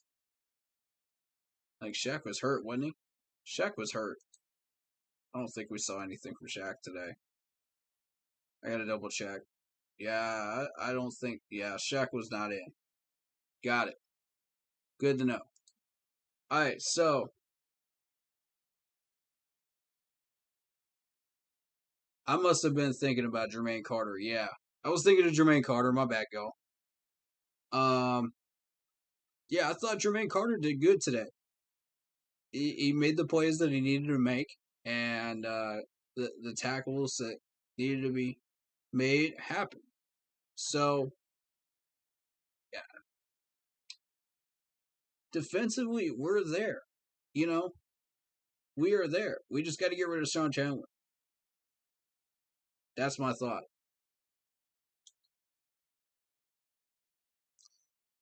Julian Stanford stunk it up at middle linebacker today. Yeah, I agree with that. That's why this man is second string, though. That's the thing.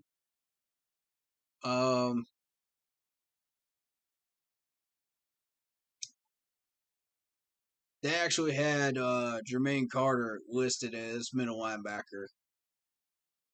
So what you mean to say is he stunk it up at left outside linebacker. But still, same thing, really. I didn't even really notice Julian at all in that game, and that's not a good thing if you're a linebacker. You want people to notice you for doing the right things.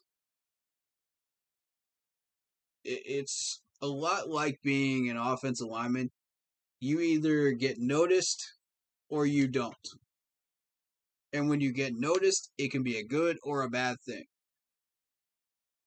You either get the job done so well that you get noticed, like Ryan Khalil did back in the day, or Taylor Moton, last year, or you're so bad, like Rimmers, that it's impossible not to notice how terrible you are. And linebackers, it's naturally the same way. You get these linebackers in here, if you get noticed as a linebacker, you're either really good at what you do or you're really trash at it. And frankly, there's no in between. Um, I just got a question. Did Stephon Gilmore play today? No, he did not.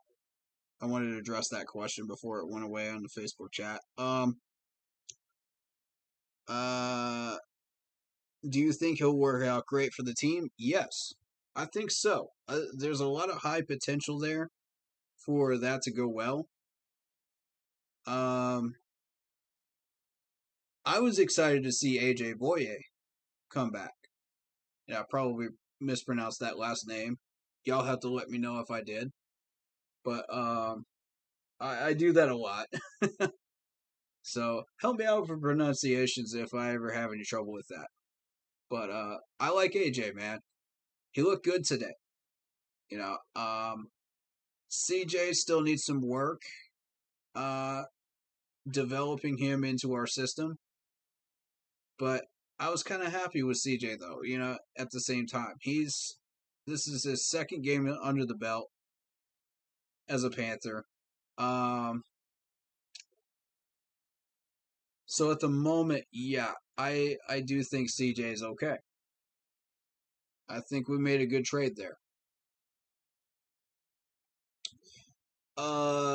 Gilmore is a very, very athletic Pro Bowl as well as a Super Bowl talent that we're going to be able to use. Is he going to be available for next week or is he available for the Giants? I think he's available for the Giants game. That's what they said. He's eligible for that.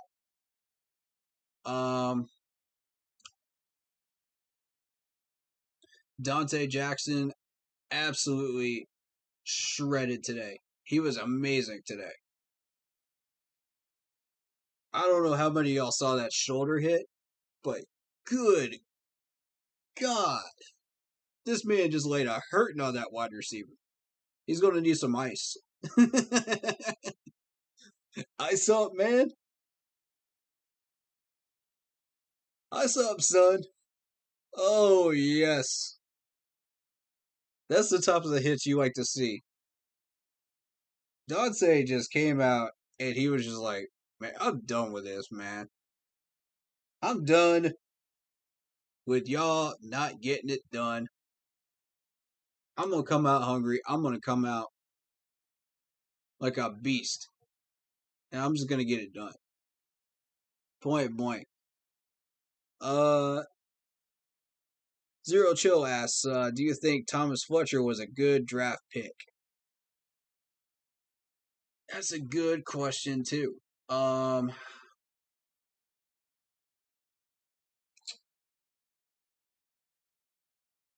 gonna be real with you. I don't know.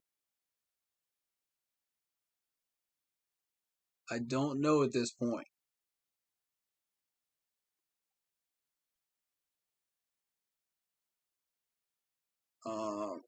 I don't really know where to go with that answer on that one. But good question though. Time will tell, I guess. We'll see where that goes, and hopefully he is.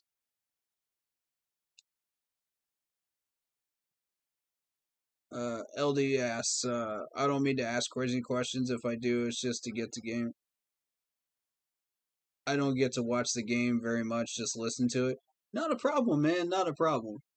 Ask any questions you feel like asking, man. You know, no question here is too crazy. You know, just ask it and I'll answer it. Same goes for the rest of y'all, man. Ask it, man. Ask anything y'all want. I'll be happy to answer that.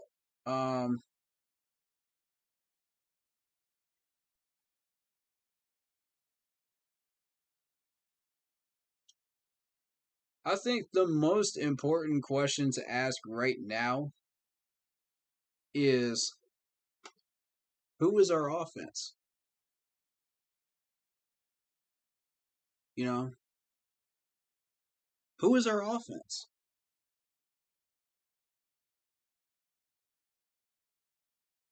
That's the problem. We don't know. And the fact that we don't know is a major problem at week 5.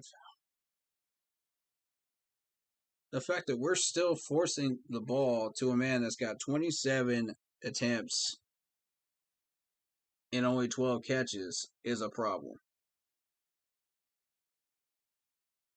Management, we see the answer to the problem and we're not doing it. That's what's so frustrating. Oh, God. Exactly. It has no identity, man. It's like a man in a mask. You know, we're just taking a random guess at what we think is our offense every week. And Joe is just not creative enough to come up with anything new.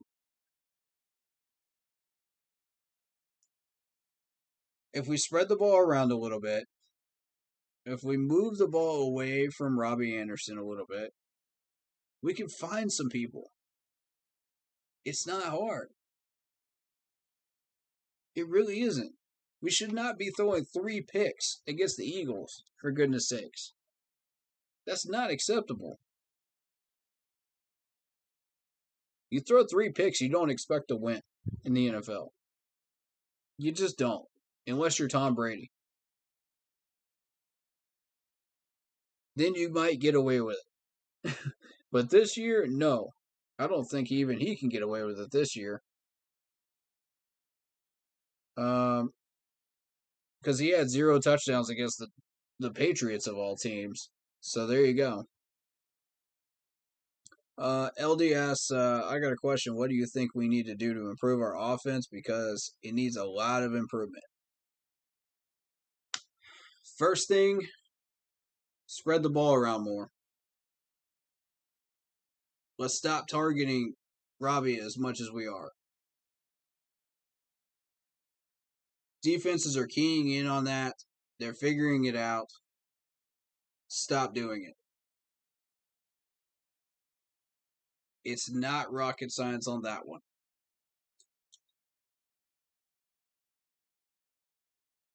2 for 7 today. Do you see something that doesn't fit here? Look at all these numbers. Do you see something that doesn't fit? Come on, man. Why?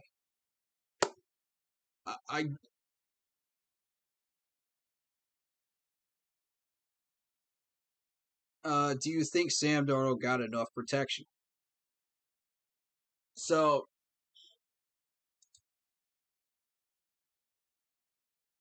yes and no. And here's why I say that.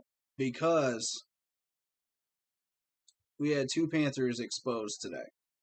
We had Dennis Daly, we had John Miller exposed today. And I'm not going to say that Dennis Daly hasn't been exposed already. It's possible. But our guards are looking real thin right now. I'm going to say that right now.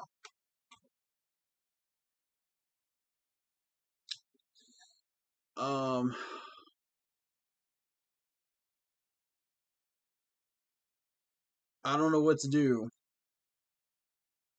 as far as that is concerned.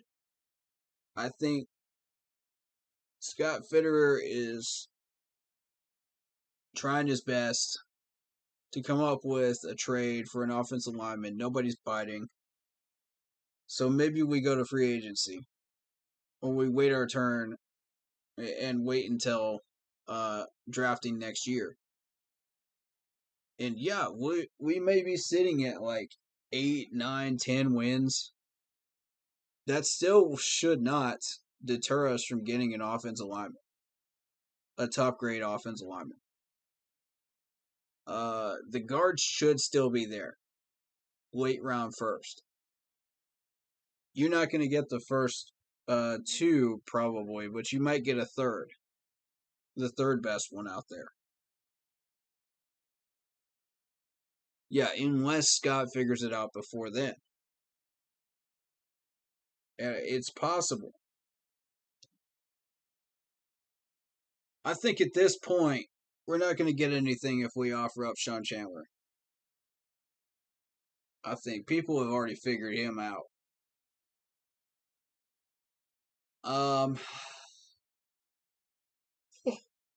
Ooh, excuse me. Now,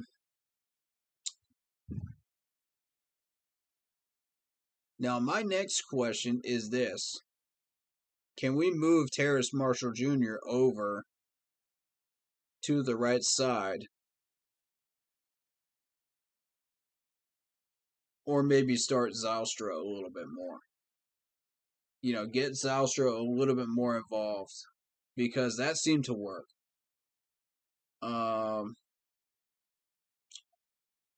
Until Shi Smith comes back.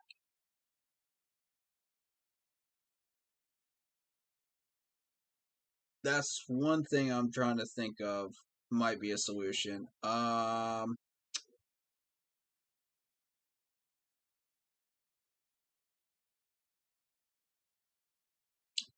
Again, I'm tossing that holding penalty against Paradis. I don't think that was legit. So we're only doing with John Miller and Dennis Daly at this point. That's where our cracks are. So it's at guard. It's obviously at guard. This is what we drafted Deontay Brown for. So I say maybe get Deontay Brown more involved and just see what he can do. I think start Dennis Daly against high pressure defenses like the Eagles. You'll want somebody that's solid that can last you 3 quarters. I know Dennis Daly can last 3 quarters, but I don't know about 4. That's when you'll want to sub in Deontay Brown in that fourth. Just get a fresh body in there. And there's no rule against doing that.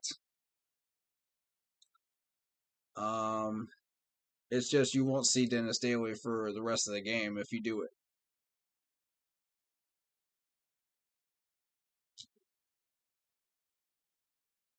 So it's a gamble. It really, really is. And if we don't start moving these balls down the field, moving these drives down the field, we're going to get in trouble. There's just no two ways about it.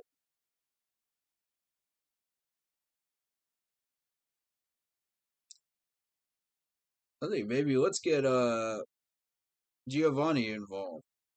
Let's get Gio involved, man. I want to see more of Gio. We didn't see enough of Gio this week. That was kind of disappointing. We haven't seen him in about 2 or 3 weeks, really. I need to see more of him.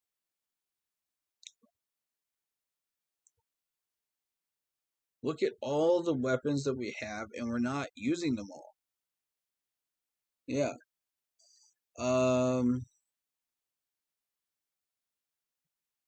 Got a heck of a defense now. If we could just get the offense going, would be great. Yeah, absolutely. For sure, man. I think half the problem is Joe Brady. The other half is the offensive line cracking. And I think once you solve both problems, Sam Darnold will fix himself. You won't see him throw picks. You'll see him throw darts like he did against Dallas.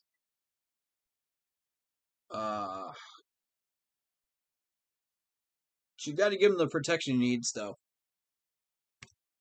That's point blank. That's what you got to do. And unless you give him the protection he needs, it's going to be check down city. Every 5 seconds, check down city.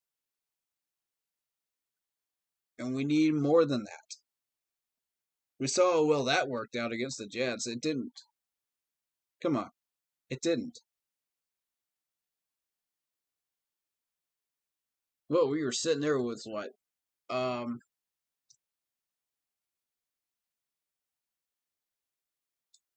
We ended up with 19 points against the Jets. That's not enough.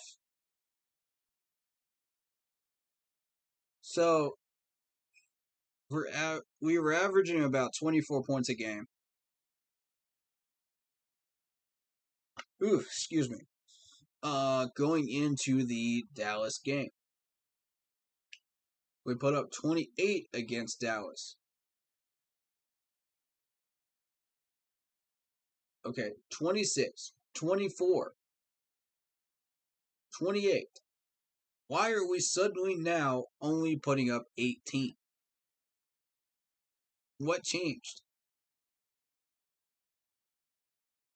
What changed, folks? I warned y'all about that defensive trap of the Eagles' defense. We walked right into it. And I knew this was going to be the result if we walked into it. It's like everybody fell asleep this week. Yeah, exactly. Except for the main players, like Dante Jackson, Jeremy Chin. Give both of them their respect. But, I mean, all the regulars, that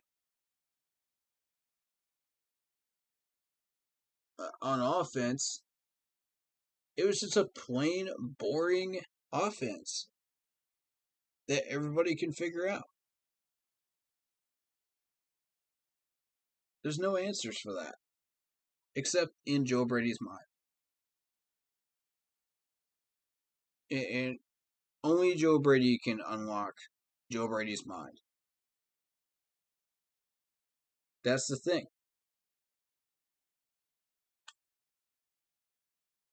It's not like we can just suddenly give him a light bulb and say, oh, hey, I have an idea. No. He's gonna keep doing what he's doing until he finds success, and then he's gonna keep doing it some more. It's just like the biggest boneheaded way of coordinating I've seen. That's like saying the old offensive coordinator for John Fox, let's run a draw play until it works. That's basically what we're doing. It's like, come on. Really?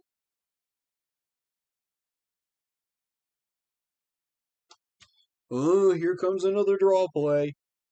Here comes another draw play. Oh, it's first down. We're starting another drive. Here comes another draw play. Here comes another draw play. It's like, come on, man. God, that was so painful. if y'all were Panthers fans in the early 2000s, y'all know exactly what I'm talking about and how painful that was. Oh my God. That was the most painful thing I've ever seen in Panthers franchise history. And that's saying something because I watched us have that heartbreaking loss in the Super Bowl. But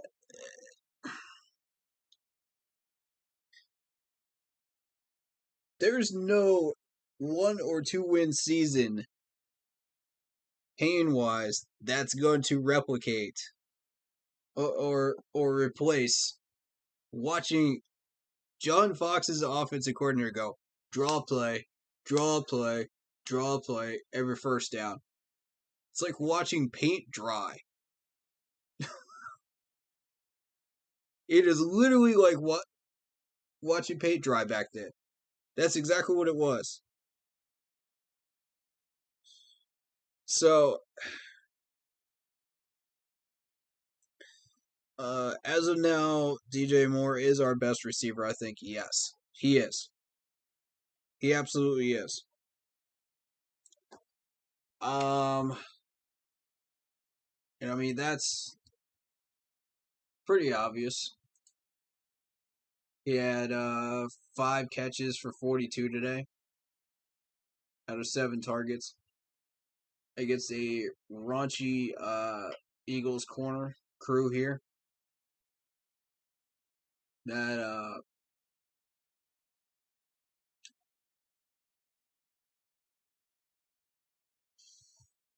and again, I warned people about Sweat. I warned people about Hargrave. I warned people about Fletcher Cox. If you allow any one of those 3 to heat up, we're going to have trouble moving the ball down the field. We allowed all 3 to heat up today. All 3 of them got a sack. All 3 of them got a quarterback hit. At least.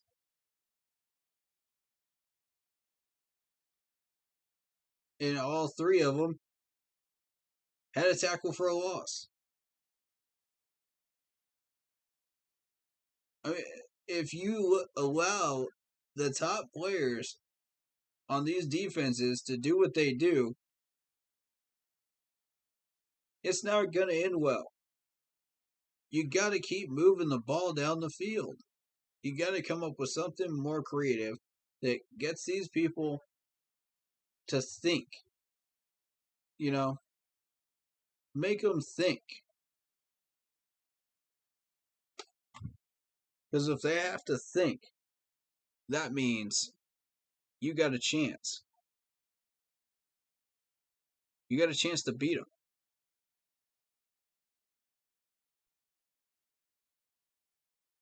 And what we did was so vanilla that it was like watching a kid play Madden. Basically. When he's just starting to learn Madden. Oh, okay, here's how you do a draw play. Here's how you do a hook route. Here's how you do a 3-step post route. It's like, come on, man. These defensive players have seen it. Slay has seen it. What do you think this man has 2 pass deflections today? What do you think Nelson has 2 pass deflections today? And Slay has 2 picks. He's seen it. Do something new, Joe.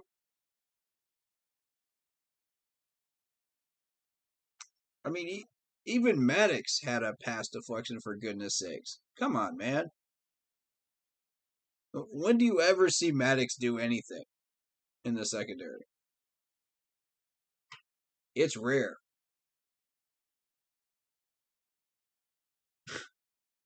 I mean, we have got to wake up on offense. I don't know what to tell you. We got to wake up. We keep putting up those kinds of numbers. It's not going to do us any good. It will not end well.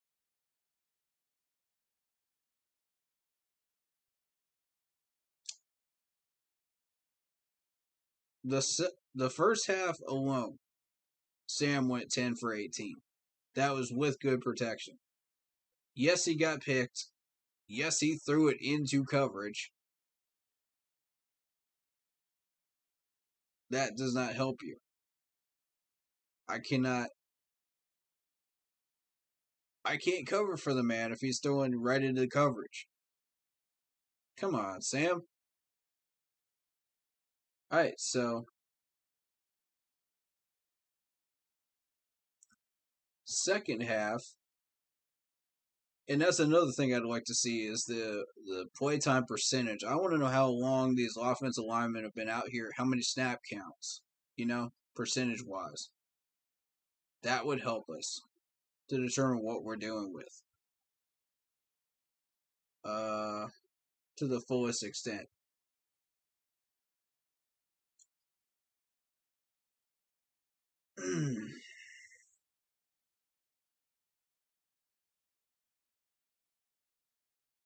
They got the first half's numbers.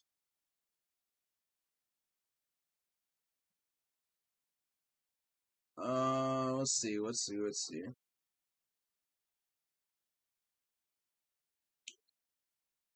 Now, the other thing I want to ask is what's going on with special teams. So we gave up the punt block. We had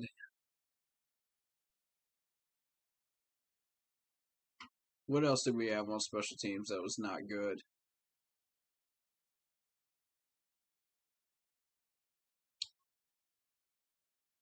I'm usually all over this.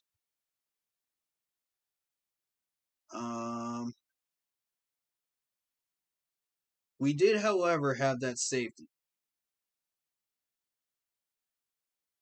The safety worked out pretty well in our favor, but like I said, we could add more. I'm not complaining on that.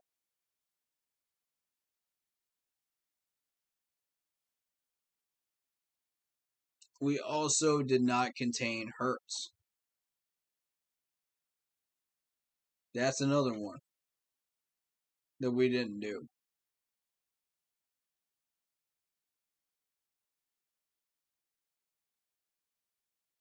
Yeah, we need a better backup quarterback in case Sam Darnold goes down.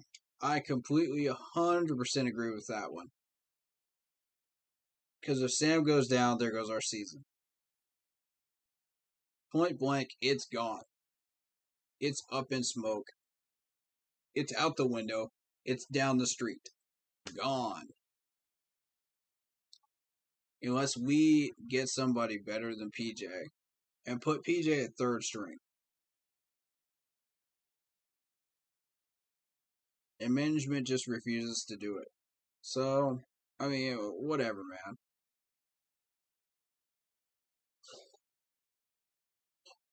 Ugh. Excuse me.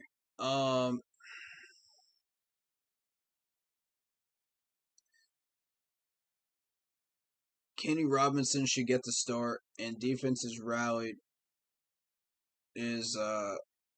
on too heavily without a balance from the offense. Okay. Yeah, I agree. And you can see it in the time of possession. It's very, very true.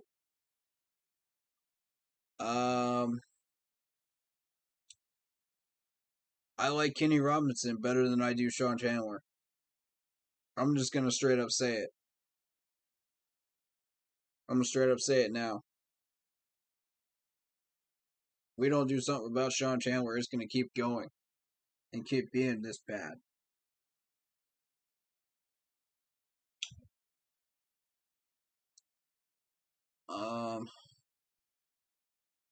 Seems like the same 10 plays every game on offense. Yeah. So, what I think is interesting is if you watch some of the RPO teams in college, you'll notice that a lot of them use the same set of plays over and over and over again. Take take Clemson, for example, when they were playing well. Not like they're playing this year, but when they were playing well under Trevor Lawrence. You look at their offensive plays. It's the same, 10, 15 plays, but they change it up just a hair. Just so much that it confuses the defense, and it makes them think, you know. There's a lot of options there. And that's what the RPO does. And we run some plays out of the RPO, or we did with Teddy Bridgewater. But now we're kind of shifting back to the most basic plays. And it's kind of like, okay, well, if we can't handle the most basic plays and get something out of them, then what? You got to change it up. You got to make these defenders think. If you don't make them think, you're predictable. And Joe Brady is the most predictable offensive coordinator in the NFL. Point blank. He is. I know some people are going to come in here and say, oh, well, the Lions offensive coordinators or the Jets one is. True. They rank up there. But we got Joe Brady, the man that thinks, okay, we're going to run a draw play on a 3rd and 2 with an all out, with everybody in the box. I mean, who thinks like that? As an OC, who really actually thought that was going to work? I want a show of hands. Who thought that would work?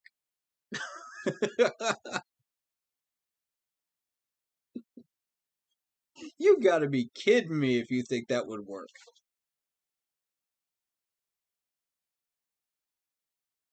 Dude, a 10-year-old kid that's new to Madden, that's never played it on rookie mode, knows better than to run a draw play on a 3rd and 2 with everybody in the box. Come on. That was absolutely garbage play calling. Absolutely garbage. That's the mindset of an offensive coordinator that says, I'm going to run this until it works. Nope, didn't work this time. Let's try it again. Old Joe Brady just sitting up there, just looking out, just like, yeah, maybe it'll work this time. No. Okay. Draw play. Let's see if it works. This time. Nope. Okay. Well, I don't really know what to do. I'm looking around through this playbook and I'm just flipping around like a book, But there's just nothing out there. There's nothing in his playbook, but just like 10 plays. That's what I'm picturing right now.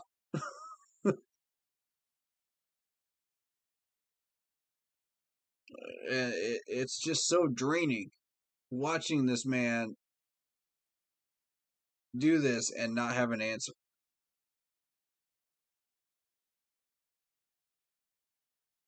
It is so draining watching this offensive coordinator take an entire 3rd quarter of a Dallas game to figure out, oh, I can check it down over the middle to a running back. Wow, guys, he's learning. Give him a gold star. He's learning. Oh my God. And you saw what happened with the offense in the 4th quarter. At least he figured it out. He's a little behind, but at least he figured it out. Better late than never. But by that point, it's too late in the NFL. If it takes you an entire quarter to figure out you can check something down, you're not going to be successful as an OC. I'm sorry, you're just not. If it takes you that long to find your scarecrow brain and think, oh, I really do have a brain. I really could figure this out. Oh my god.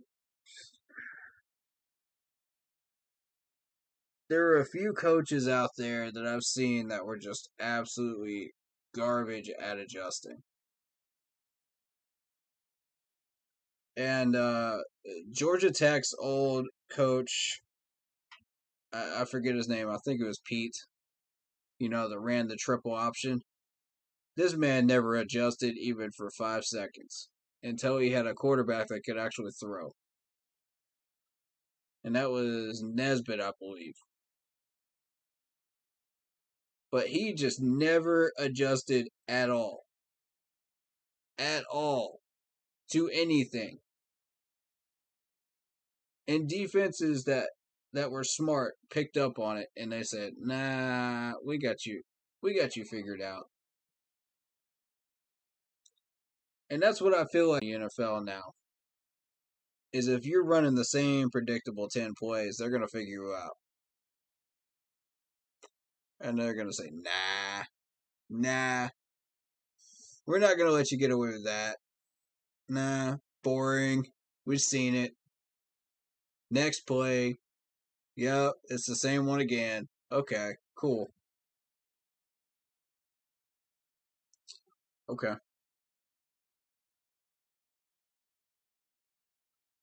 And that's what happens like after halftime.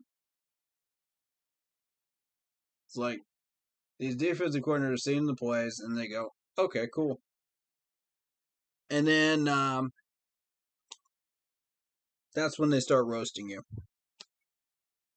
Adjust, Joe. Adjust. It's like the third quarter doesn't exist at all for our offense. It's so frustrating to watch.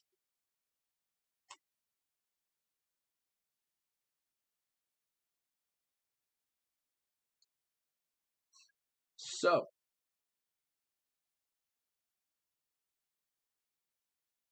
ladies and gentlemen, we got a grand total of 267 total net yards.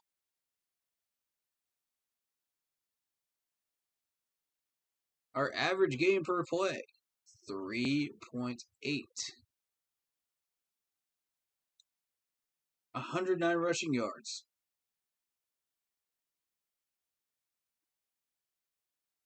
21 for 37. 3 interceptions. It's just, with every bad, there's a good to it, but you got to look for it.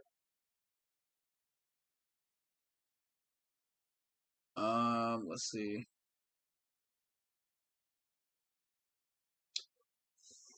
Nine penalties, but the refs were heavily against us the entire game anyway. I mean, let's be real. About half of those actually made sense.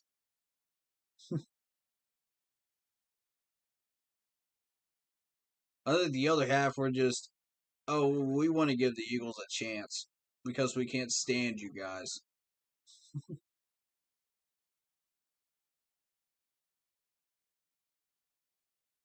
Here's a question I've got. Why do teams hate us this much? Like, why?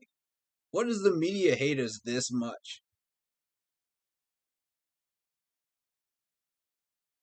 All we're doing is just being ourselves, basically.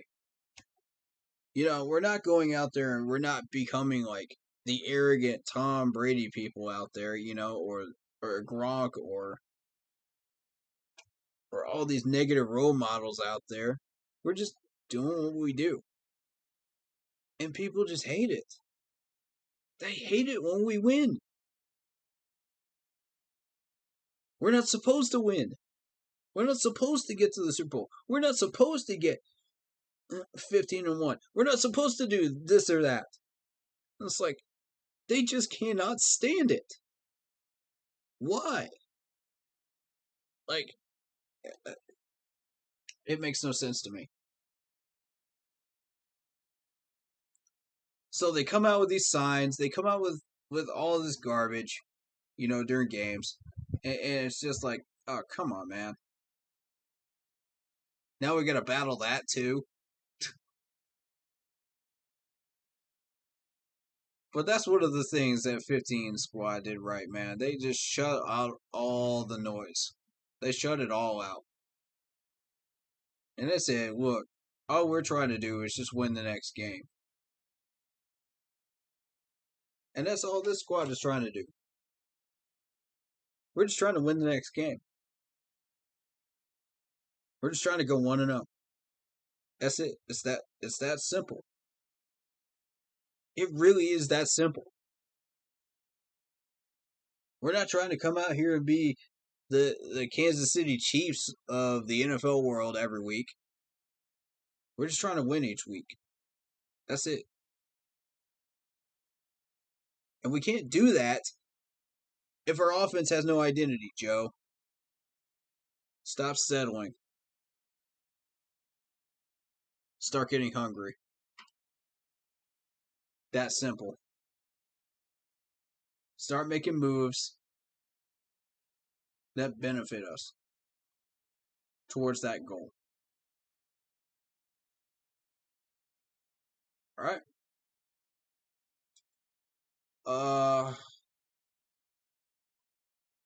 Press conferences. If you guys want, we can do that. If you guys are feeling it.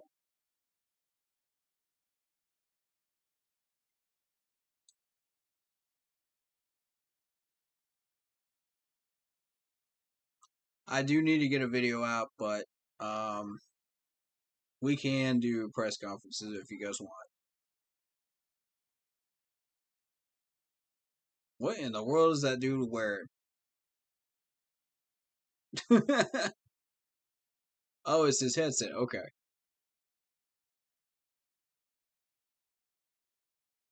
Okay.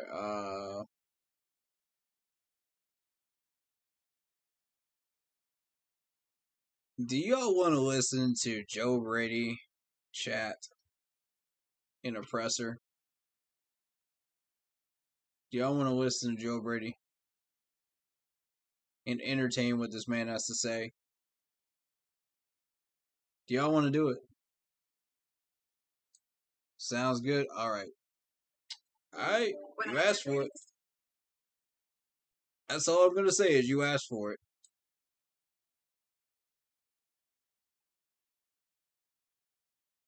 We're going to listen to some lunacy here. We're going to listen to some chaos here. Y'all asked for it. That's all I'm going to say.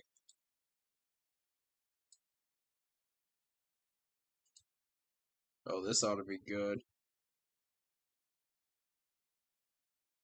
This is when he was preparing for the Eagles. And we're talking about Christian McCaffrey's status. Let me make sure the stream can hear it. There we go.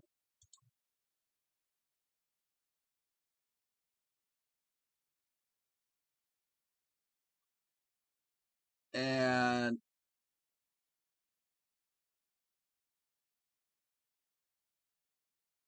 I think we can do the Phil Snow one as well. If you guys want to do the Phil Snow one, we can do that.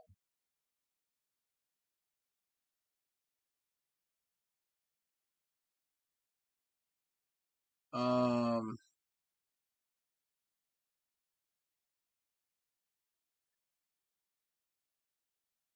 we could actually do the Matt Rule talks about the trade video as well. That's if you guys want to, and we'll take it up to a 6-hour stream if that's what you guys want to do. I mean, I've got plenty of time in the pregame stream next week, but if y'all want to cover it now, we can do it. I don't mind. I just got to get a video out, tonight. So that's up to y'all on that one. Let me know. All right. Yeah, anytime you have the opportunity, with 22 on the field, I think it changes a lot of things. We'll see his status come game time. We're obviously preparing for, everybody in that room, Royce, Chuba, and Rodney, to take on the load like they did last week. And, like I always say, we're always confident in the guys that are in that room that they're going to be able to have success. And so, obviously anytime 22 is out on the football field, and so, he makes us better, but, we'll see come Sunday. How does that change what you have to do if you have to use him in a limited capacity or a pitch count? I don't think it changes much. I think, we showed last week that the running backs that the guys in that room, that they'll step it up, and when their number's called upon, they'll be able to make plays. And so you showed that the last game and a half that those guys can make plays. And so when he's out there, we feel like we're going to be able to move the football, and if he's not, we feel confident in those guys. I'm sorry. I always do that. I always look at both of you guys too. Yeah, but do you feel like, I guess when Christian does come back, do you feel like you, like these guys, like Chuba and Rodney, if he played, have earned the right to spell Christian more in certain situations? Yeah, you never want injuries. You never want anybody to get you always want to be at full strength. But when injuries happen, it's just another opportunity for guys to step up and showcase what they can do. And there's a reason these guys are on our team and on our roster. And so when injuries do happen and these guys get the opportunities, it's as a coach, it's fun to see them make the most of their opportunities. And so they obviously are continuing to get better on a week-to-week basis. They're young. Obviously, Royce is a veteran. So. But no, it just shows that we feel more and more comfortable with those guys to be able to play and with the ball in their hands, and so I'm excited for those guys to continue to do what they do on Sunday. Well, no duh, Joe. Next man up. Just say next man up and be done with it. Come on, man. That was a stupid question, though. Moving on. Yeah, I think we'll see come Sunday.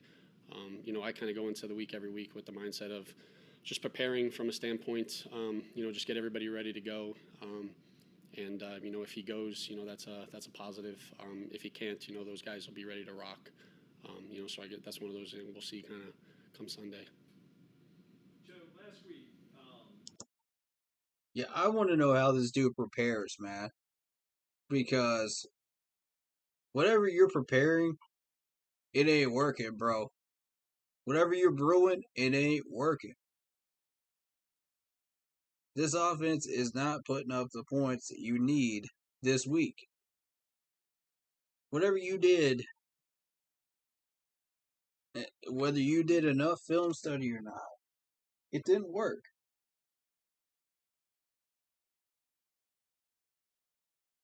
Keep pushing, man. Keep pushing. Never settle.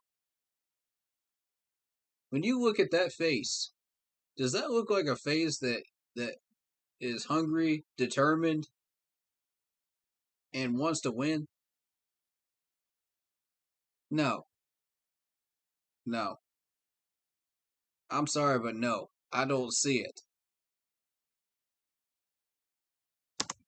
Asked Sam after the game if he was concerned with the way the Cowboys pressured you guys, if that would become blueprint. How do you kind of change things offensively to make up for some of those struggles in protection you guys have had? Give these reporters a mic, please. Without getting into the schematics of it, I just have to do, as the offense coordinator, I have to do a better job to put our players in a position to have success. Anytime, if we're giving up sacks or if we're turning the No kidding, Joe. You really didn't do that one well this week, did you? ball over, I have to point the thumb at myself, and so, I have to put them in better positions. And so, without getting into the schematics of, what we can do differently or whatnot, it all starts with me. Yeah, it does start with you. And you're about to be put in the hot seat if you don't start getting something done. With, only having like a two-man route or a max protect in a situation where you might be getting some leakage? Look, with our guys out there, regardless if we're running one route or we got 5 guys out on the routes, I feel that the guys are going to win. And so it's not. You think this man knows what a max protect is? Come on, man. You don't know what a max protect is. This man is still playing Madden in his sleep. It's not one of those things where I'm going into the game having the mindset that we can't protect, or I'm going into the game that we have to get 5 guys out or we have to get one. I feel confident in the guys up front, So he does know. Okay. Give him his due. Give him his due credit for it. Okay. That's not just speaking out here. I let them know the same thing. I feel confidence, and I have to do a better job at helping them out, regardless of who the 5 are out there. And so, that's something that I have to put more on myself, and I have to be better. How do you think Sam handled that adversity after you threw the 2 picks, and what changed? Do you think that? I mean, it was obviously you never want to be in those positions, with the turnovers, but showing that. Look, we're NFL football players, so there shouldn't be any like quit or anything like that. But just seeing him come out there and make huge throws and lead us down the field, convert some 4th downs, push the ball, push the tempo, and convert in the end zone, get in the end zone, and just give us an opportunity, at the end of the game to hope to get the ball back. It showed, what through adversity and stuff that he's. He can ride the highs and lows and be consistent and be able to, whether you're up or down 40, that he's going to be able to put the ball in his hands. He's going to be able to make a play, and so I was pleased by that.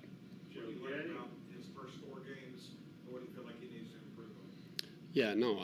Like I said last week, without getting into the details of it, being 3-1 is the most important thing for the way that he's been playing, and as long as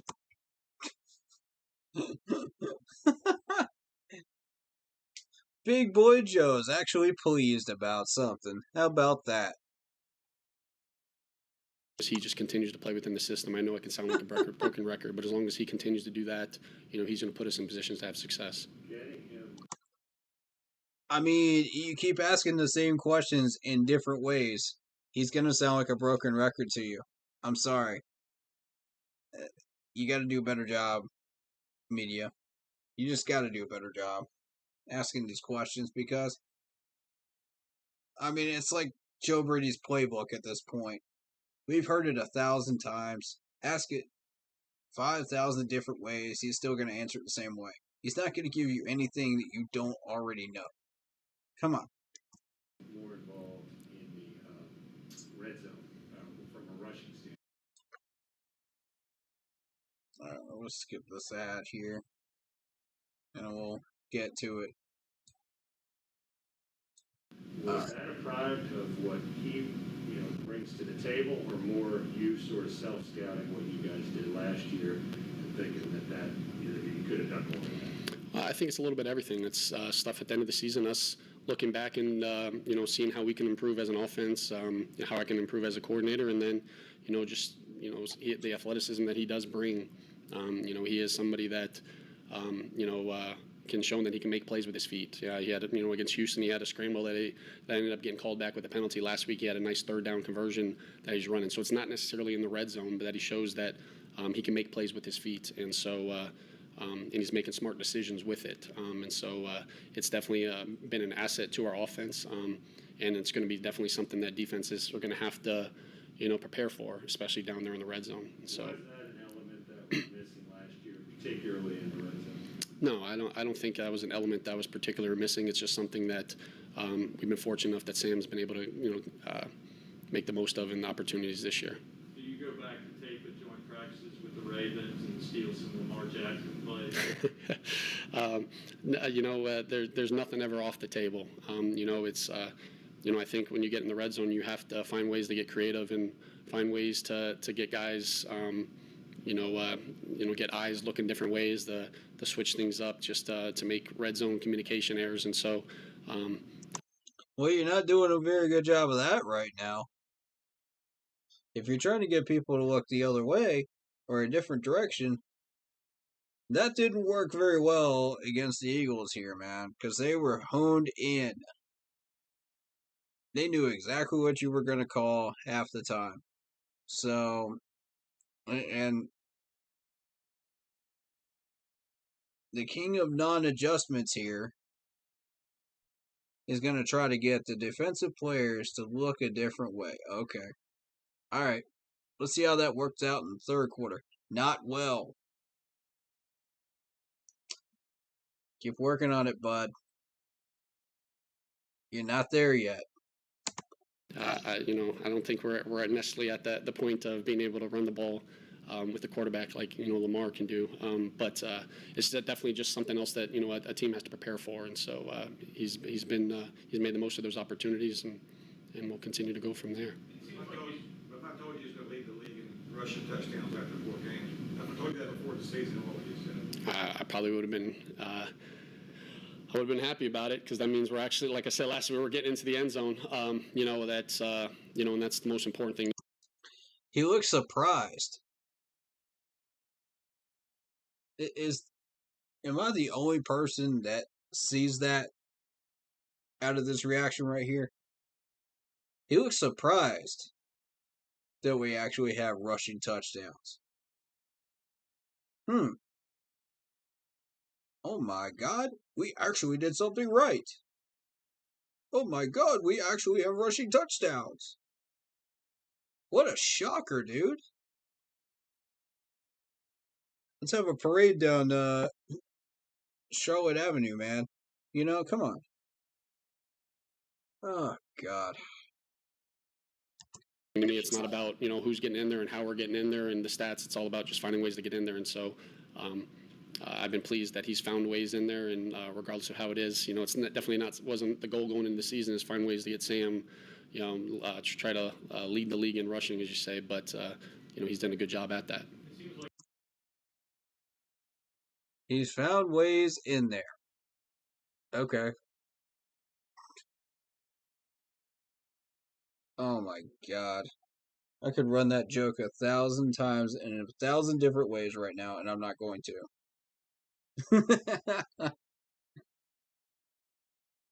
Joe. Good old Joe, I swear. Cotton-eyed Joe. Where did you go? Where did our offense go, Cotton-eyed Joe? He's really keyed in on DJ. How do you get Robbie? The most basic answers I've ever heard. I don't think it's something that he's necessarily keyed in on. It's not one of those things where he's forcing balls to a receiver or. Whoa. He's not forcing balls to a receiver. Hold up now. Did you see the stats?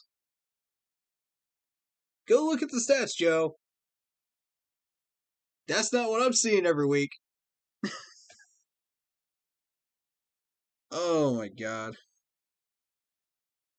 Go look at Robbie Anderson's stats. Then come back and tell us that, Joe. Not forcing balls. My foot he isn't. Why you lying? Why you always lying? Stuck on a progression. He's just why you so basic? It's something as an offense coordinator that I can do a better job of getting guys more involved and getting guys in the system but it's the most important thing with him is just him just continuing to just take what the defenses are giving him, I think that through the first 4 games I think he's done a good job at that. Take what the defense is giving you. That's great for a game manager, but for a person that wants points, that's great for Teddy Bridgewater types. But what kind of an offense are we running here? We're not running an offense that settles anymore. We're running an offense that is actively trying to get points, Joe. Good old Sleepy Joe. Look at him. Look at him. He wants to take a nap right now.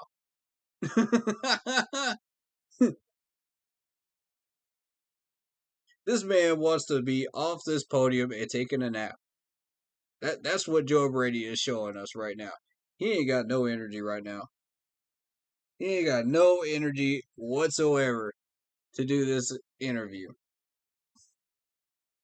He's just giving you the most basic answers just so you can leave him the heck alone.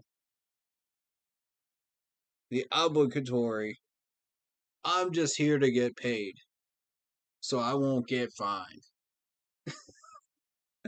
In the words of Richard Sherman. Golly! this year? I mean, I think you always have to pay attention to Robbie. You know, with the game, the speed element that he brings.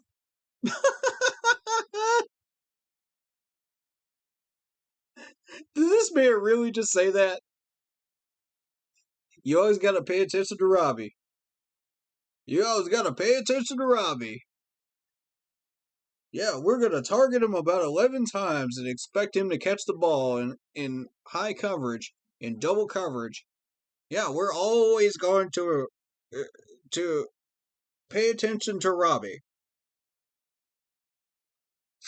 What a freaking riot, man! This is just Brings, you know, the this big is play too much. opportunities, you know, a couple opportunities we had last week, you know, we got to convert on. But yeah, and people are always going to pay attention to him. That's for sure. People are always going to pay attention to him. No, you're paying attention to him by targeting him 11 times and expecting him to get more than 5 catches. When he's in that much coverage, it ain't going to happen. It's like trying to catch the Loch Ness Monster. It ain't going to happen, bro. Yeah. Oh, this dude, just read in between the lines. That's all I got to say. Y'all are hearing this too, right? Come on. Without getting into the schematics, you know, I think it's just a week-to-week thing, just how teams are preparing for us, and you know, I think each week is in its own in terms of, you know, who we have, who they have, you know, what they do, you know, or to their strengths. So I don't think it's anything consistent, you know, throughout. Hey, this is how teams are playing us. Is more so as like, hey, who are we facing? What do they do well? And you know, they're going to try to put themselves in the best position to have success. There's no patterns, huh? There's no patterns. Okay, so the fact that we were trying to jam the ball into Robbie Anderson's hands about 11 times last week and only came up with 5 catches last week. That's not predictable. That's not predictable, bro.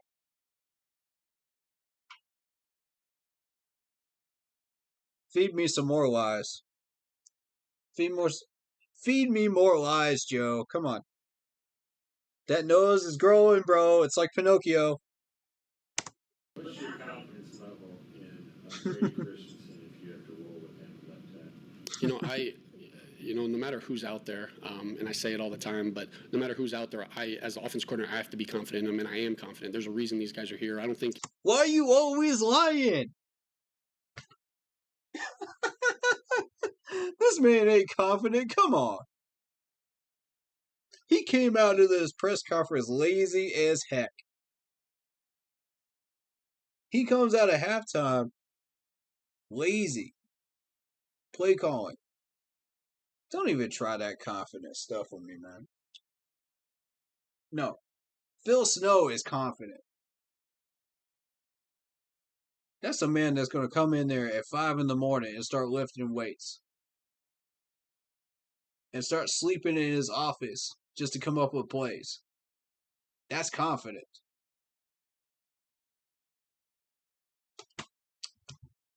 Don't tell me that. Don't even try to tell me you're confident. No. Dante Jackson is confident. You can tell at every press conference, this man comes out here. He is alert. He is awake. He is prepared. Joe Brady just wings it. He's just winging it. Why you always lying to us, bro? Feed us more lies. The Pinocchio nose is growing even further. Come on. If there was a guy that, went out there and I was You nervous asked for about, it. concerned about, didn't want out there, then I think as an organization we wouldn't be doing our job. And so, whether it's Brady out there, whether it's Trenton out there, I'll feel confident that those guys will be able to get the job done. And so. Oh, you feel confident they'll get the job done. You feel confident that we're going to get the scores that we need. Come on, man. This whole press conference, I just feel like this man is lying to us. So I don't look feel forward any to, confidence coming from this man at all. whoever the five are, that they're going to be able to get the job done. What specifically about Brady? Look at him. Every time I pause, this man has his eyes closed. Like he's contemplating deep space or something.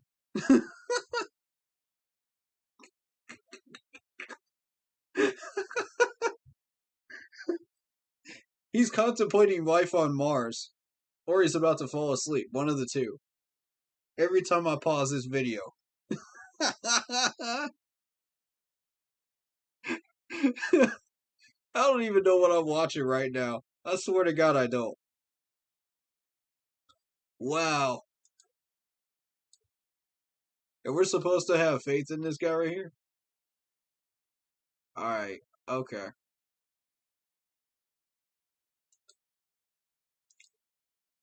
How many more lies can you tell us in the last 3 minutes? In terms of his skill set or his makeup, whatever. It's nothing without getting specifics. It's just the offensive line, the guys. He's not going to get into specifics, media. He's too basic. He's like basic 4 cereal, man. He ain't going to tell you nothing. He's not going to tell you anything that you don't already know, bro. If you want information, go dig in the stats. These media people just keep asking the same stuff. Y'all don't do your homework, do you? Y'all really don't. And it's sad to see. Make me a sports reporter, I swear to God. Give me 5 minutes with this dude. I will roast him for 5 minutes straight with questions that he will not be able to answer.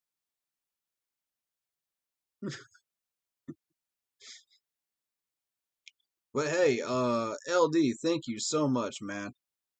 I appreciate it. He says, I appreciate you keeping me filled in and updated listening to you.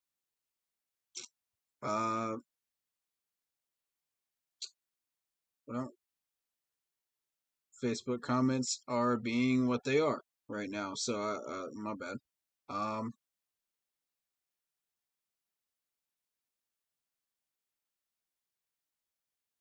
don't know why the chat is the way it is on Facebook. It keeps scrolling back down. Okay, that's the comment I wanted. And it won't let me. It won't. Come on, Facebook. Come on. Anyway, thank you so much. I saw your comment. Thank you.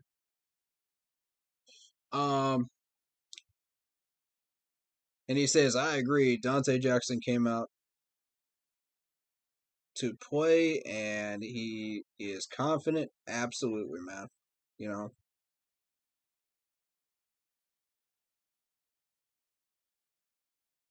Yeah. Preach it, LD. Preach it. If you feel that confident, Joe Brady, where's the scores? Where's the touchdowns? Huh? Where are they? As, having the joint practices and just seeing these guys be able to, in the preseason games, they showed that, that rookies can play in this league. So if he. No kidding. Rookies can actually play in the NFL? Ding, ding, ding, ding, ding. This man just had his light bulb idea of the day. Rookies can actually play in the NFL. Oh my God. What a shocker. Come on, man. Just He has to come in there and step in and make a play. I know that he'll be ready. And so, we'll see kind of who the five, will be on Sunday. Oh, he's got to come in and make a play.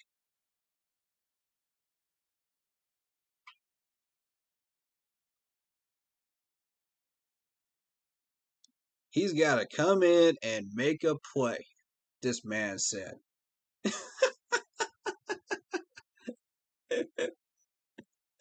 Well, no duh, shortstop.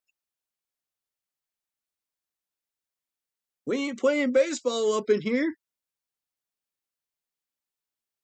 Of course he's got to make a play. It ain't rocket science. Well, I think a lot of it just as a running back, just getting comfortable in terms of knowing, you're getting, plays, consistent plays. So it was good to see both of those guys run the ball last week and be able to stack a couple plays, be able to make plays with their feet. And so that was the fun thing to see. It is tough. Oh, it's fun to see it, huh? It's fun to see that. Oh, really? Being sometimes when you're R2 running back, especially behind a guy like Christian, it's hard to get into a rhythm. So it's been, from their standpoint, without, from a play calling and just seeing them a little more comfortable, and from a guy like Chuba, just as a rookie, just get more and more comfortable with the NFL and how, the speed of the game and everything. And so I've been pleased to see that. What's DJ doing better this year than he did last year? I thought DJ was an elite wide receiver last year, just like I thought he was, the year before I got here. So. The media right here. I don't know what this man just asked, but that response was just gold. Oh my God. I thought he was going to be a wide receiver last year, and he's going to be a wide receiver this year. He ain't changed positions at all. He's still a wide receiver. And in NASCAR, they're still going left. They're still going left.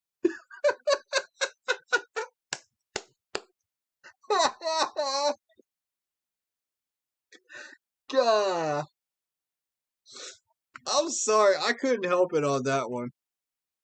That was just too funny. I couldn't resist. Joe, you just make it too easy to roast you, bro. You make it too easy. You make it way too easy. I think DJ Moore is just a receiver that I feel like brings a lot to his game, both with the run after the catch and everything, and big plays. So it's not. I don't know. He's just a receiver. He's just a receiver, man. I don't know. I don't know, dude. I don't know how to answer this question. He's just a receiver.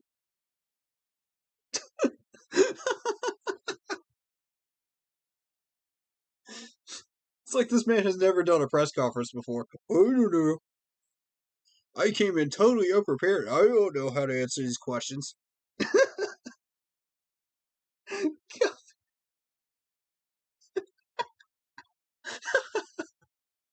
This is my entertainment for tonight, guys. Thank you so much, LD.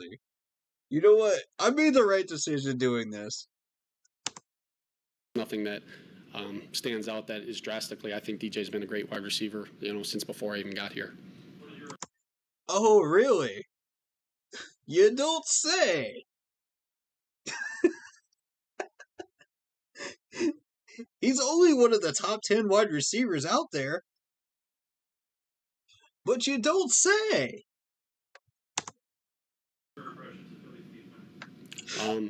Look, I have a lot of respect for the guys, and I'm some of those guys. I've known from where they've been before, and so. I know the last couple of weeks have been a little different than the first couple of weeks were, and so, it's from offensive coordinator perspective, you got to kind of prepare for a little bit of everything. Are they going to come out there and run the defense, the same defense they ran? You got to come out there and be prepared. This man says, we got to come out here and be prepared for adjustments. We We gotta be prepared for anything. Yeah, you weren't prepared for the Eagles, were you? In the last 2 weeks, are they going to? So we have to kind of prepare for a little bit of everything. Are they going to try to load the box? How many times are you gonna say that statement? You gotta prepare for everything. Gotta prepare for everything. Ah, ah. And he calls y'all a broken record. A little more. What are they going to do? And Come so, his ties going back to, he was in Indianapolis, going back all the way back to Broken record, Minnesota man. Vikings. And so you got to kind of think outside the box as an offensive coordinator and kind of see, hey, what could be the next thing that they could potentially go to. But up front, man, they get after the quarterback, and so that's something that we obviously have to be ready for. Just about every team in the league goes after the quarterback. Come on, man. It's called defense. Hello? How long have you been an offensive coordinator? And you don't know this by now? Everybody in the NFL goes after the quarterback.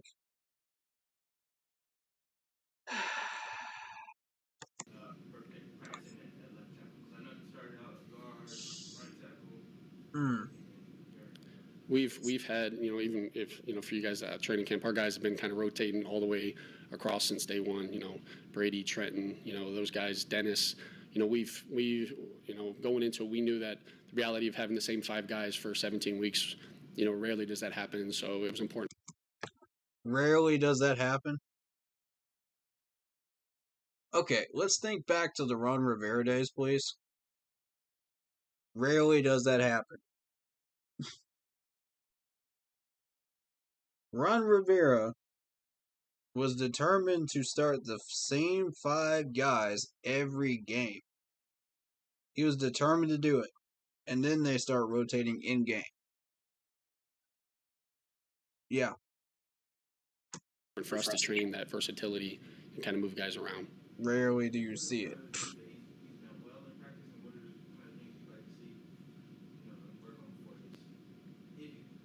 Yeah, I think some of that is, the details that, is,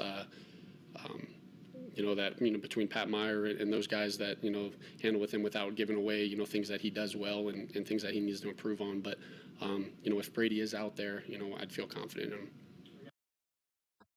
Oh, you feel confident in Brady, huh? All right. Let's hear from Phil Snow now. Which camera am I looking at? How do I look? I feel like my face.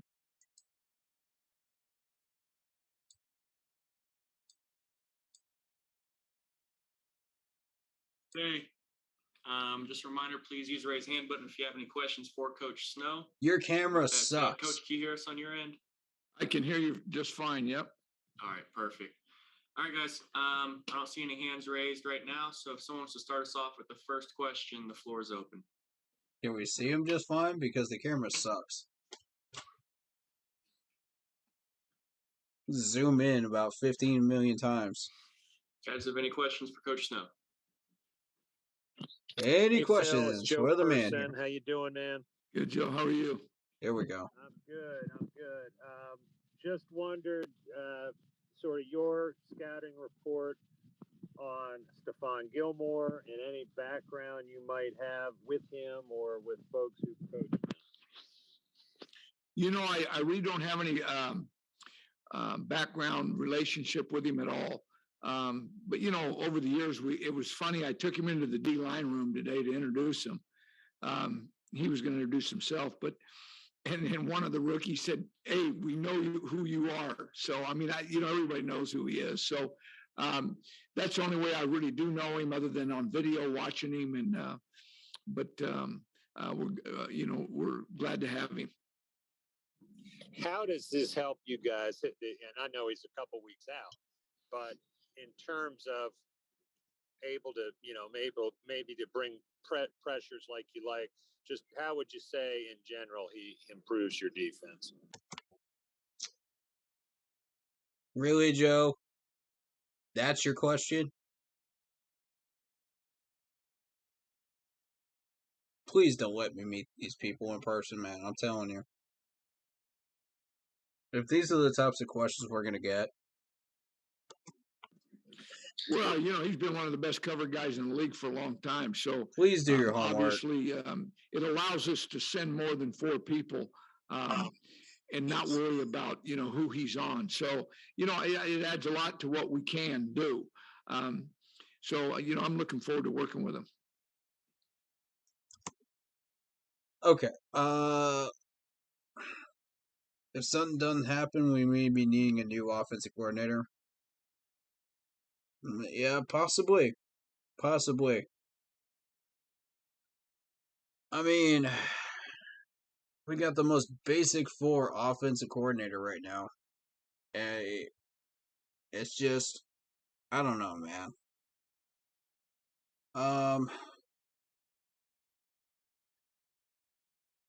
Let's keep going with this Phil Snow one. I did say I was going to do this one. We got about 6 minutes left of it, and then we'll just call it a stream from there. After a little bit of conversation. Let's go to Will Palachik for the next question. Hey, Phil, just a sense of what more CJ can do this week and kind of how has he looked now that you have another full week underneath his handover? He's doing just fine. He's, he's smart. He learns fast. But, we've thrown a lot at him. So, it was great that he played last week. Got his feet wet here and he'll play more as we go. And, in a couple of weeks, he'll be full go and know everything. So he's doing just fine. And if it gets to a point where you have a cornerback situation where you have JC back and you have CJ and Stephon, and is that kind of like almost an embarrassment of riches for you? How do you feel about trying to pick and choose between all those guys for your coverages? Well, hopefully at some point all those guys will be together. But that'd be fun to have that problem. But we'll see down the road. All right, we'll go to David Newton next, followed by Scott Fowler. Hey, Phil, got a couple. One, how much did you feel like that defensive back room needed an experienced guy like you have at Gilmore now? Yeah, they're no substitute for experience, and he's a real pro. He's been at. We were with him today, and you can just tell. I mean, he was taking notes and really into it. So I think he'll add a lot to not just the DB room, but us, our team and our defense. So I think everybody's looking forward to working with him. And I wanted to ask you too. I mean, you were in the college level when he was coming out of high school, and that was a really, really talented football team down in Rock Hill. Did you ever go down there to do some recruiting, or did you heard about that group at all, or what did you know about them? Not a lot. I did not know that group when I was coaching in college. Okay, thank you. Mm-hmm. Phil, good question. This is a little more game oriented, but just one thing on Dallas and then one on Philly. So I'll just ask you the Dallas question first. But after you watch the game, you guys were so great against the run 3 straight weeks, and then there it is. Cowboys happened. So as you look back on, I was waiting on this question. Wrong against Dallas? Well, really, the tailback position in the first half had 50 yards rushing, which, we can live with that. In the second half, they came out in some big groups that they had not really shown, with 3 tight ends and a 5-man surface. And so, I think we didn't prepare for that. We were working on empty and some other stuff. They had not shown any of that. So a lot of it is on me. We didn't really rep some of the stuff they did. So, and then that physically that offensive line and that tailback, they were ready for a fight, and I'm not sure we were. So the combination of both in the second half, they ran the football on us to control the game. So my hat's off to them. See, even Phil Snow admits that he was not ready for what they were bringing. Nobody could predict stuff that isn't being shown on tape. So everybody that's on Phil Snow's back right now, cut him a break, man. When the offense doesn't produce against the Eagles, the defense is going to get the load. That's what they're going to. That's how it works. They get the majority of the time on the field. They've got to handle their business out there. And they get trampled eventually because the stamina of these players does wear it out. These guys get fatigued.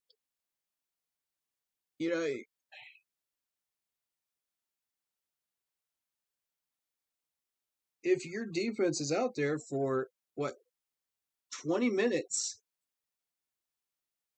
of a second half of a 30-minute half, you're going to get fatigued. It's going to happen. 20 minutes of yeah.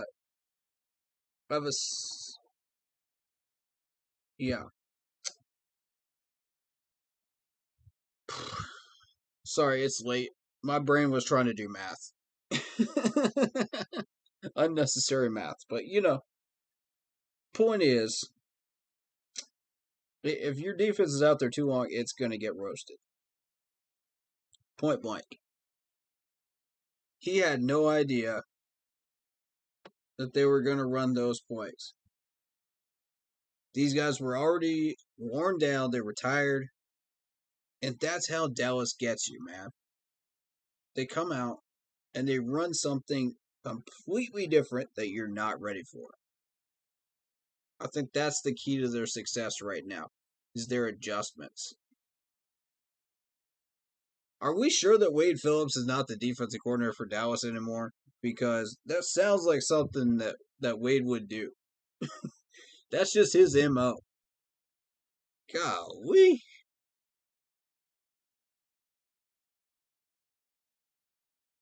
Oh, that's his MO on defense, man. But offensively, we're not getting much.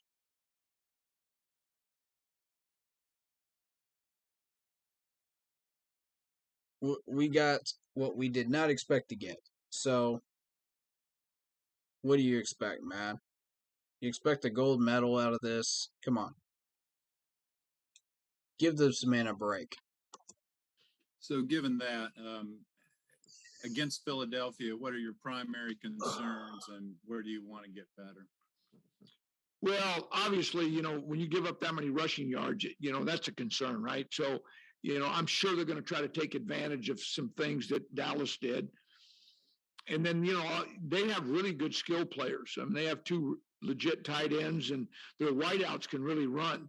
And their tailback position's athletic. So they have good skilled guys. And, I coached against the quarterback in college, and I know how athletic he is. So they present a lot of problems, especially with the quarterback running around and these fast guys, scrambling. And, we're going to have to do a nice job of plastering. And there's a lot of things we're going to have to tweak. So they present a lot of problems. And, offensive line, they thought they, going in the season were real strong there and have had a lot of injuries.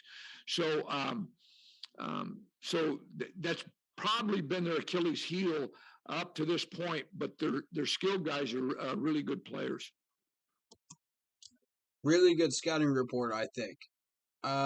That accurately shows exactly what we just faced today. So, respect to Phil Snow. This man does his homework. He knows what he's doing. He knows what we're facing. He knows how to prepare for it. And, I mean, if you think about it, the Eagles got their season average of 21 points, right? It could have been a lot worse if Phil Snow was not our defense coordinator, This dude knows his stuff. And excuse me. that last touchdown that the Eagles got was more fatigue than anything, I think, in the fourth quarter.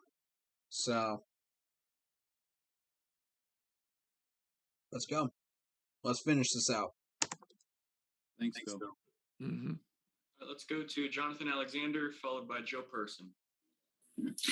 Hey, Phil. I'm writing something on Dante Jackson, so I just wanted to ask you quickly. What do you think he's meant this year to this defense? Really? That's your question?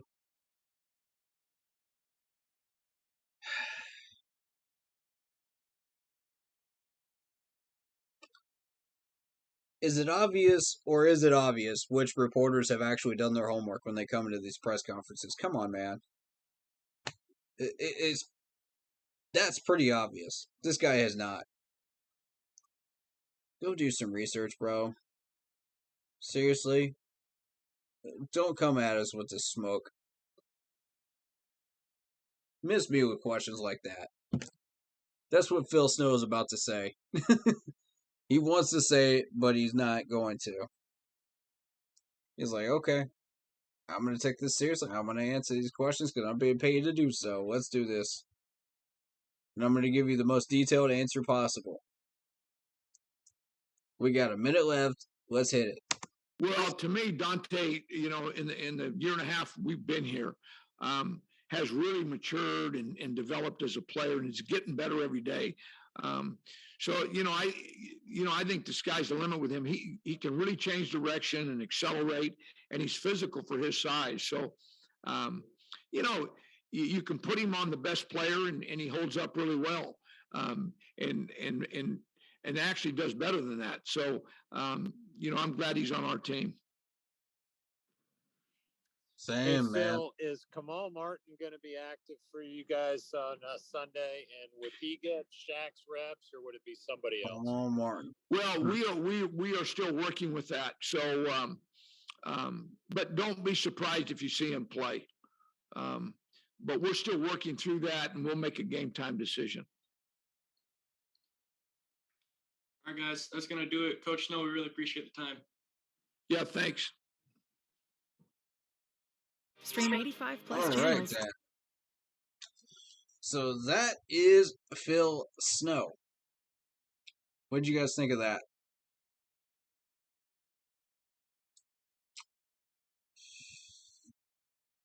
That's the difference right there between a man that does his homework, that is confident in his defense,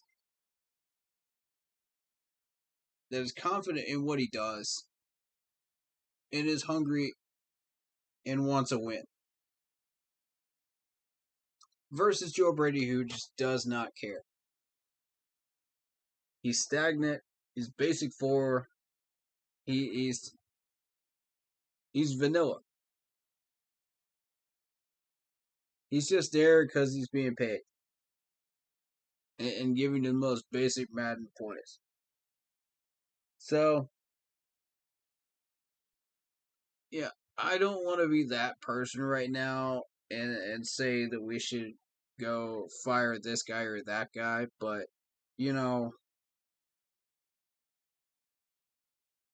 for me, Joe, that presser was not impressive at all. We caught this man lying about 4 times during that whole presser.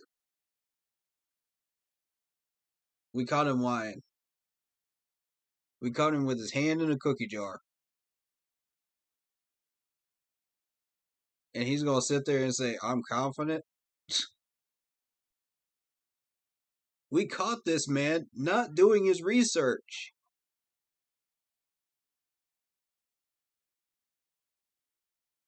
So let's recount this, man. 1, he's not confident. 2, he thinks that offensive linemen have rarely ever started out the starting 5 every game, which is a lie. Number 3, because he just did it. He just did it for 4 games in a row. Number 3. This guy wants to come out here and act like he knows that DJ is a wide receiver. He runs routes or the fact that he catches balls. Man, I can't watch these pressers from Joe anymore, man. I can't do it. I lose brain cells.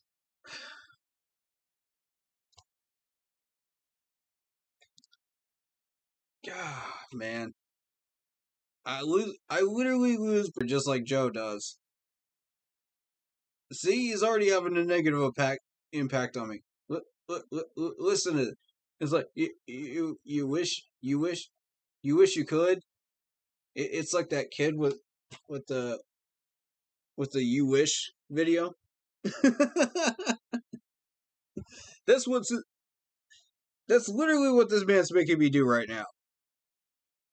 Ugh. God. Make it stop. Make it stop. Can you grow any more of a Pinocchio nose? You gonna lie to us some more, Joe? I'm glad we don't have any more pressers from this man to watch. I'm so glad. That was so frustrating, dude. All right. I don't think there's anything more to get out of this game. But literally, Joe just hurts my brain. It's 6.5 hours stream time now. And just, what am I doing watching a Joe Brady press conference? I'm telling you. Why am I doing this? Why am I doing this?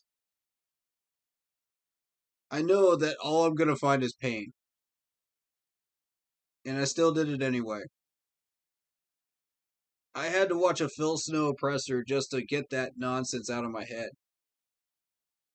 Because he made me lose that many brain cells. While he's trying to answer with the most basic answers possible.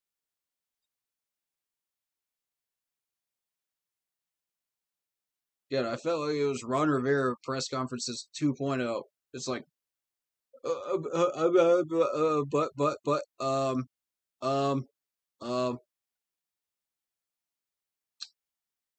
God almighty.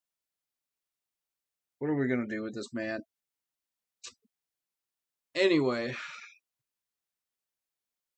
hope y'all enjoyed the stream at least. If you did, hit that like button. Hit that sub button if you haven't already.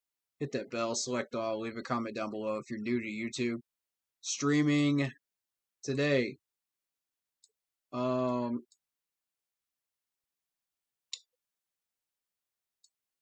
of course, had fun watching the game, regardless of whether we win or lose. I always do every week. So, it's my team. It's my team. No matter how frustrating, no matter how aggravating they can be sometimes, they're still my team. Win, lose, or tie, they are still the Carolina Panthers. And I'm still going to root for them. I'm still ride or die with this Panthers team, man. I'm not going anywhere. And I know y'all aren't either. Just because we lost this game does not mean we're off track for 10 wins. I had us predicted for losing one of these next 2 games in weeks 5 and 6. That being said, we're not off track. We're still there. We haven't lost our safety net game yet. We're still okay. We just got to find our offense again. That's all we got to do. Once we find our offense, good things will start to happen. All right, guys. that'll do it for me. I gotta get a video done, and then that'll be it for me tonight. Thank you so much for sticking around for this long. Y'all are some real troopers for sticking around for this long. Hey, LD, I got respect for you, man. This dude is in every chat. He sticks around for this long. Every stream. Love you, man. Love you. Hey, Pamela, Torian, shout out to y'all.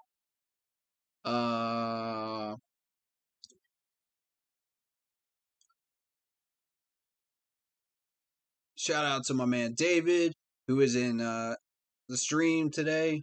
Appreciate you. Let's see. Who else? Who else is in this Facebook chat today?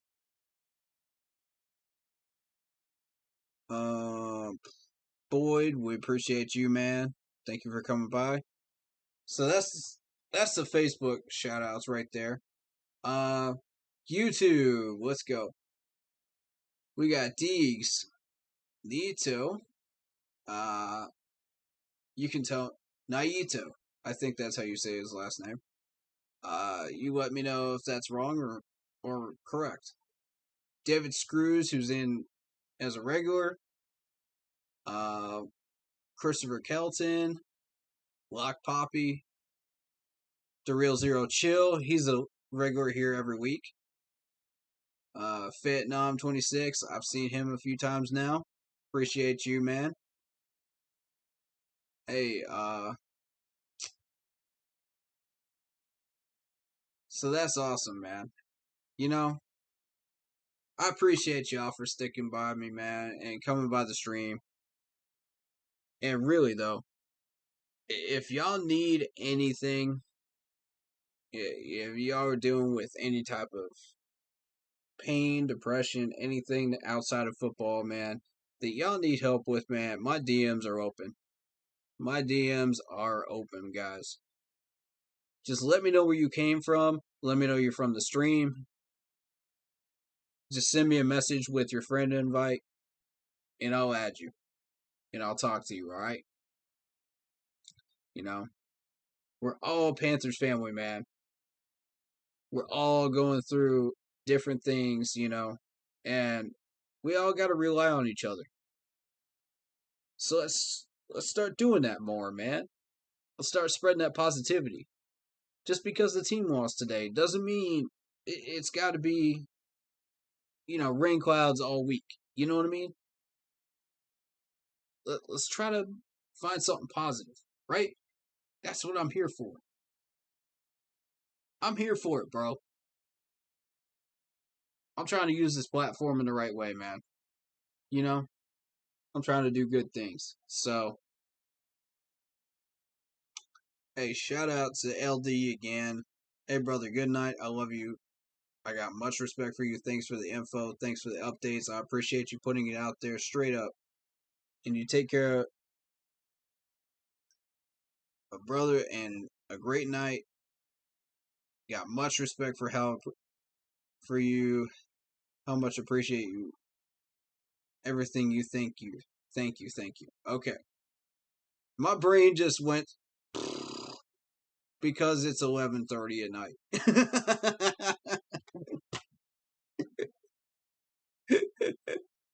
This is why I should not be streaming this late at night.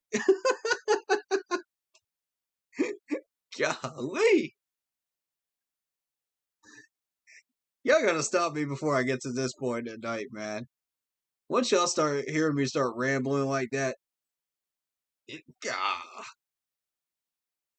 if I start messing up the comments in the comment section, let me know that I gotta chill out, man. But hey, one last question for Lock Poppy. Stephen Gilmore playing next week? I don't know. Supposedly, they said he was cleared to play against the Giants, but he could play next week. Depends on what Phil Snow decides to do. If he decides he's ready, he'll throw him in. If not, then we won't. we won't see him. But you never know. Have a good one. Really hope our Panthers can pull a W next week. Yep, me too, man. Me too. Yeah. All right. I'll see y'all next Saturday, man.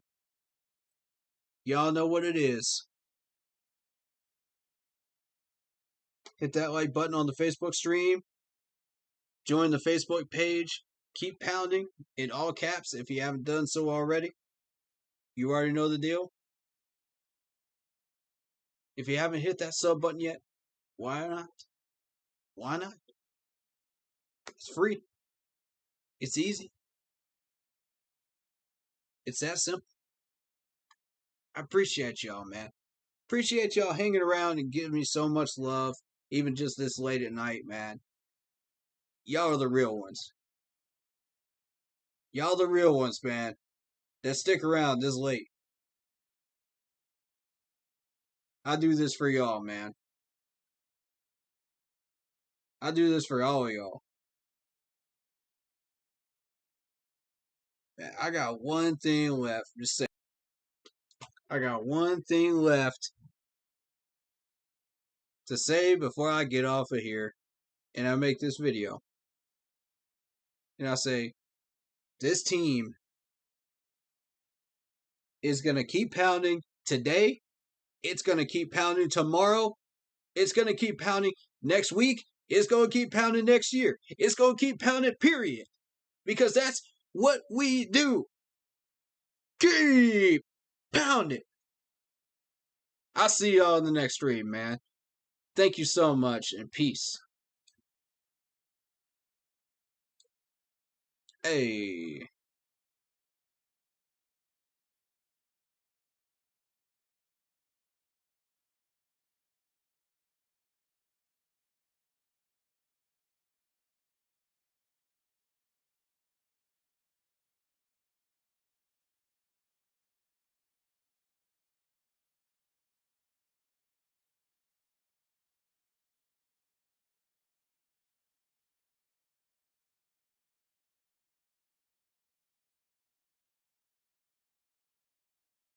I need a Mocha Crunch Blast, please.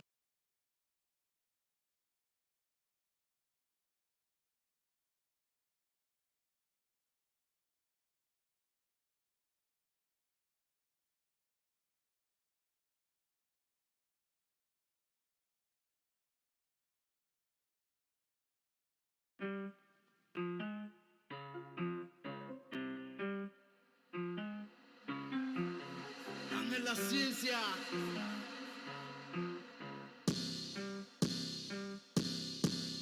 Perfect.